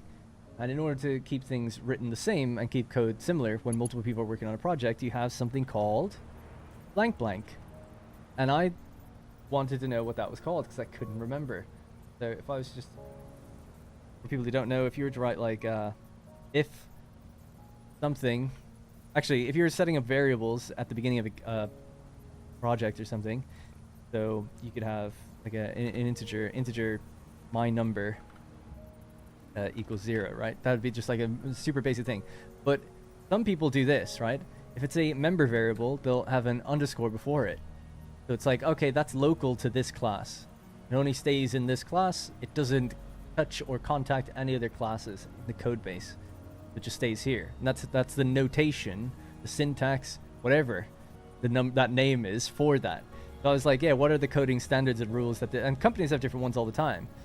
And some people do. I remember at Creative Assembly, I think they actually put the M in there. So it's like M, member variable, whatever the name is. That name could be anything you make, right? But you know that no matter how many of these you make, and if they're floats or they could be whatever, doubles, they could be anything, it always has to start with an M unless it's coming from somewhere else. And that means that later on when you've got code and you've got all these words and stuff, when you see something is affected like this, right, you go, let's just say it's a other number.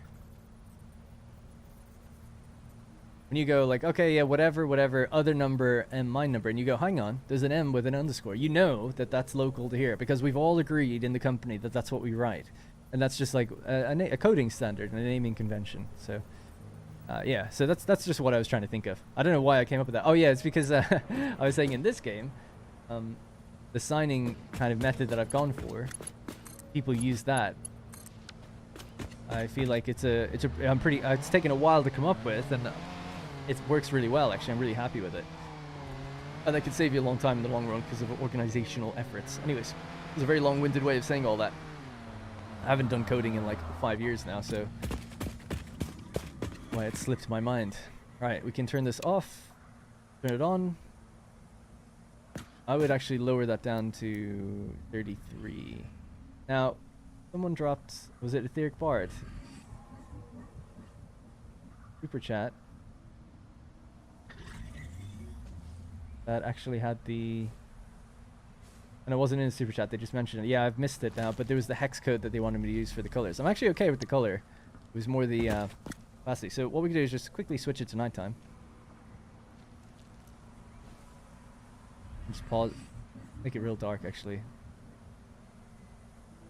Pause it there.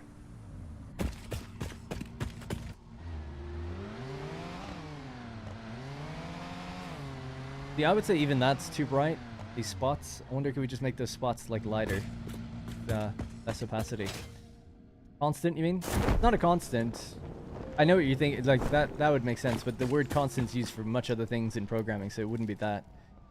I think coding standard is probably it, or naming convention is probably the two. That is what it is. I just can't shake the feeling that there's some other word I'm trying to think of. What do you think about that? All that effort just to turn the lights down to like 10%. But at least they're all working now.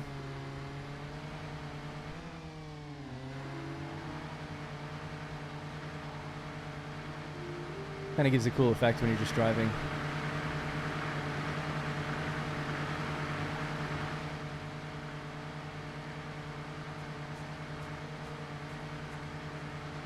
I need to be playing some synth doing these night drives.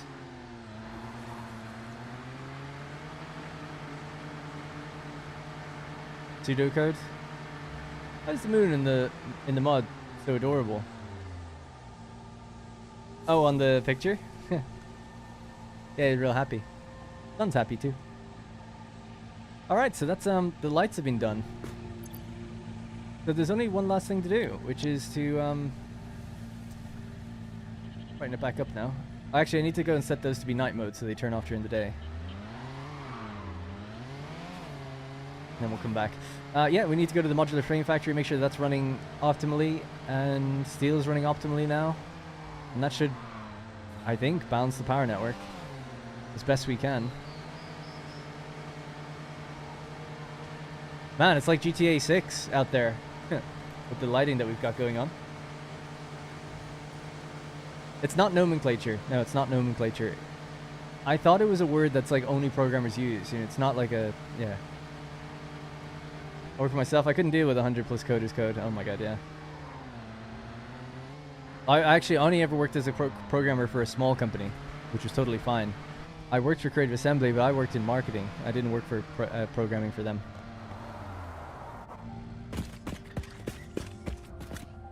Alright, night mode. What time is it? 6 a.m. I don't know when those things go off, actually. Let's find out. Actually, you can move this, thinking about it.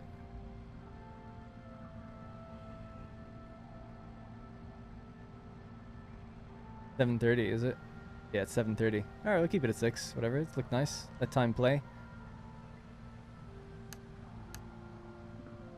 It goes really fast until it hits 7:30, because it's only 4 minutes long.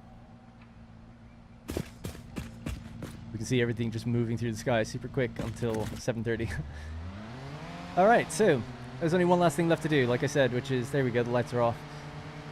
Balance the power network on the modular frame factory. I've still got lots to do, like I need to put in the supports of this part of the bridge and the road.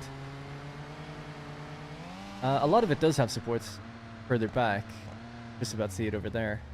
But I didn't finish the bits towards this part of the facility. Whoops. Oh my god, I've actually collided with that permanently.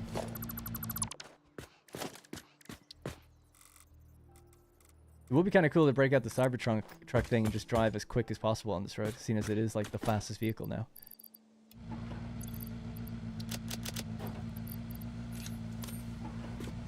Alright, let's go. Anyway, usually naming conventions are a part of the style guide. Yeah, it could be like the word style guide. So I'm trying to think, like, we don't need to keep focusing on it. It's fine. We can move past it. But when I was in college learning programming, you know, my professor would have said like, oh yeah, you have to use the blah blah format, you know? I'm like, oh, okay. And they were like, yeah, this is you have to learn that we all need to follow the same rule. and what that rule is. Coding conventions, I do feel like might be the word that had come up. I just couldn't think of for some reason. Or it could be like the conventional standard or something like that, you know, but I just couldn't think of the word anymore for some reason.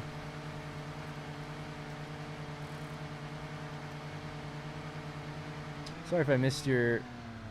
Is the game easy to get into? Me and my friends want to play, but I feel like it looks super complicated. Yeah, it does start off simple, and then it gets complicated. And if you're playing with people, it's usually much easier. With other people, I mean. Because you can all divide up your time. Early on in the game, a problem that you have is that you have to manually feed biomass burners with biomass to keep power going. Have to do that until you can get coal automated.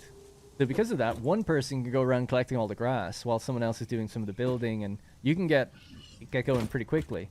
Or you can just work together, and again, it just divides your time up, because two people going out there collecting vegetation is so much quicker than one person doing it, so... yeah, you can go pretty quickly like that. Alright, so I just need to check the rates of these machines. It's 100%. These should all be running at 100, I think. Yeah.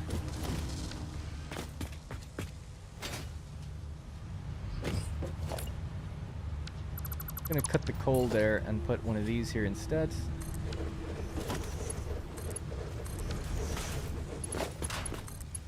And that way we've got a buffer so when it backs up, because what I'm gonna do is lower down the production rate of my coal miner. It doesn't need to be this high. I'm trying to think, what is this? Do the when the truck comes back around, actually. Oh, he's stuck over there. Quickly, I need to get to him. Having problems. I don't know why he's having problems. It's like humping the ground. Right. I don't know why. I'm not driving it, by the way. I'm not pressing anything. I'm literally hands off the keyboard right now. Okay. Put my hands back on it. Hang on 1 second.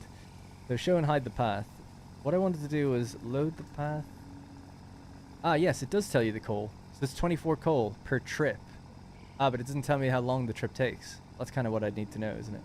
Anyway, it doesn't really matter, but you could just continue, please?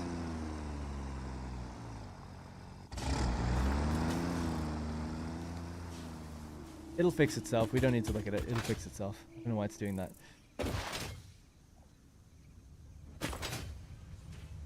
Instead of like moding to be like, just go back and forth. Yeah, so in trying to balance the network, it's very difficult to know how much coal needs to be fed in to keep the truck running because it's so dynamic. Obviously, it just messes up sometimes. And this area's been shut down as well, so that's fine. So actually, yeah, we can declutter this place now. This is done, really, thinking about it. So you're done. Do I have the room to take all this back? Yep. This was doing Caterium for me before, but we have a crate full of quickwire now, and we're building a quickwire factory, so it's totally fine. We can get rid of it.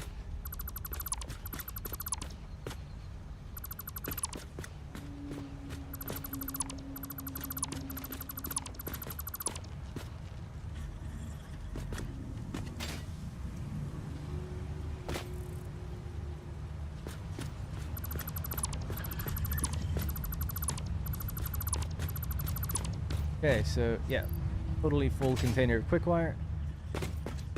And then, oh, there's another buffer of cold air actually. But anyway, let's just go through that pillar because I put the pillar down after the fact. Can be removed. Still got room in the inventory just a little bit. I'm gonna declutter this area. So Terry's gonna come driving back this way and realize he's not gonna get any fuel.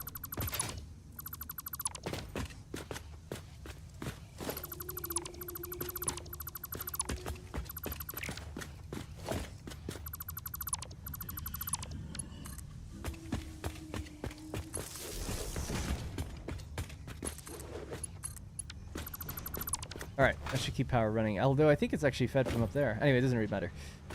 Oh, the coal is going to be stop-starting a lot because we're overfeeding. We're making black powder in 3 assemblers.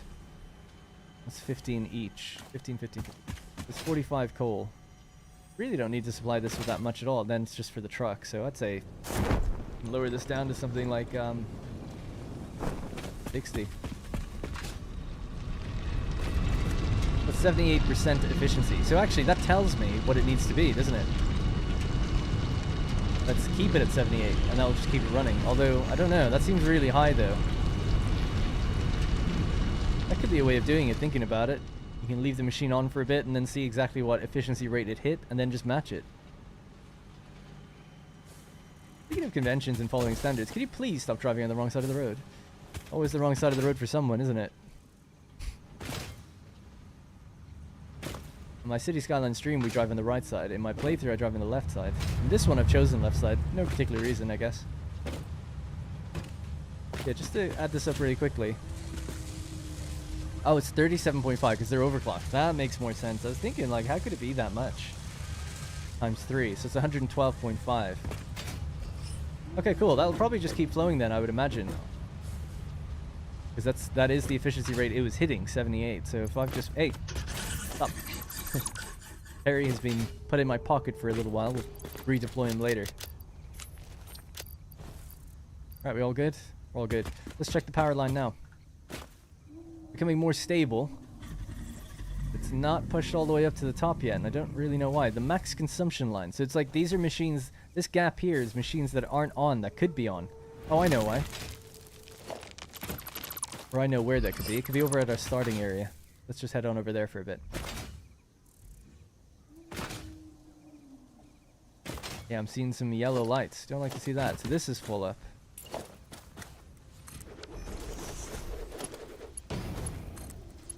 That'll keep that flowing, but we'll just grab some of these and throw them into here as well. To recycle them, so don't want that. Get rid of some of these smaller bits and pieces in my inventory.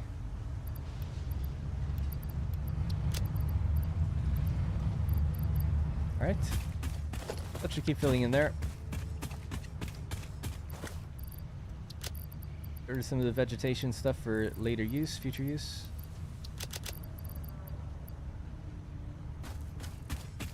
Music gone off? I think so.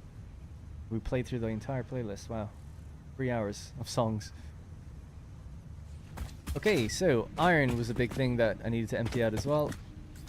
Grab that, drop it into here. Not a permanent solution. This place is going to change anyway, so I don't mind doing that. We'll keep it running at least. Although, I suppose we could just make a smart splitter that sends stuff over there. So why not do that? We have that unlocked now. So a smart splitter and logistics. Yeah, I was just making sure I had what I needed.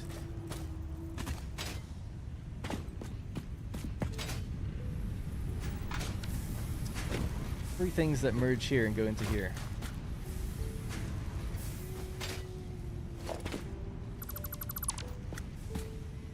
Alright, so very lazily, just make a smart splitter like here.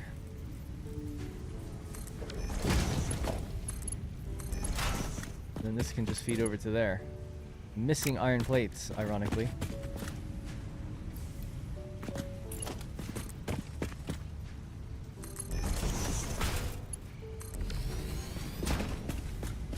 Right, and then it's to go into the container above. And just do that. Alright, so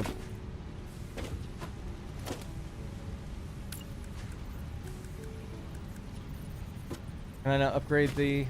Oh, there we go. So, out the right side, overflow, center output, none, left output, iron plates. And that means out the left, it's going to take the iron plates, send them into there, but when it gets backed up, it'll then shoot them out this way. Simple as that. So where else do we need to do that? This one won't get backed up because it comes from a different line, so that's totally fine. This is in a similar situation, so put another one down here somewhere. So at the left can be overflow. And in traditional spaghetti belt fashion, just raise that over that one. Put a merger on this line. Make them together, make them friends. And we'll probably have to speed up those belts, so in order to do that, I've already got what I need.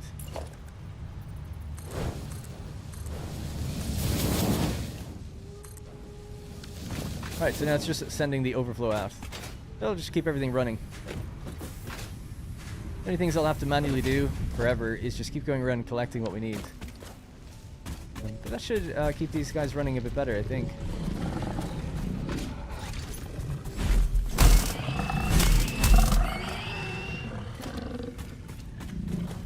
Yeah, it's a bit weird. It's a bit of a mystery to me, though, because it still does leave a lot of machines not doing anything.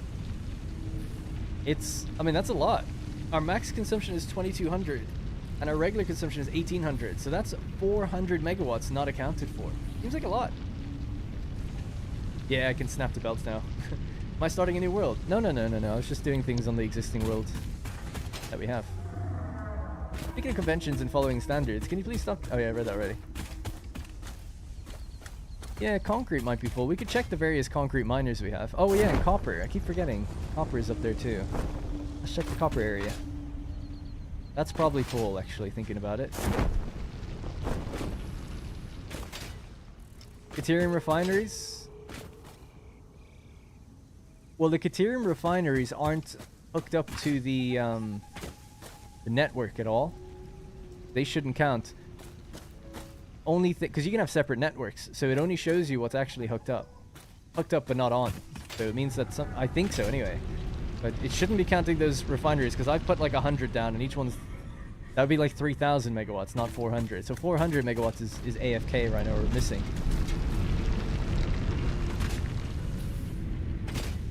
This is making copper sheets for me, isn't it? Yeah, it's almost full as well, actually.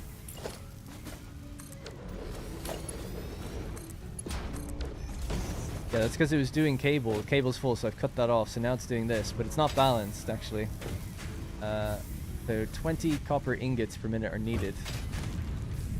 But we only produce 30. So this would need to be overclocked. Go to 40. Which is going to consume more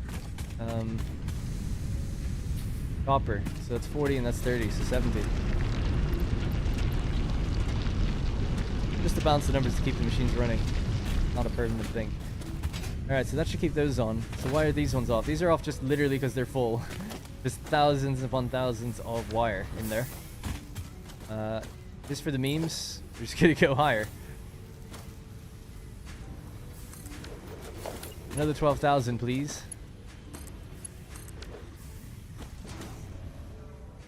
Maybe I should put an awesome sink down here. A smart splitter. Can't fit one in though, so that's a merger. So I guess we'll do it at the back again.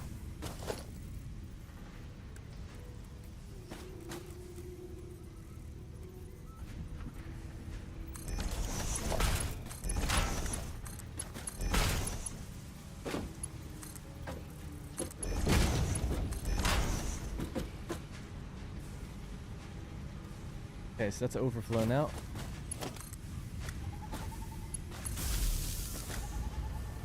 Alright, great.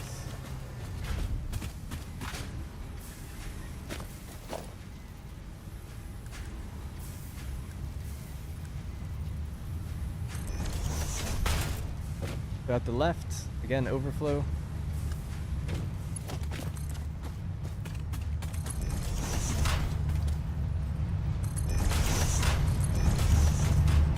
We'll need to add a merger here.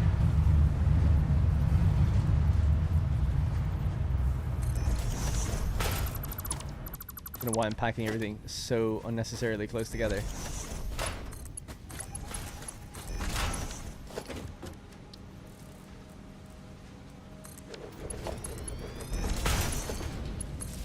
Alright, that's re-hooked up, so that probably just needs to be improved as a belt. Alright, cool. Have you seen the World Eater Logistics Hub on SC? Thanks, by the way, for the super chat. Have I seen the World Eater Logistics Hub on SC? I don't know what SC is. Satisfactory calculator? I'm guessing? No, would be the answer then. I haven't seen that. Nope. Thank you, by the way, for the super chat. Do appreciate it. World Eater Logistics Hub. Cool name for it. A logistics hub. I don't even know what that would be. Wire smart splitter not set up right.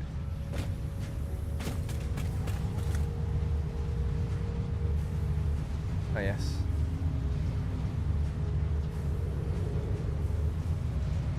Thank you. I forgot. I thought it comes... I didn't think... I thought it always starts with any as standard, but... Yeah. Okay, well, anyway. Yeah, I wonder why I did that, or why that happened. Anyway, it's all good. Thanks, Martin, again. What mod do you use for changing the time? I saw you using it a few hours ago. It's called Sky UI. Sky UI. And then you press Control L to activate it. Okay, so that's all running now.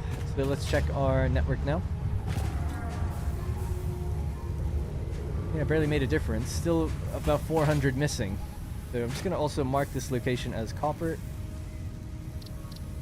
And because it's built out in the grass, we just give it a regular Pioneer. So copper production. We're building a new copper factory. This place will be powered down after that, obviously. Like the color, sort of a coppery, bronzy color.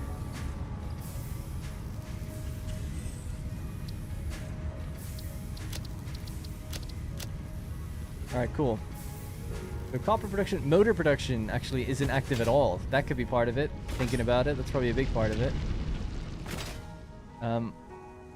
That is just a temporary setup, but I could work out the megawatts that that's supposed to be making.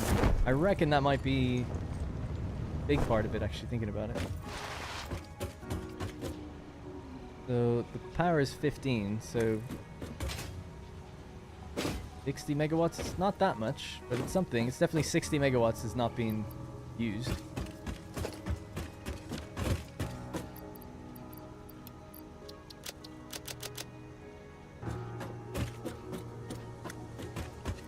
Power that back on just for a little bit, I guess. And then this needs rotors.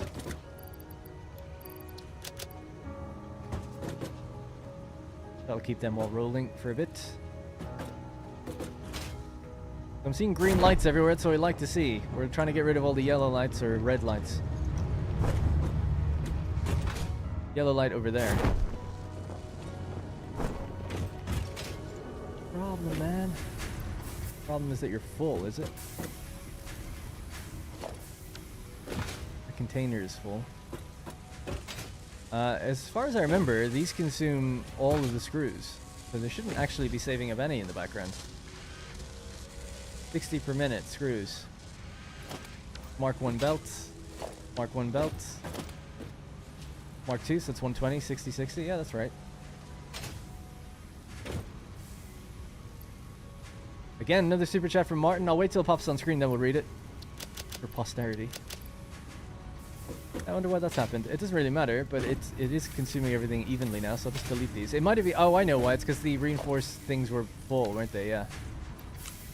And now because it's doing it in big batches, it probably just intermittently stops. It should balance itself out now that we flushed it. Alright, so the motor factory will be the last one. I feel like the motor factory runs at 100%. The lights are set to night mode. Oh yeah, the lights. The lights. How much is a light?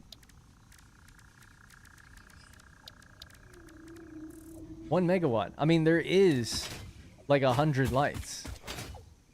At least. So that's probably it. We could just move it to nighttime and then I'll check the power. Yeah, I'll do that. Then we can see how much they affect. There we go. Martin Light. Speaking of lights. Yes, Satisfactory calculator. Create a new temporary world and import it. Has enough storage for all items in the game. Automatic export import between local factories and global import export. Wow, yeah. I'll have to check it out. I've seen a few cool things on there before with mega prints, right? They call them. And blueprints of like railways and stuff. Might steal some ideas. Or, use them as inspiration. It's a nice way of saying that. We got a couple flickering lights down at the end there. Oh, I remember why this is actually. It's because of this belt right here. It needs to be Mark II. That's all. That's all that was. But again, it's screws related. So, and by the way, Martin, appreciate the super chat. Thank you. Just gonna flush out these ones on the end here.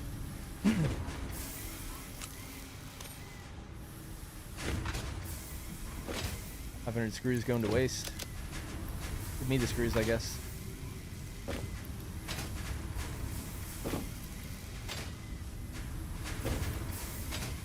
Alright, that should keep everything running. 100%. Love to see it. Great.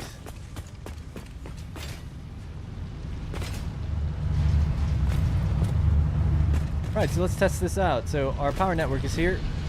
We're going to turn on the lights by making it nighttime. Pausing it. And there we go. Oh, look at that. We go right up. So we're pretty close now. So 2150 I saw it hit, and versus 2240. So we're still shy about 90 megawatts of power. We're still fluctuating a little bit.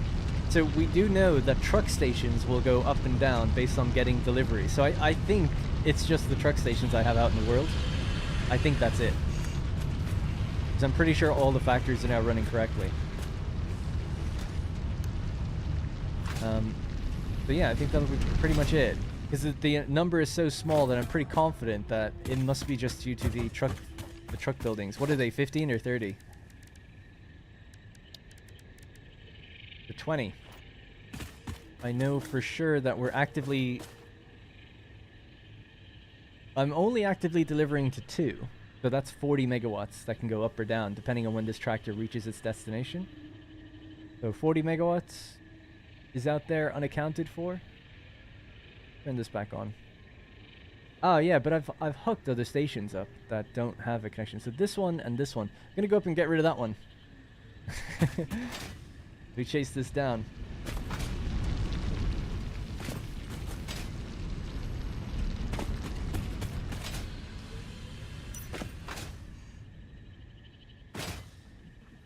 Over to the big facility. Then we'll have to call it there, I think, after this. I might show off that. I did forget to show you the factory I was talking about, by the way, for the signing. All that talk about nomenclature and stuff that I didn't even end up showing it.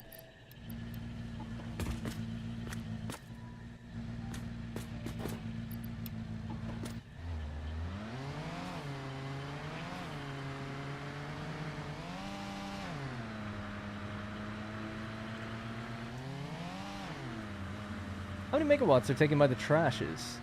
30. But it's only if they're active. And they should all be active now. I don't think any of them receive so... Because we did some testing earlier where if you're delivering into the awesome sinks less than about 30 per minute, they will stutter on and off because they're not consistently on. It seemingly needs to receive about 30 per minute. Be consistently on. So yeah, it seems like they're all getting their stuff anyway. So when we were talking about bigger builds earlier, if you haven't seen it, this is the first part. The video for this factory is one part. This is a massive build. It's a copper facility. Really large, and I built it to try and make it look kind of like a dam. And that needs to extend out over that way as well, which it will do in future. But yeah, that's basically that. Hopefully I have what I need. I didn't even check to climb back up, but I think so. Need a watchtower, basically.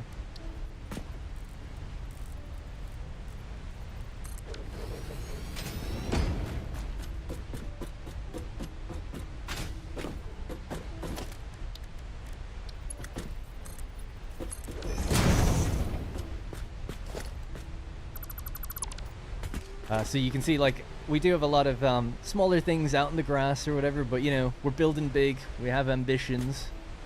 And the footprint of this factory, I love that the marker is here, but it actually extends, like, all the way out to here as well. So you can almost have, like, a marker here is the 4 corners of this factory. It's going to be huge. Huge. And that's one of the Caterium nodes that we're going to be tapping, filtering it straight upstairs. I have a feeling cutting that station off is going to help as well, because it was hooked up. You can see that it was actually hooked up but not active.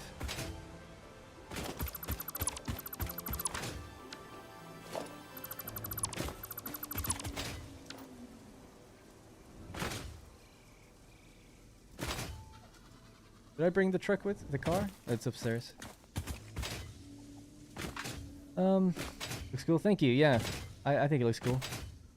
Happy with it so far. Don't really know how it's gonna look after the fact though, like the actual building itself. Just know how many floors we're gonna add.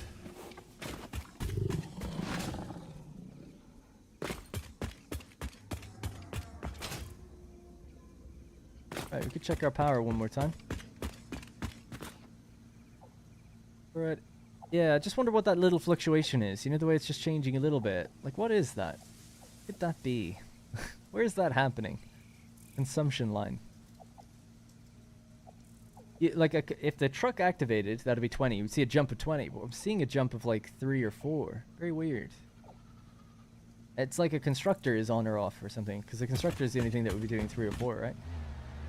Not that we have to chase it down, but we've got it pretty close now. I'd like to get it even better. There's literally no fluctuations until we see a truck hitting something. You just see a bounce to 20 and then it'll come down to 20. But I'm guessing it's just some of the constructors are buttering a little bit because a lot of them were full until we added those recycling things on.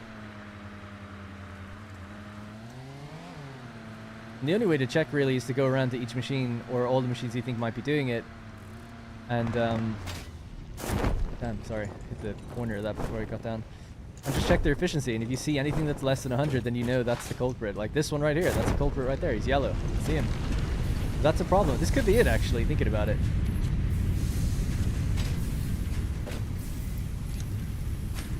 See that out for a minute.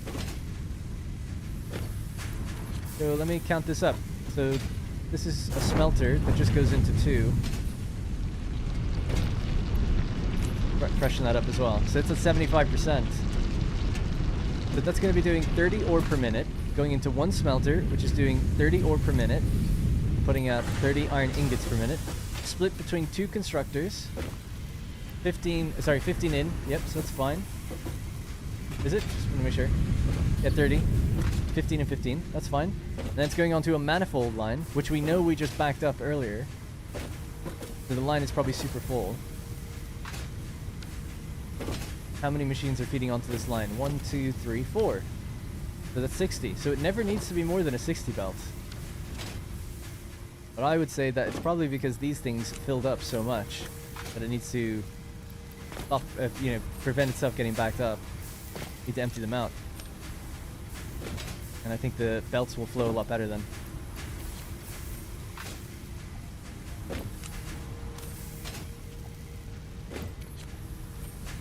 Alright, and I'll take some of these rods for myself now. Oh, you're already empty, so that's fine.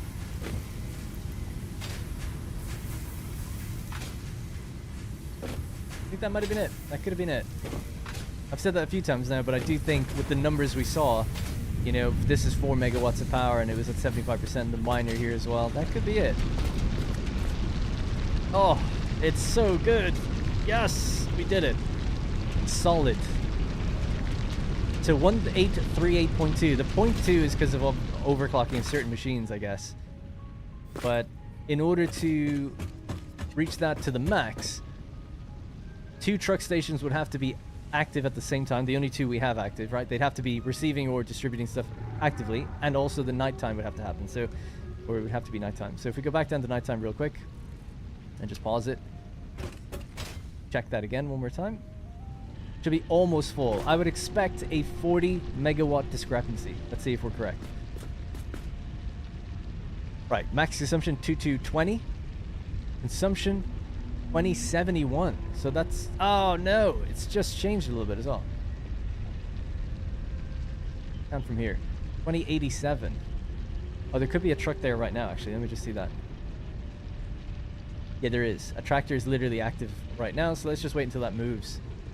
But it looks like I might be off by about 10.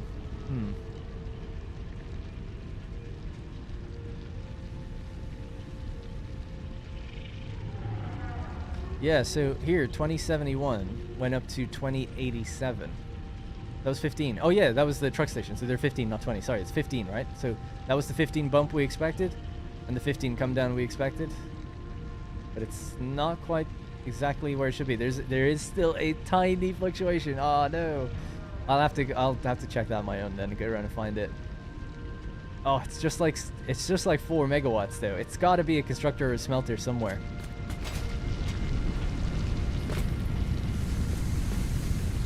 What do you think? Leave it or keep searching until we find one of these machines that says not 100%. Also, you're nearly full, so just empty you out. Right now I'm thinking, why are you not going to wet concrete recipe? Don't have it. And also I don't have a concrete factory anyway, so it's all good.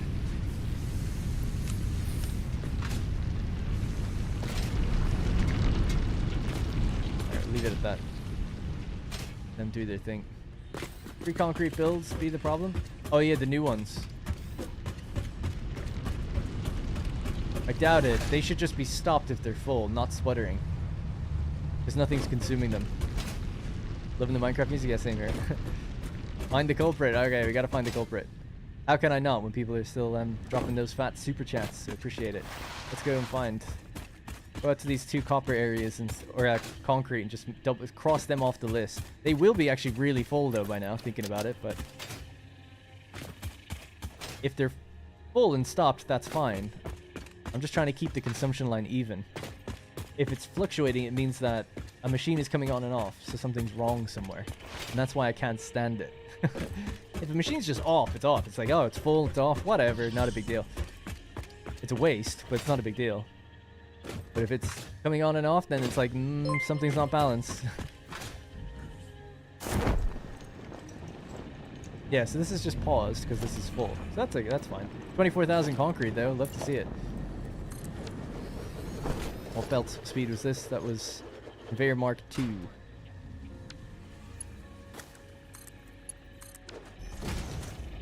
24 Thawi, please.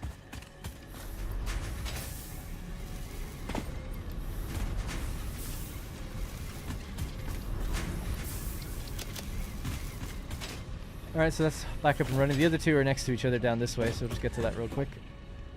Might as well drive, take the car. Actually, the car's kind of far. I'll just zip line. Kind of want to add some jump pads at the base of these, so you just pop right up to the top.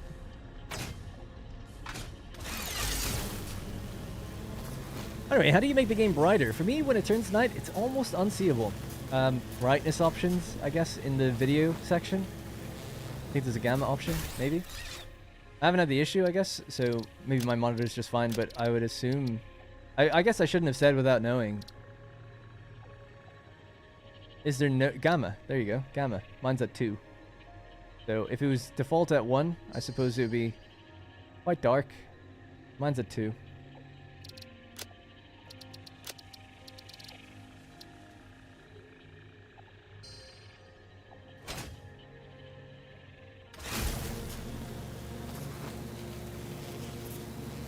Sorry I'm late, no worries. We've been streaming for 5.5 hours. It's a very long one. Super long one.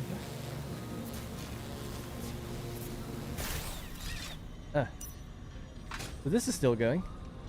Oh, because we added 2 things to it. It's already filled 1. Yeah. Sorry. This one's almost at... it's almost filled 1. So it's that. So how are we doing now? We're still fluctuating by 3 or 4. Yeah, it looks like 4 megawatts. So it's definitely a constructor or a smelter because they take 4. Gotta find it. Gotta find this damn constructor. There's only so many places it could be. If it's not in the modular frame factory, which it didn't seem to be, it's either in steel or maybe up at the quartz. Or maybe still down at the base. So I guess we'll just go by these one by one. It won't take too long to get to them. If we see any yellow lights, we'll see it immediately. And we've paused it at nighttime, so it'll be even easier to see the lights. We had a look at turning off the fog earlier. I wouldn't advise turning off fog. I think the game looks far worse doing that. It depends on the area, but generally speaking, as a rule, I think it doesn't look as good turning off fog. And most people on the chat agreed when we did it. We did it earlier today. If you're gonna do that, you might as well just turn down your graphics to low, in my opinion, you know? I don't know. Water pumps. Well, the only place I pump water is in the coal power plant. The fact that power is running consistently, probably not the water pumps. But good thought though. But I haven't built anywhere it should be happening. If a water pump is stuttering, that my power would be stuttering, my production. If we keep donating and keep streaming, I mean that's exactly how it works. So yes, thank you, brother. Thank you. Worse? Interesting to hear that. Depends where you are. Nighttime right now. You think that's better? I don't think that looks better.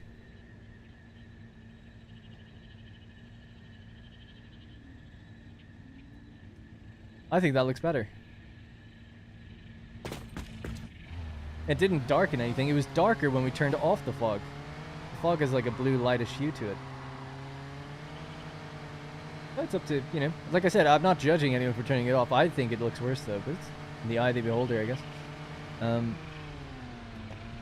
Yeah, so those yellow lights we've already accounted for, those ones. They're not actually producing, right?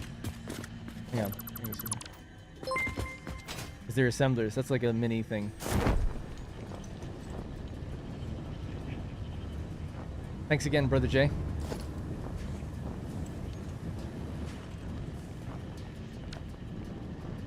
This needs to move, obviously, because of the pillar that's been placed here. That's 100%, so it's not that. And it ain't these, because the thing is still full, but just to check. They're at 100%. That's all fine. Consistently receiving stuff. We know the truck thing can come on and off. That's okay. That's totally fine. These are 15 each, but they're off right now. They're permanently off, so I wouldn't worry about that. At 0. The question is, do we have any yellow lights out here? I'm going to try to climb up a bit higher.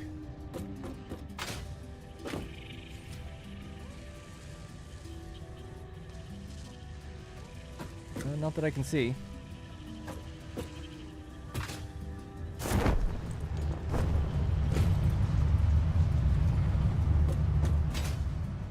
I don't think it's down here. Alright, let's try the copper area again. And then we'll go up to the quartz. And then there's only one other place, so we're almost done already. The place isn't very big.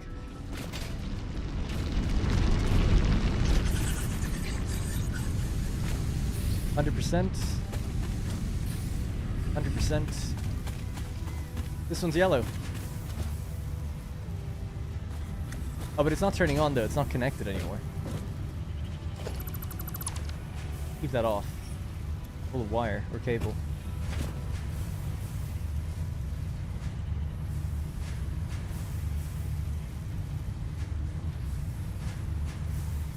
Is there anything that consumes... No, it's 3.9 megawatts. It's changing. 3.9.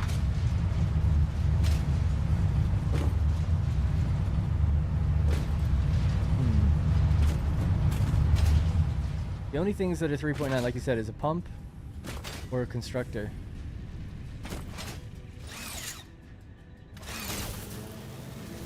How about the awesome sinks? They consume 30, so the number's too big. I know what I'm looking for. I'm looking for something that is turning on and off very quickly. It's coming on, then coming off, coming on, then coming off very quickly. And it takes 4 megawatts of power. Or it seems around 3.9, but it might be a rounding error. So there's something out there that's consuming 3.9 megawatts of power and turning on and off. Could it be a pump? Maybe. Because it does seem to be coming on and off quite quickly. Within a few seconds. I'll get that later. Yeah, I'll check the pumps. Just to, I mean, that'll be the final destination anyway on this trip. Pumps for the pipes.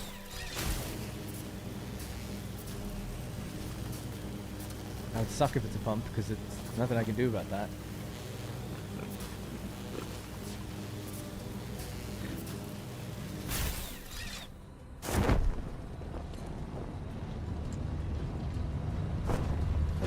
It's not going to be these. These are overclocked, so their number would be way higher anyway if they were sputtering. They're at 100%. So it ain't them. It's not quartz. Okay, so we know that's not the concrete. There's nothing online here. It's not the modular flame factory. Doesn't seem to be anything down by the copper or the black powder, anything like that. That seems okay. Steel foundry and the coal power plant, the last two locations. I just thought maybe what it could be.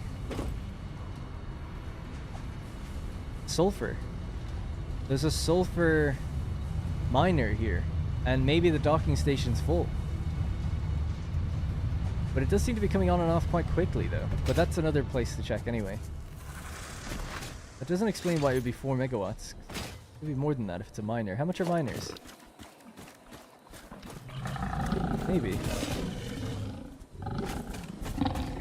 Stop chasing me.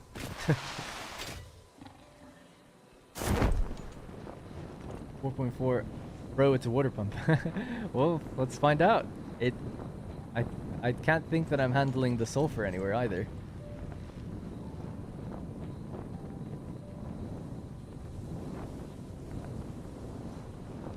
Why are you saying inline pump? What does inline mean?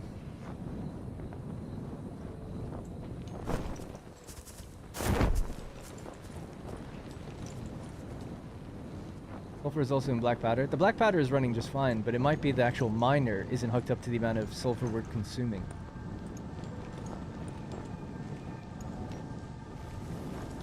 Yeah, there's 2 pumps on every pipe in the coal power plant. 2 pumps on every pipe in the coal power plant. They're all firing. So to have one of them not working seems very unusual, which is why I'm so hesitant to say it's a pump, because it just does. If one of the pipes isn't getting the water it needs, because a pump isn't pumping, the power itself should be getting lower, because it means the generator is not getting the water it needs. But it could be the case. I'm not saying it's not. It just seems like that would be the last thing I would check. Oh my god. Spiders are jumping all over the place.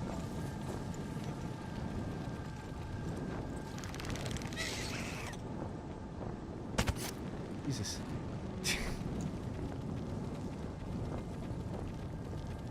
Leave me alone. Oh no. Ah.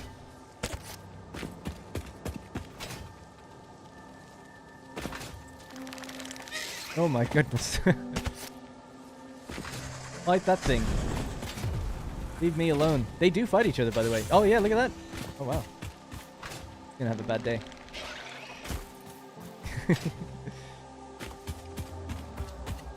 Sulfur is here.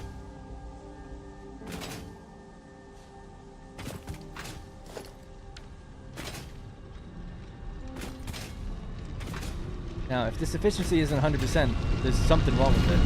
Oh, 98! I fucking found it, man. It's gotta be it. If it's 98, it means it's coming on and off quite quickly. Please let this be it. 120 per minute.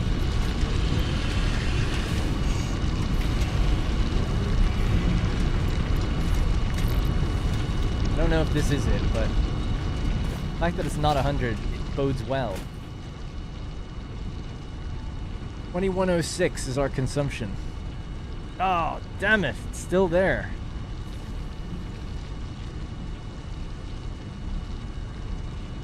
Now it's 2110. Come on. Alright, let's check those pumps.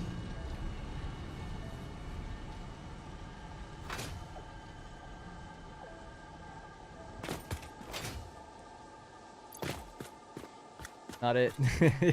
Not it. Alright. Drive out to the coal facility. Well, actually, before we do, let's just check this place, because we are here. I have to end up coming back to the one place I didn't check. Some idiot built this place. Oh, no. I was going to say, you only left one entrance on the far side. This actually is one here. Alright, we'll check upstairs. Alright, we're looking for yellow lights. That's why I'm playing at nighttime. I want to just see the glow of the lights.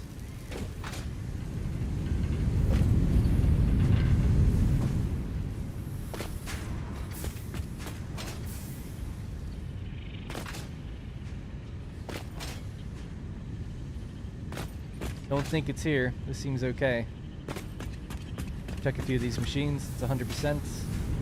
100%. Yeah, don't think it's here. Alright, I'll check downstairs.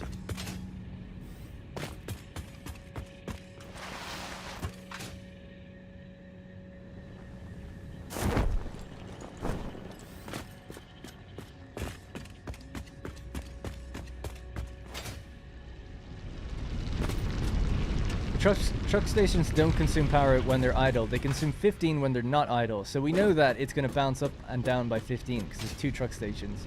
Every now and then, when the truck is making its delivery, it goes up and down.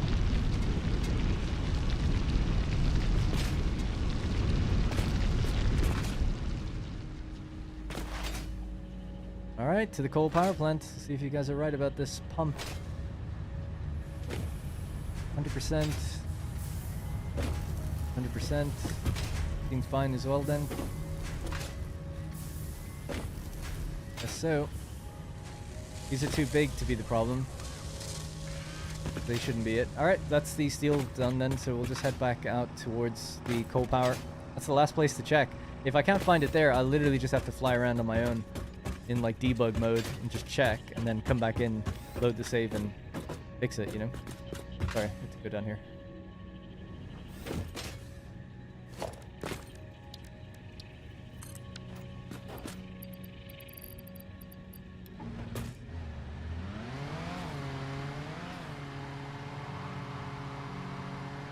I hate to say it, in case Wild Goose Chase, but pretty sure modular frame still had the yellow lights as your camera panned around before you left. We'll check that as one final thing then after this, but... oh, I know what it is, says Shattered Reality. Okay, what do you think it is? Remember, it's like, what, 3.9 or something, or 5, I think is what the change seems to be.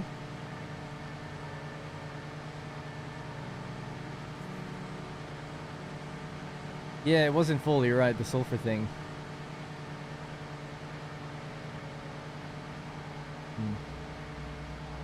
But I was thinking if the truck pulled sulfur out of the truck recently, that might be why, but that would be too long of a gap. It seems to be fluctuating much quicker than that, than the time for a truck to arrive or not.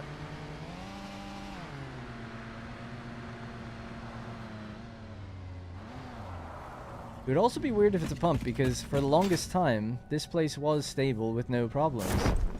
So I don't know why now it would be having the issue.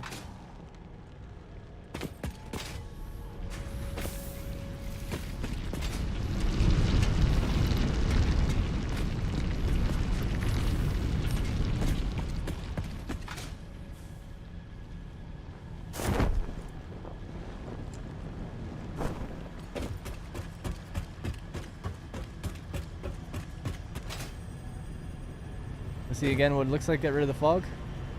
How is that better? How is that any better, getting rid of the fog? It's so dark.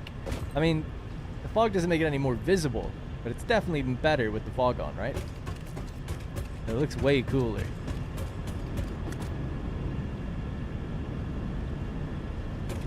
Alright, here's the pumps. So I suppose we could just check them. Oh no, it doesn't tell you the percentage.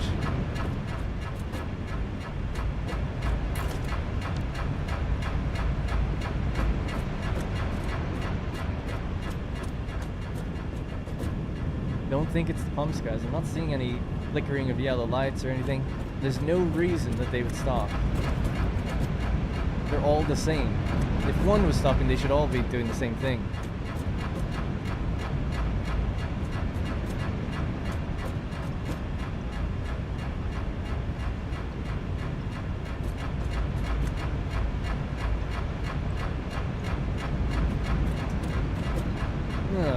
Yeah, don't think so.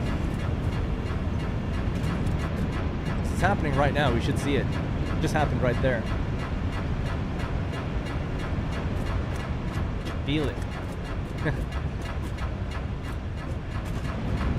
Maybe the coal miners. Where am I facing? This way.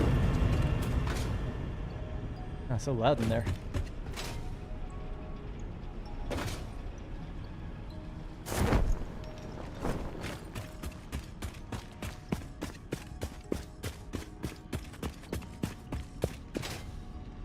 This will drive me nuts, not finding this now.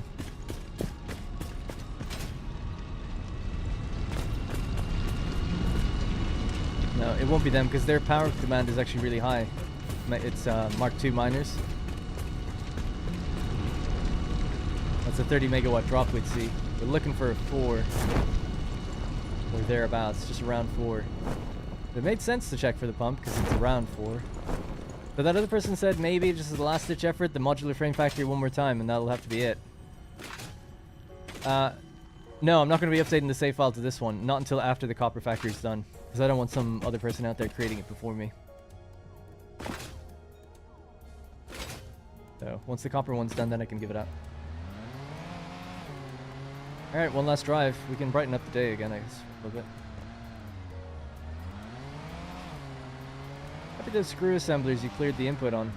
Refilling the manifold cell stars, the last one imminent. Whoops.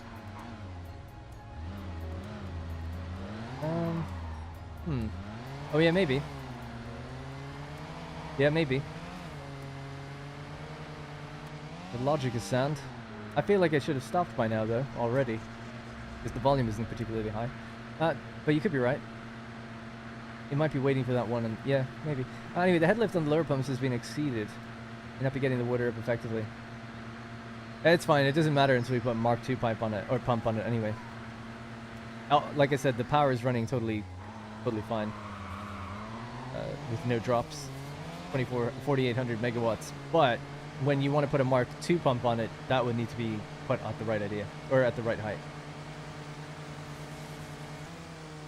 We'll suggest again, detach branches from your power line to try isolate which branch. Oh, that's a good idea. Yeah, we could cut a massive power line and see if it's on this part half of the world or not. That's actually a great idea. I'll do that in just a sec. We'll just check this last place and then we'll try that. Don't want to give up just yet.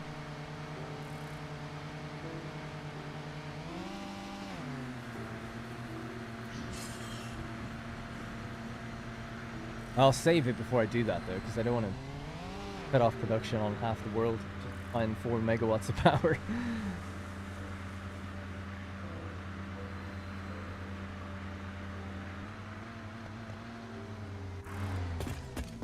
Take this with me.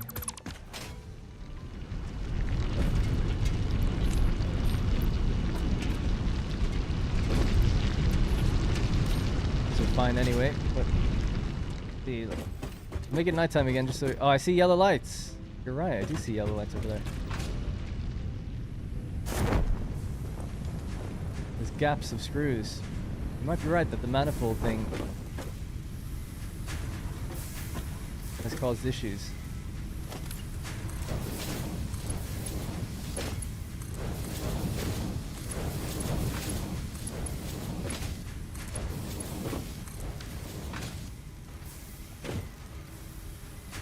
It's not getting enough rods because we're waiting for the ones on the end to fill up. That's full. That's full. This one's not. I'll put these rods back in. I basically stole them anyway beforehand.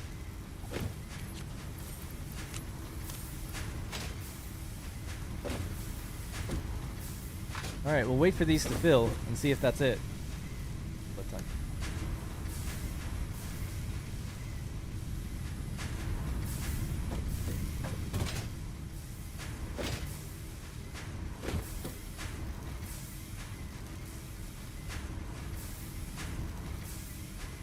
I think that's it. It's not changing. It's gonna change now. Why did that happen? Oh, I still feel like it's not it then. It just changed there. Oh, wait. That's just because of the truck. That's all. That's the truck. Yeah, that was just the truck. Okay. So does this line change at all, is the question. It seems no. 1881.4. We did it. That's it. It's done. We make it nighttime. Pause it. Our lights activate. Check it again. We get this big bump up to 2114. And then we have 2215.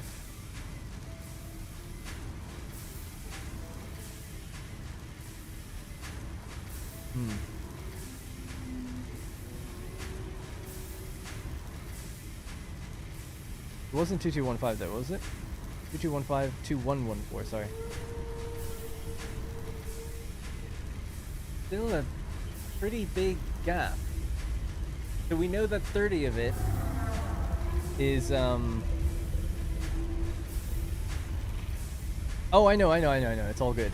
Yeah, we know 30 of it is the truck stations. Yeah? 30 of it's the truck stations because there's 2. And then there's 4 assemblers. Which I think the assemblers are 15.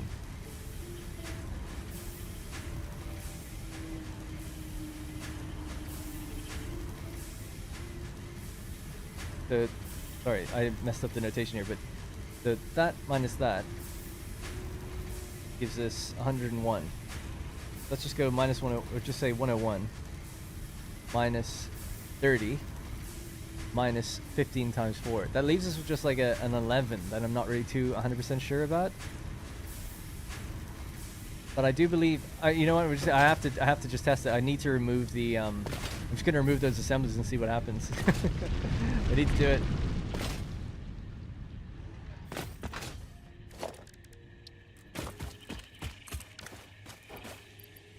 Whatever. Go.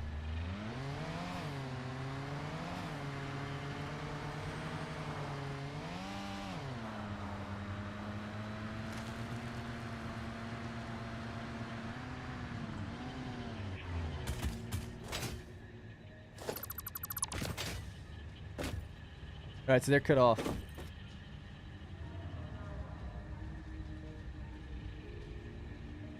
Sorry, 2114, and now we have 2155.7. 2115.7 minus 214 minus 98.3. 2155.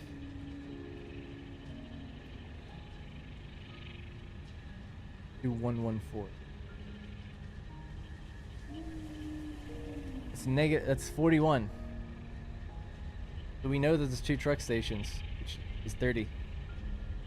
There is a missing 11.7 somewhere.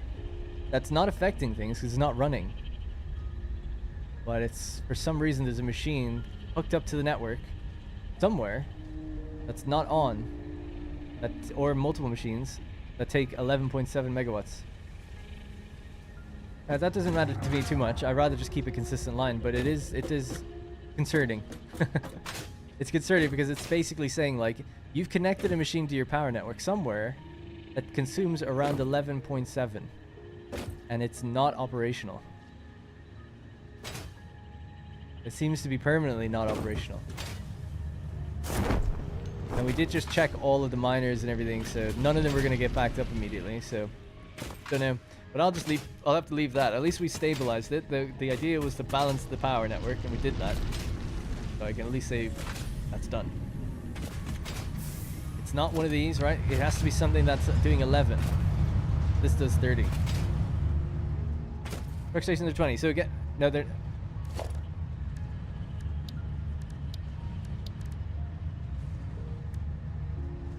Oh, they're 20. So there's a missing 1.7. What would that be? What could be 1.7? Why does it matter? I don't know. It matters. It's because it's like, if you're playing a game about efficiency and you're building things, it's like, well, I'd like to know everything I just built. A red light doesn't really... Yeah, the red lights, that's different. I disconnected those on purpose. It's not actually hooked up to anything. So until you connect it, the network doesn't know. What it'll be is a yellow light. Or a green... Yeah, it'll be a yellow light. But yeah, ultimately it doesn't matter. None of this matters. What does anything matter? But it's just nice to have it, like, running as intended, I guess, and to know that I didn't leave some machine off somewhere doing something that's just been a mistake. Especially since I give out my saves, so I try to have a really nice save file for people where it's like, yeah, everything's like running as expected and intended. But I think that's fine. I mean, 1.7, it could just be a rounding error of the game. I mean, maybe. We do overclock and underclock a lot of machines. Because I can't think of anything with such a small amount that would do anything. Yeah, better fix sooner rather than later. Isn't it nice to know that we have everything, like, we're all buttoned up? 1.7. Just can't think of anything that would be that low. But yeah, you could do... I won't do it now. I think I'm happy to say, like, I'll call it there. But I think I'll do what that person suggested. Sorry, I forgot the name. But I'll just cut off parts of the network until we find which segment it's in. That's a great idea. I wish I did it sooner. Because you could just go, like, okay, I'm just going to cut the power tower over there. And then see, is that still a problem? If it is, keep cutting it all the way back until we find where the problem lies, you know? That's not a big deal. This is only 1.7, so that is such a small amount that it's not worth really being worried about. I wonder, like, did I leave a light somewhere attached to a network and it's not on for some reason? Something like that, you know? Lights are 1. 0.7 makes you think, like, well, it must be something to do with something that's been overclocked.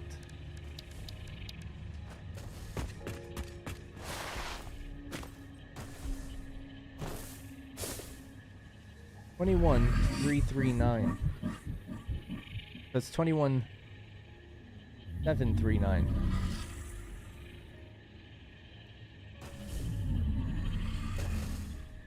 Oh yeah, so there we go.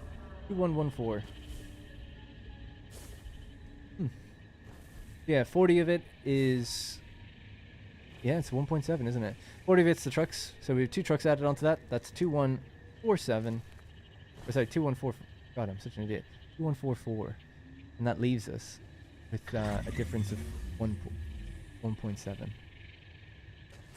there's 1.7 out there, man. Out there somewhere. I'll find it. Not going to find it on the stream, though. We're going to leave it. I've balanced the power network. That's all that needs to be done. kept it nice and smooth and consistent, but I'll have to go find that. Now, the very last thing I'm going to do in this stream was I just wanted to show off that naming thing, because I did talk about it, I never did it, never showed it.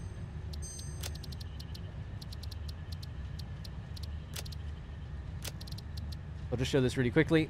I think it's kind of interesting. If you are worried about burnout and getting organized in the game, this is a system of signs that I think can help. It could be the rounding. I kind of feel like it is the rounding errors on overclocked machines, because you do see that now and then.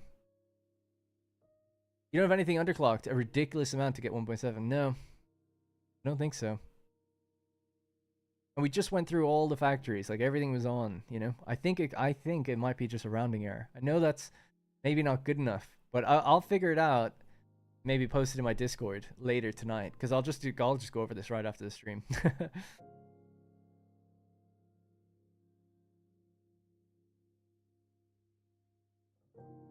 I'm just playing single player.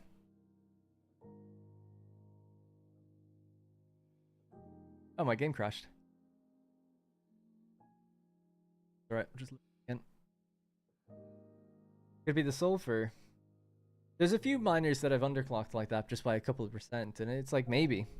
But normally when you underclock something, the power comes down, and that, you know, it counts the power correctly. For some reason, it's off by 1.7, so that's why I'll just post it in my Discord. If you're in there later, discord.gg/WDP. I'm just going to systematically cut off parts of that network and find where this 1.7 is. Give me the answer. Either it's a mistake I've made, or it's just it'll be to do with one of the overclocked machines. That seems to be a thing.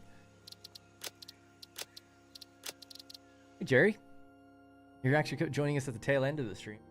Going for a really long time, but I gotta say it's been probably the one. I think it's the highest viewed stream I've had on this channel and the most support I've ever had. So I just want to say thank you, and that's why I stuck around so long. So I do appreciate it. And back with a normal video next Tuesday. But every now and then I think we'll try to squeeze one of these in where it makes sense. If I can add it to the week, that'd be good. If not, we'll just replace one of the videos if I'm a bit behind on one of the videos, you know. I'm blown away and impressed by how efficient your build is, as well as how well designed your buildings, road, and such are. Thank you, Bergen. Working hard on it.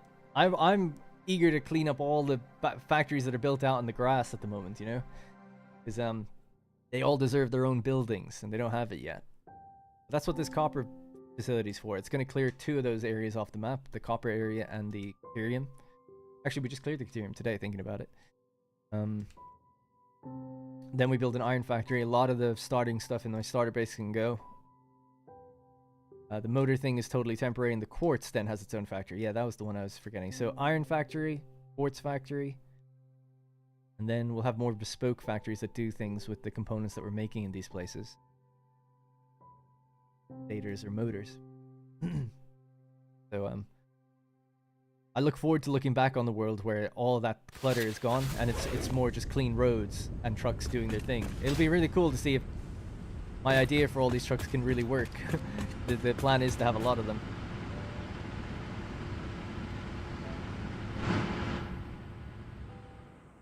Alright. We showed this earlier in the stream. I'm not going to go over it now. I just wanted to show the signage thing. No, I don't want to keep them. I want to get rid of them. It's in this save, I did keep the initial starting area kept down there. I started down here again in this save, and this is the original save for my series. I built steel down this way. We had a motor factory, a sulfur refinery, iron, screws. I left all of that stuff there on purpose. Then we went out into the world to build oil, coal. My old coal power was down there, actually. You can see the difference. Quartz refinery, aluminum refinery, fused frame factory. So that's where we're heading, the fused frame factory. Wait, what the fuck is this? So I have a different series of Satisfactory. My first series was update 6. That became update 7. And eventually the views, I did 60 videos, and the views just kind of dropped off. And the builds became so big and insane that I had to call it. And then update 8 came out. And I said, okay, I'll come back. We'll do another series. I'll do it different, though, where it's a kind of a build-along. And I won't be building really creative, ambitious projects. I'll just be building... When I say creative, I mean cosmetically creative. I'll just be building, hopefully, you know, factories that make sense and do the thing. But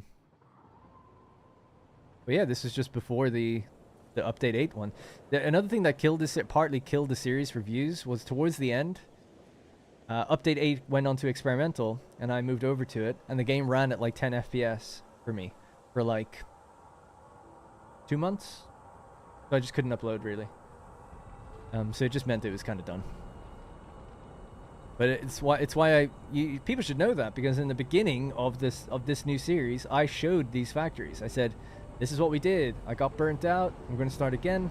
I didn't even get burnt out. My views kind of dropped, and I would have continued it otherwise. Views kind of dropped, and there was this update 8 kind of issue and gap for a while. But then I've also taken all my learnings from this run, and I've applied it to the new ones. Now I'm building for the future. I'm not going over factories again. We're building big ones right from the beginning so that we don't have to ever go back. We can just one-click upgrade them. My rail network is a mess. I know how to do rail way better now. I mean, it's fine, it works, but excuse me, it's quite messy. The concept of a transport hub I built, but we never actually activated it because I didn't have the time to hook up the factories to it. So I know in premise that this works, and I want to. And sorry for the lag and stutters. This is a big world. I know the premise of this and how it works, so I want to add a few of these early on rather than at the end where I don't need them as much. So we went through these factories and had a look at them, but this one's my favorite one. This is the one that looks the best in my opinion. I never did the back of it, didn't have time. This is a fused frame factory. I can barely remember actually how it makes what it does, but it makes heavy modular frames 20 I think per minute, and then 15 fused modular frames per minute. Or fused frames I think they're called. So out here is the nitrogen gas, is it? We pump. Some cool animations. For over 6 hours. Hell yeah. Back in my old streams, I used to go 8 hours. Love it. Anyway, so that is then getting pumped up and across on my little bridge here. I'm going straight into the fused frame factory. So, on the bottom floor, here's the styling convention that I wanted to talk about. It's color-coded. So we've got gas exports, and imports. I'm just going to slow my speed down, actually. Imports is blue. Anything coming into the factory, blue. Anything going out, and obviously the trees have regrown and everything, so. Anything going out of the factory, red line. Anything that's to do with gas, basically green line. Don't have to worry about that. So these are the two colors that matter the most. We have our import line and our export line. We can see what each one's doing. That's an available slot. I always build for the future just in case. We have petroleum coke deliveries. One train is delivering petroleum coke into 2 of these slots. This one's taking in aluminum casing. That's an available slot. Alright, so let's head on up. We're also pumping in water in this place from down there. So there's, I don't know why there's 3 pipelines actually thinking about it. There is. Anyway, so that's going to go up a layer. And we get to the busiest logistics floor I've ever built in this game. But just for this, I'll turn off Lumen, because you can't really even see what's going on.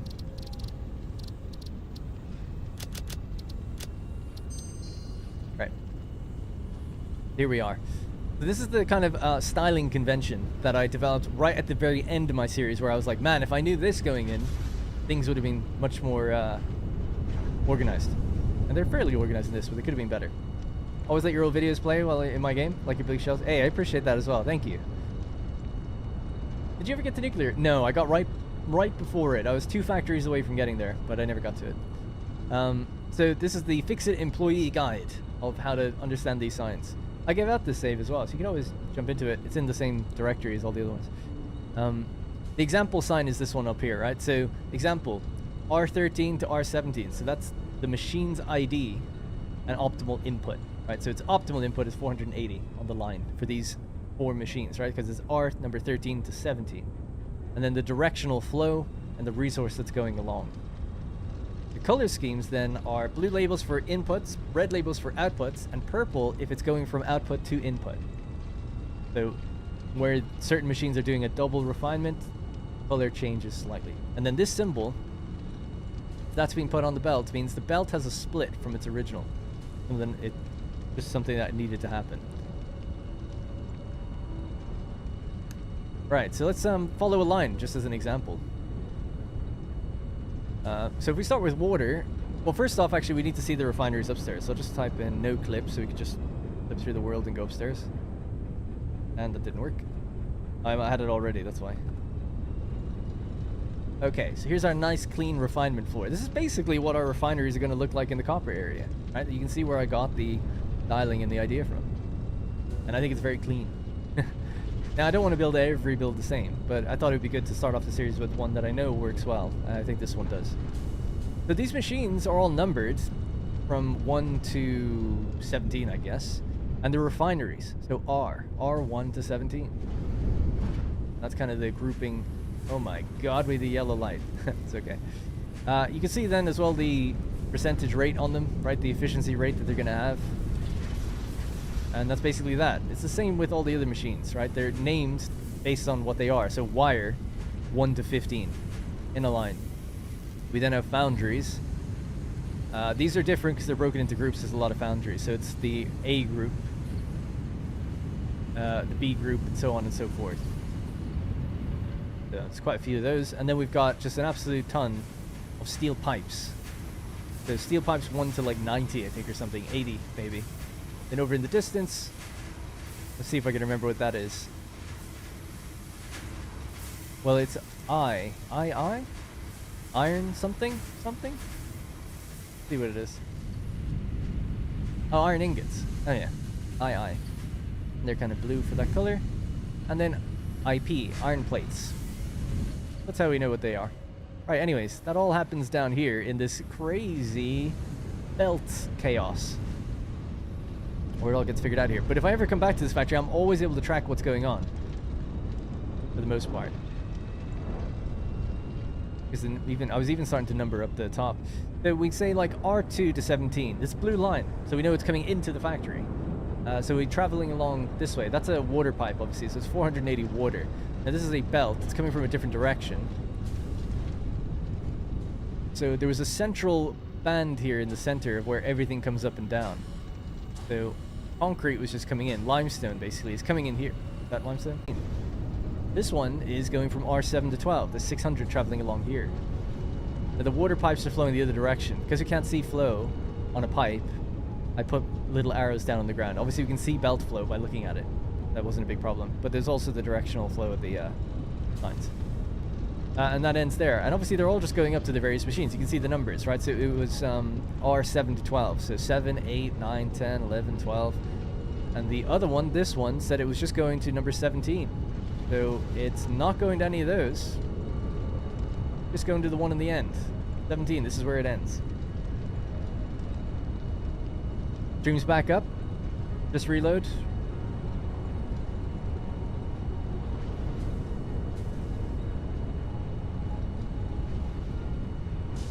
F5 the stream if it had issues, I guess. Anyways, so that was just an example of like an input line. So we'll just follow this around for... Oh, and here's an output line.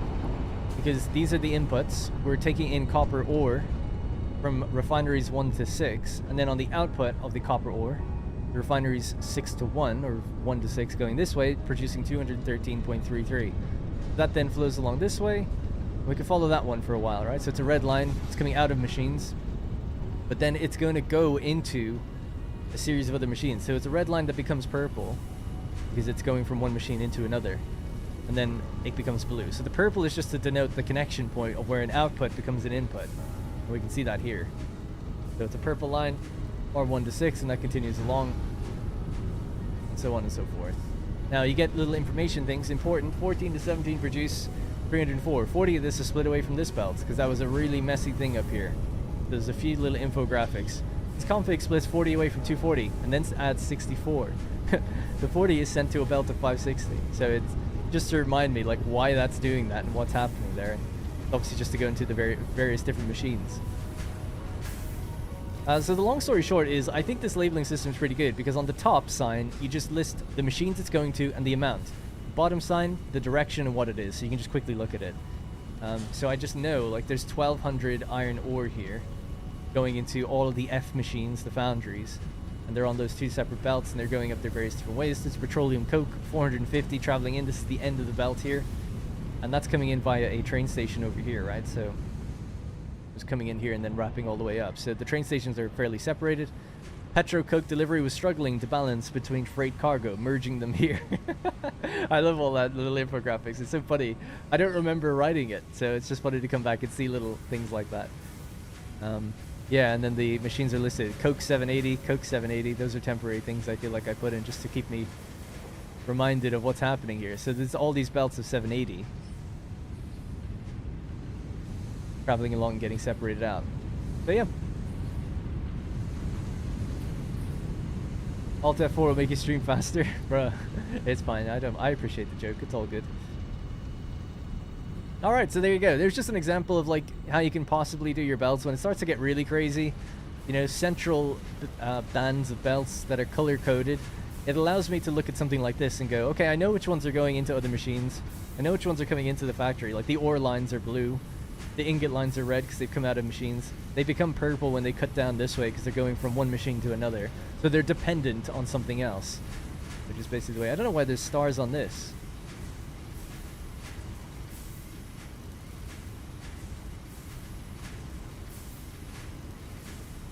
Huh. Stars on that is very weird. It could be to do with the fact that there's 600 right under it. And maybe it's just, yeah, 600 as well, or it's been split from both. I actually can't remember that. That's a bad mistake to have in there. I don't know why that's there. But anyway, the 300 with the little asterisks on it means that that belt is being split somewhere before it gets its material. And there it is. Splitter right there. So 300 is coming in, but it has been split, I guess is the information that that's given me. Whereas here, it was 19 to 24, 600. So it's 19 to 24, but it's being split at that point. So I like that. I think it makes it easy to know and follow and understand how that all works. Then other little things that I'll do in the future, we have these kind of like cool little holders to bring belts upstairs. Nice to see your belts sometimes. It's nice to see them from when you're walking up above. And the same is true over here. There's just these little areas where you can like see the belts running underneath. So I'll be doing that again in future. And this is the staircase when it's actually complete. It has a hypertube in the center and it has belts running in it. So that's what we'll do in future as well. These staircases that run up in a spiral fashion are supposed to have either a hypertube or belts running down the center. And then we have our little modular mining hutches. And similarly, we have our modular... These can be blueprinted, so we'll definitely be doing that in future. The other ones would be the oil ones. We'll just quickly take a look at those. And that'll be it for today. Maybe use a star if it's doing the split before and a split after first. Yeah, that could work.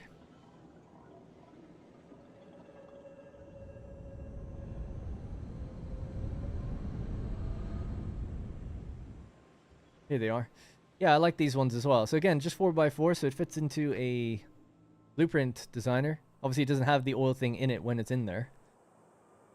But I like that kind of shape and design, the kind of outdoor little warehouse, garage, hut thing. And then you just have to have a common sort of bridge or pipe system to bring it all over. That's ultimately defeated into Big Shell, which is an enormous project that never got finished. So much oil. All of the Spire Coast oil has been tapped to feed into there. And it has been successfully pumped up. A lot of the... They just weren't fully hooked up yet, but a lot of the fuel generators are using them. And then inside here, this is going to be my... the final look of the place. It's going to look like this, basically, with these big signs. I think it's out on this one. Yeah, there we go. Big signs that say, like, which strut you're in and what they're doing and rooms and stuff like that. But yeah, anyway, that's all basically it. So that's going to have to be it for today. I just want to say thanks. Just massive support on the stream. Just really want to say thank you. I really do appreciate it. So I'll be back with more, obviously, on Tuesday, continuing the Satisfactory series. Done a good amount in that world now. I've done all the side jobs that I wanted to get done. And we got some hard drives, did all the lights, balanced power, basically, increased concrete production. I've now got containers full of, 24,000 multiple times over, so really happy about that. How'd you make circular bases? They're not circular, they're hexagonal. And you'd have to go watch the videos to find out how I did that, but I can't actually remember. But in a blueprint designer, I think you basically get one like this.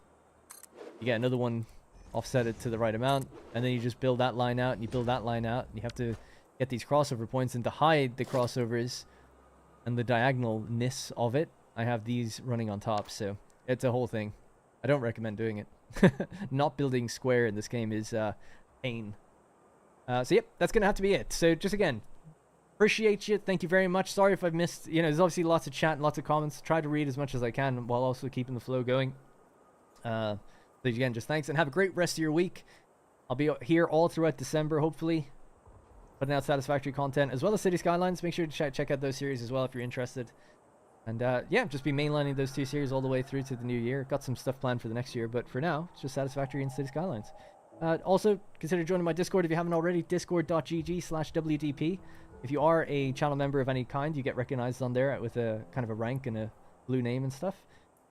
And we've got like something like 500 members now, so it's getting pretty crazy. So I might make a channel members only channel in there. I think about 150 people are in there from channel members, so not all the channel members have gone there. But yeah, hop in there. I'm in there every day. And I was going to say one last thing before wrapping up. Damn. I don't really remember, but something I never really promote. You can always consider doing it. You can follow me on Twitter or X at WhatDarrenPlays or at WhatDarrenSays, SAYS. Both accounts are mine, and one's more of a personal account, and one's obviously like the brand account, if you want to think of it that way. It's just mostly post content updates. If you're ever wondering if a video is delayed or something, it's always on x.com.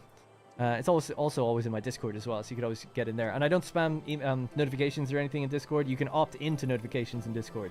You're out by default. You opt in by default if you want to get notifications of new videos and streams and stuff. All right, that's going to have to be it. Thank you again very much for hanging out with me today. Have a great rest of your day, week, and winter as the holidays approach. Yeah, that's pretty much it. Thank you, and good night.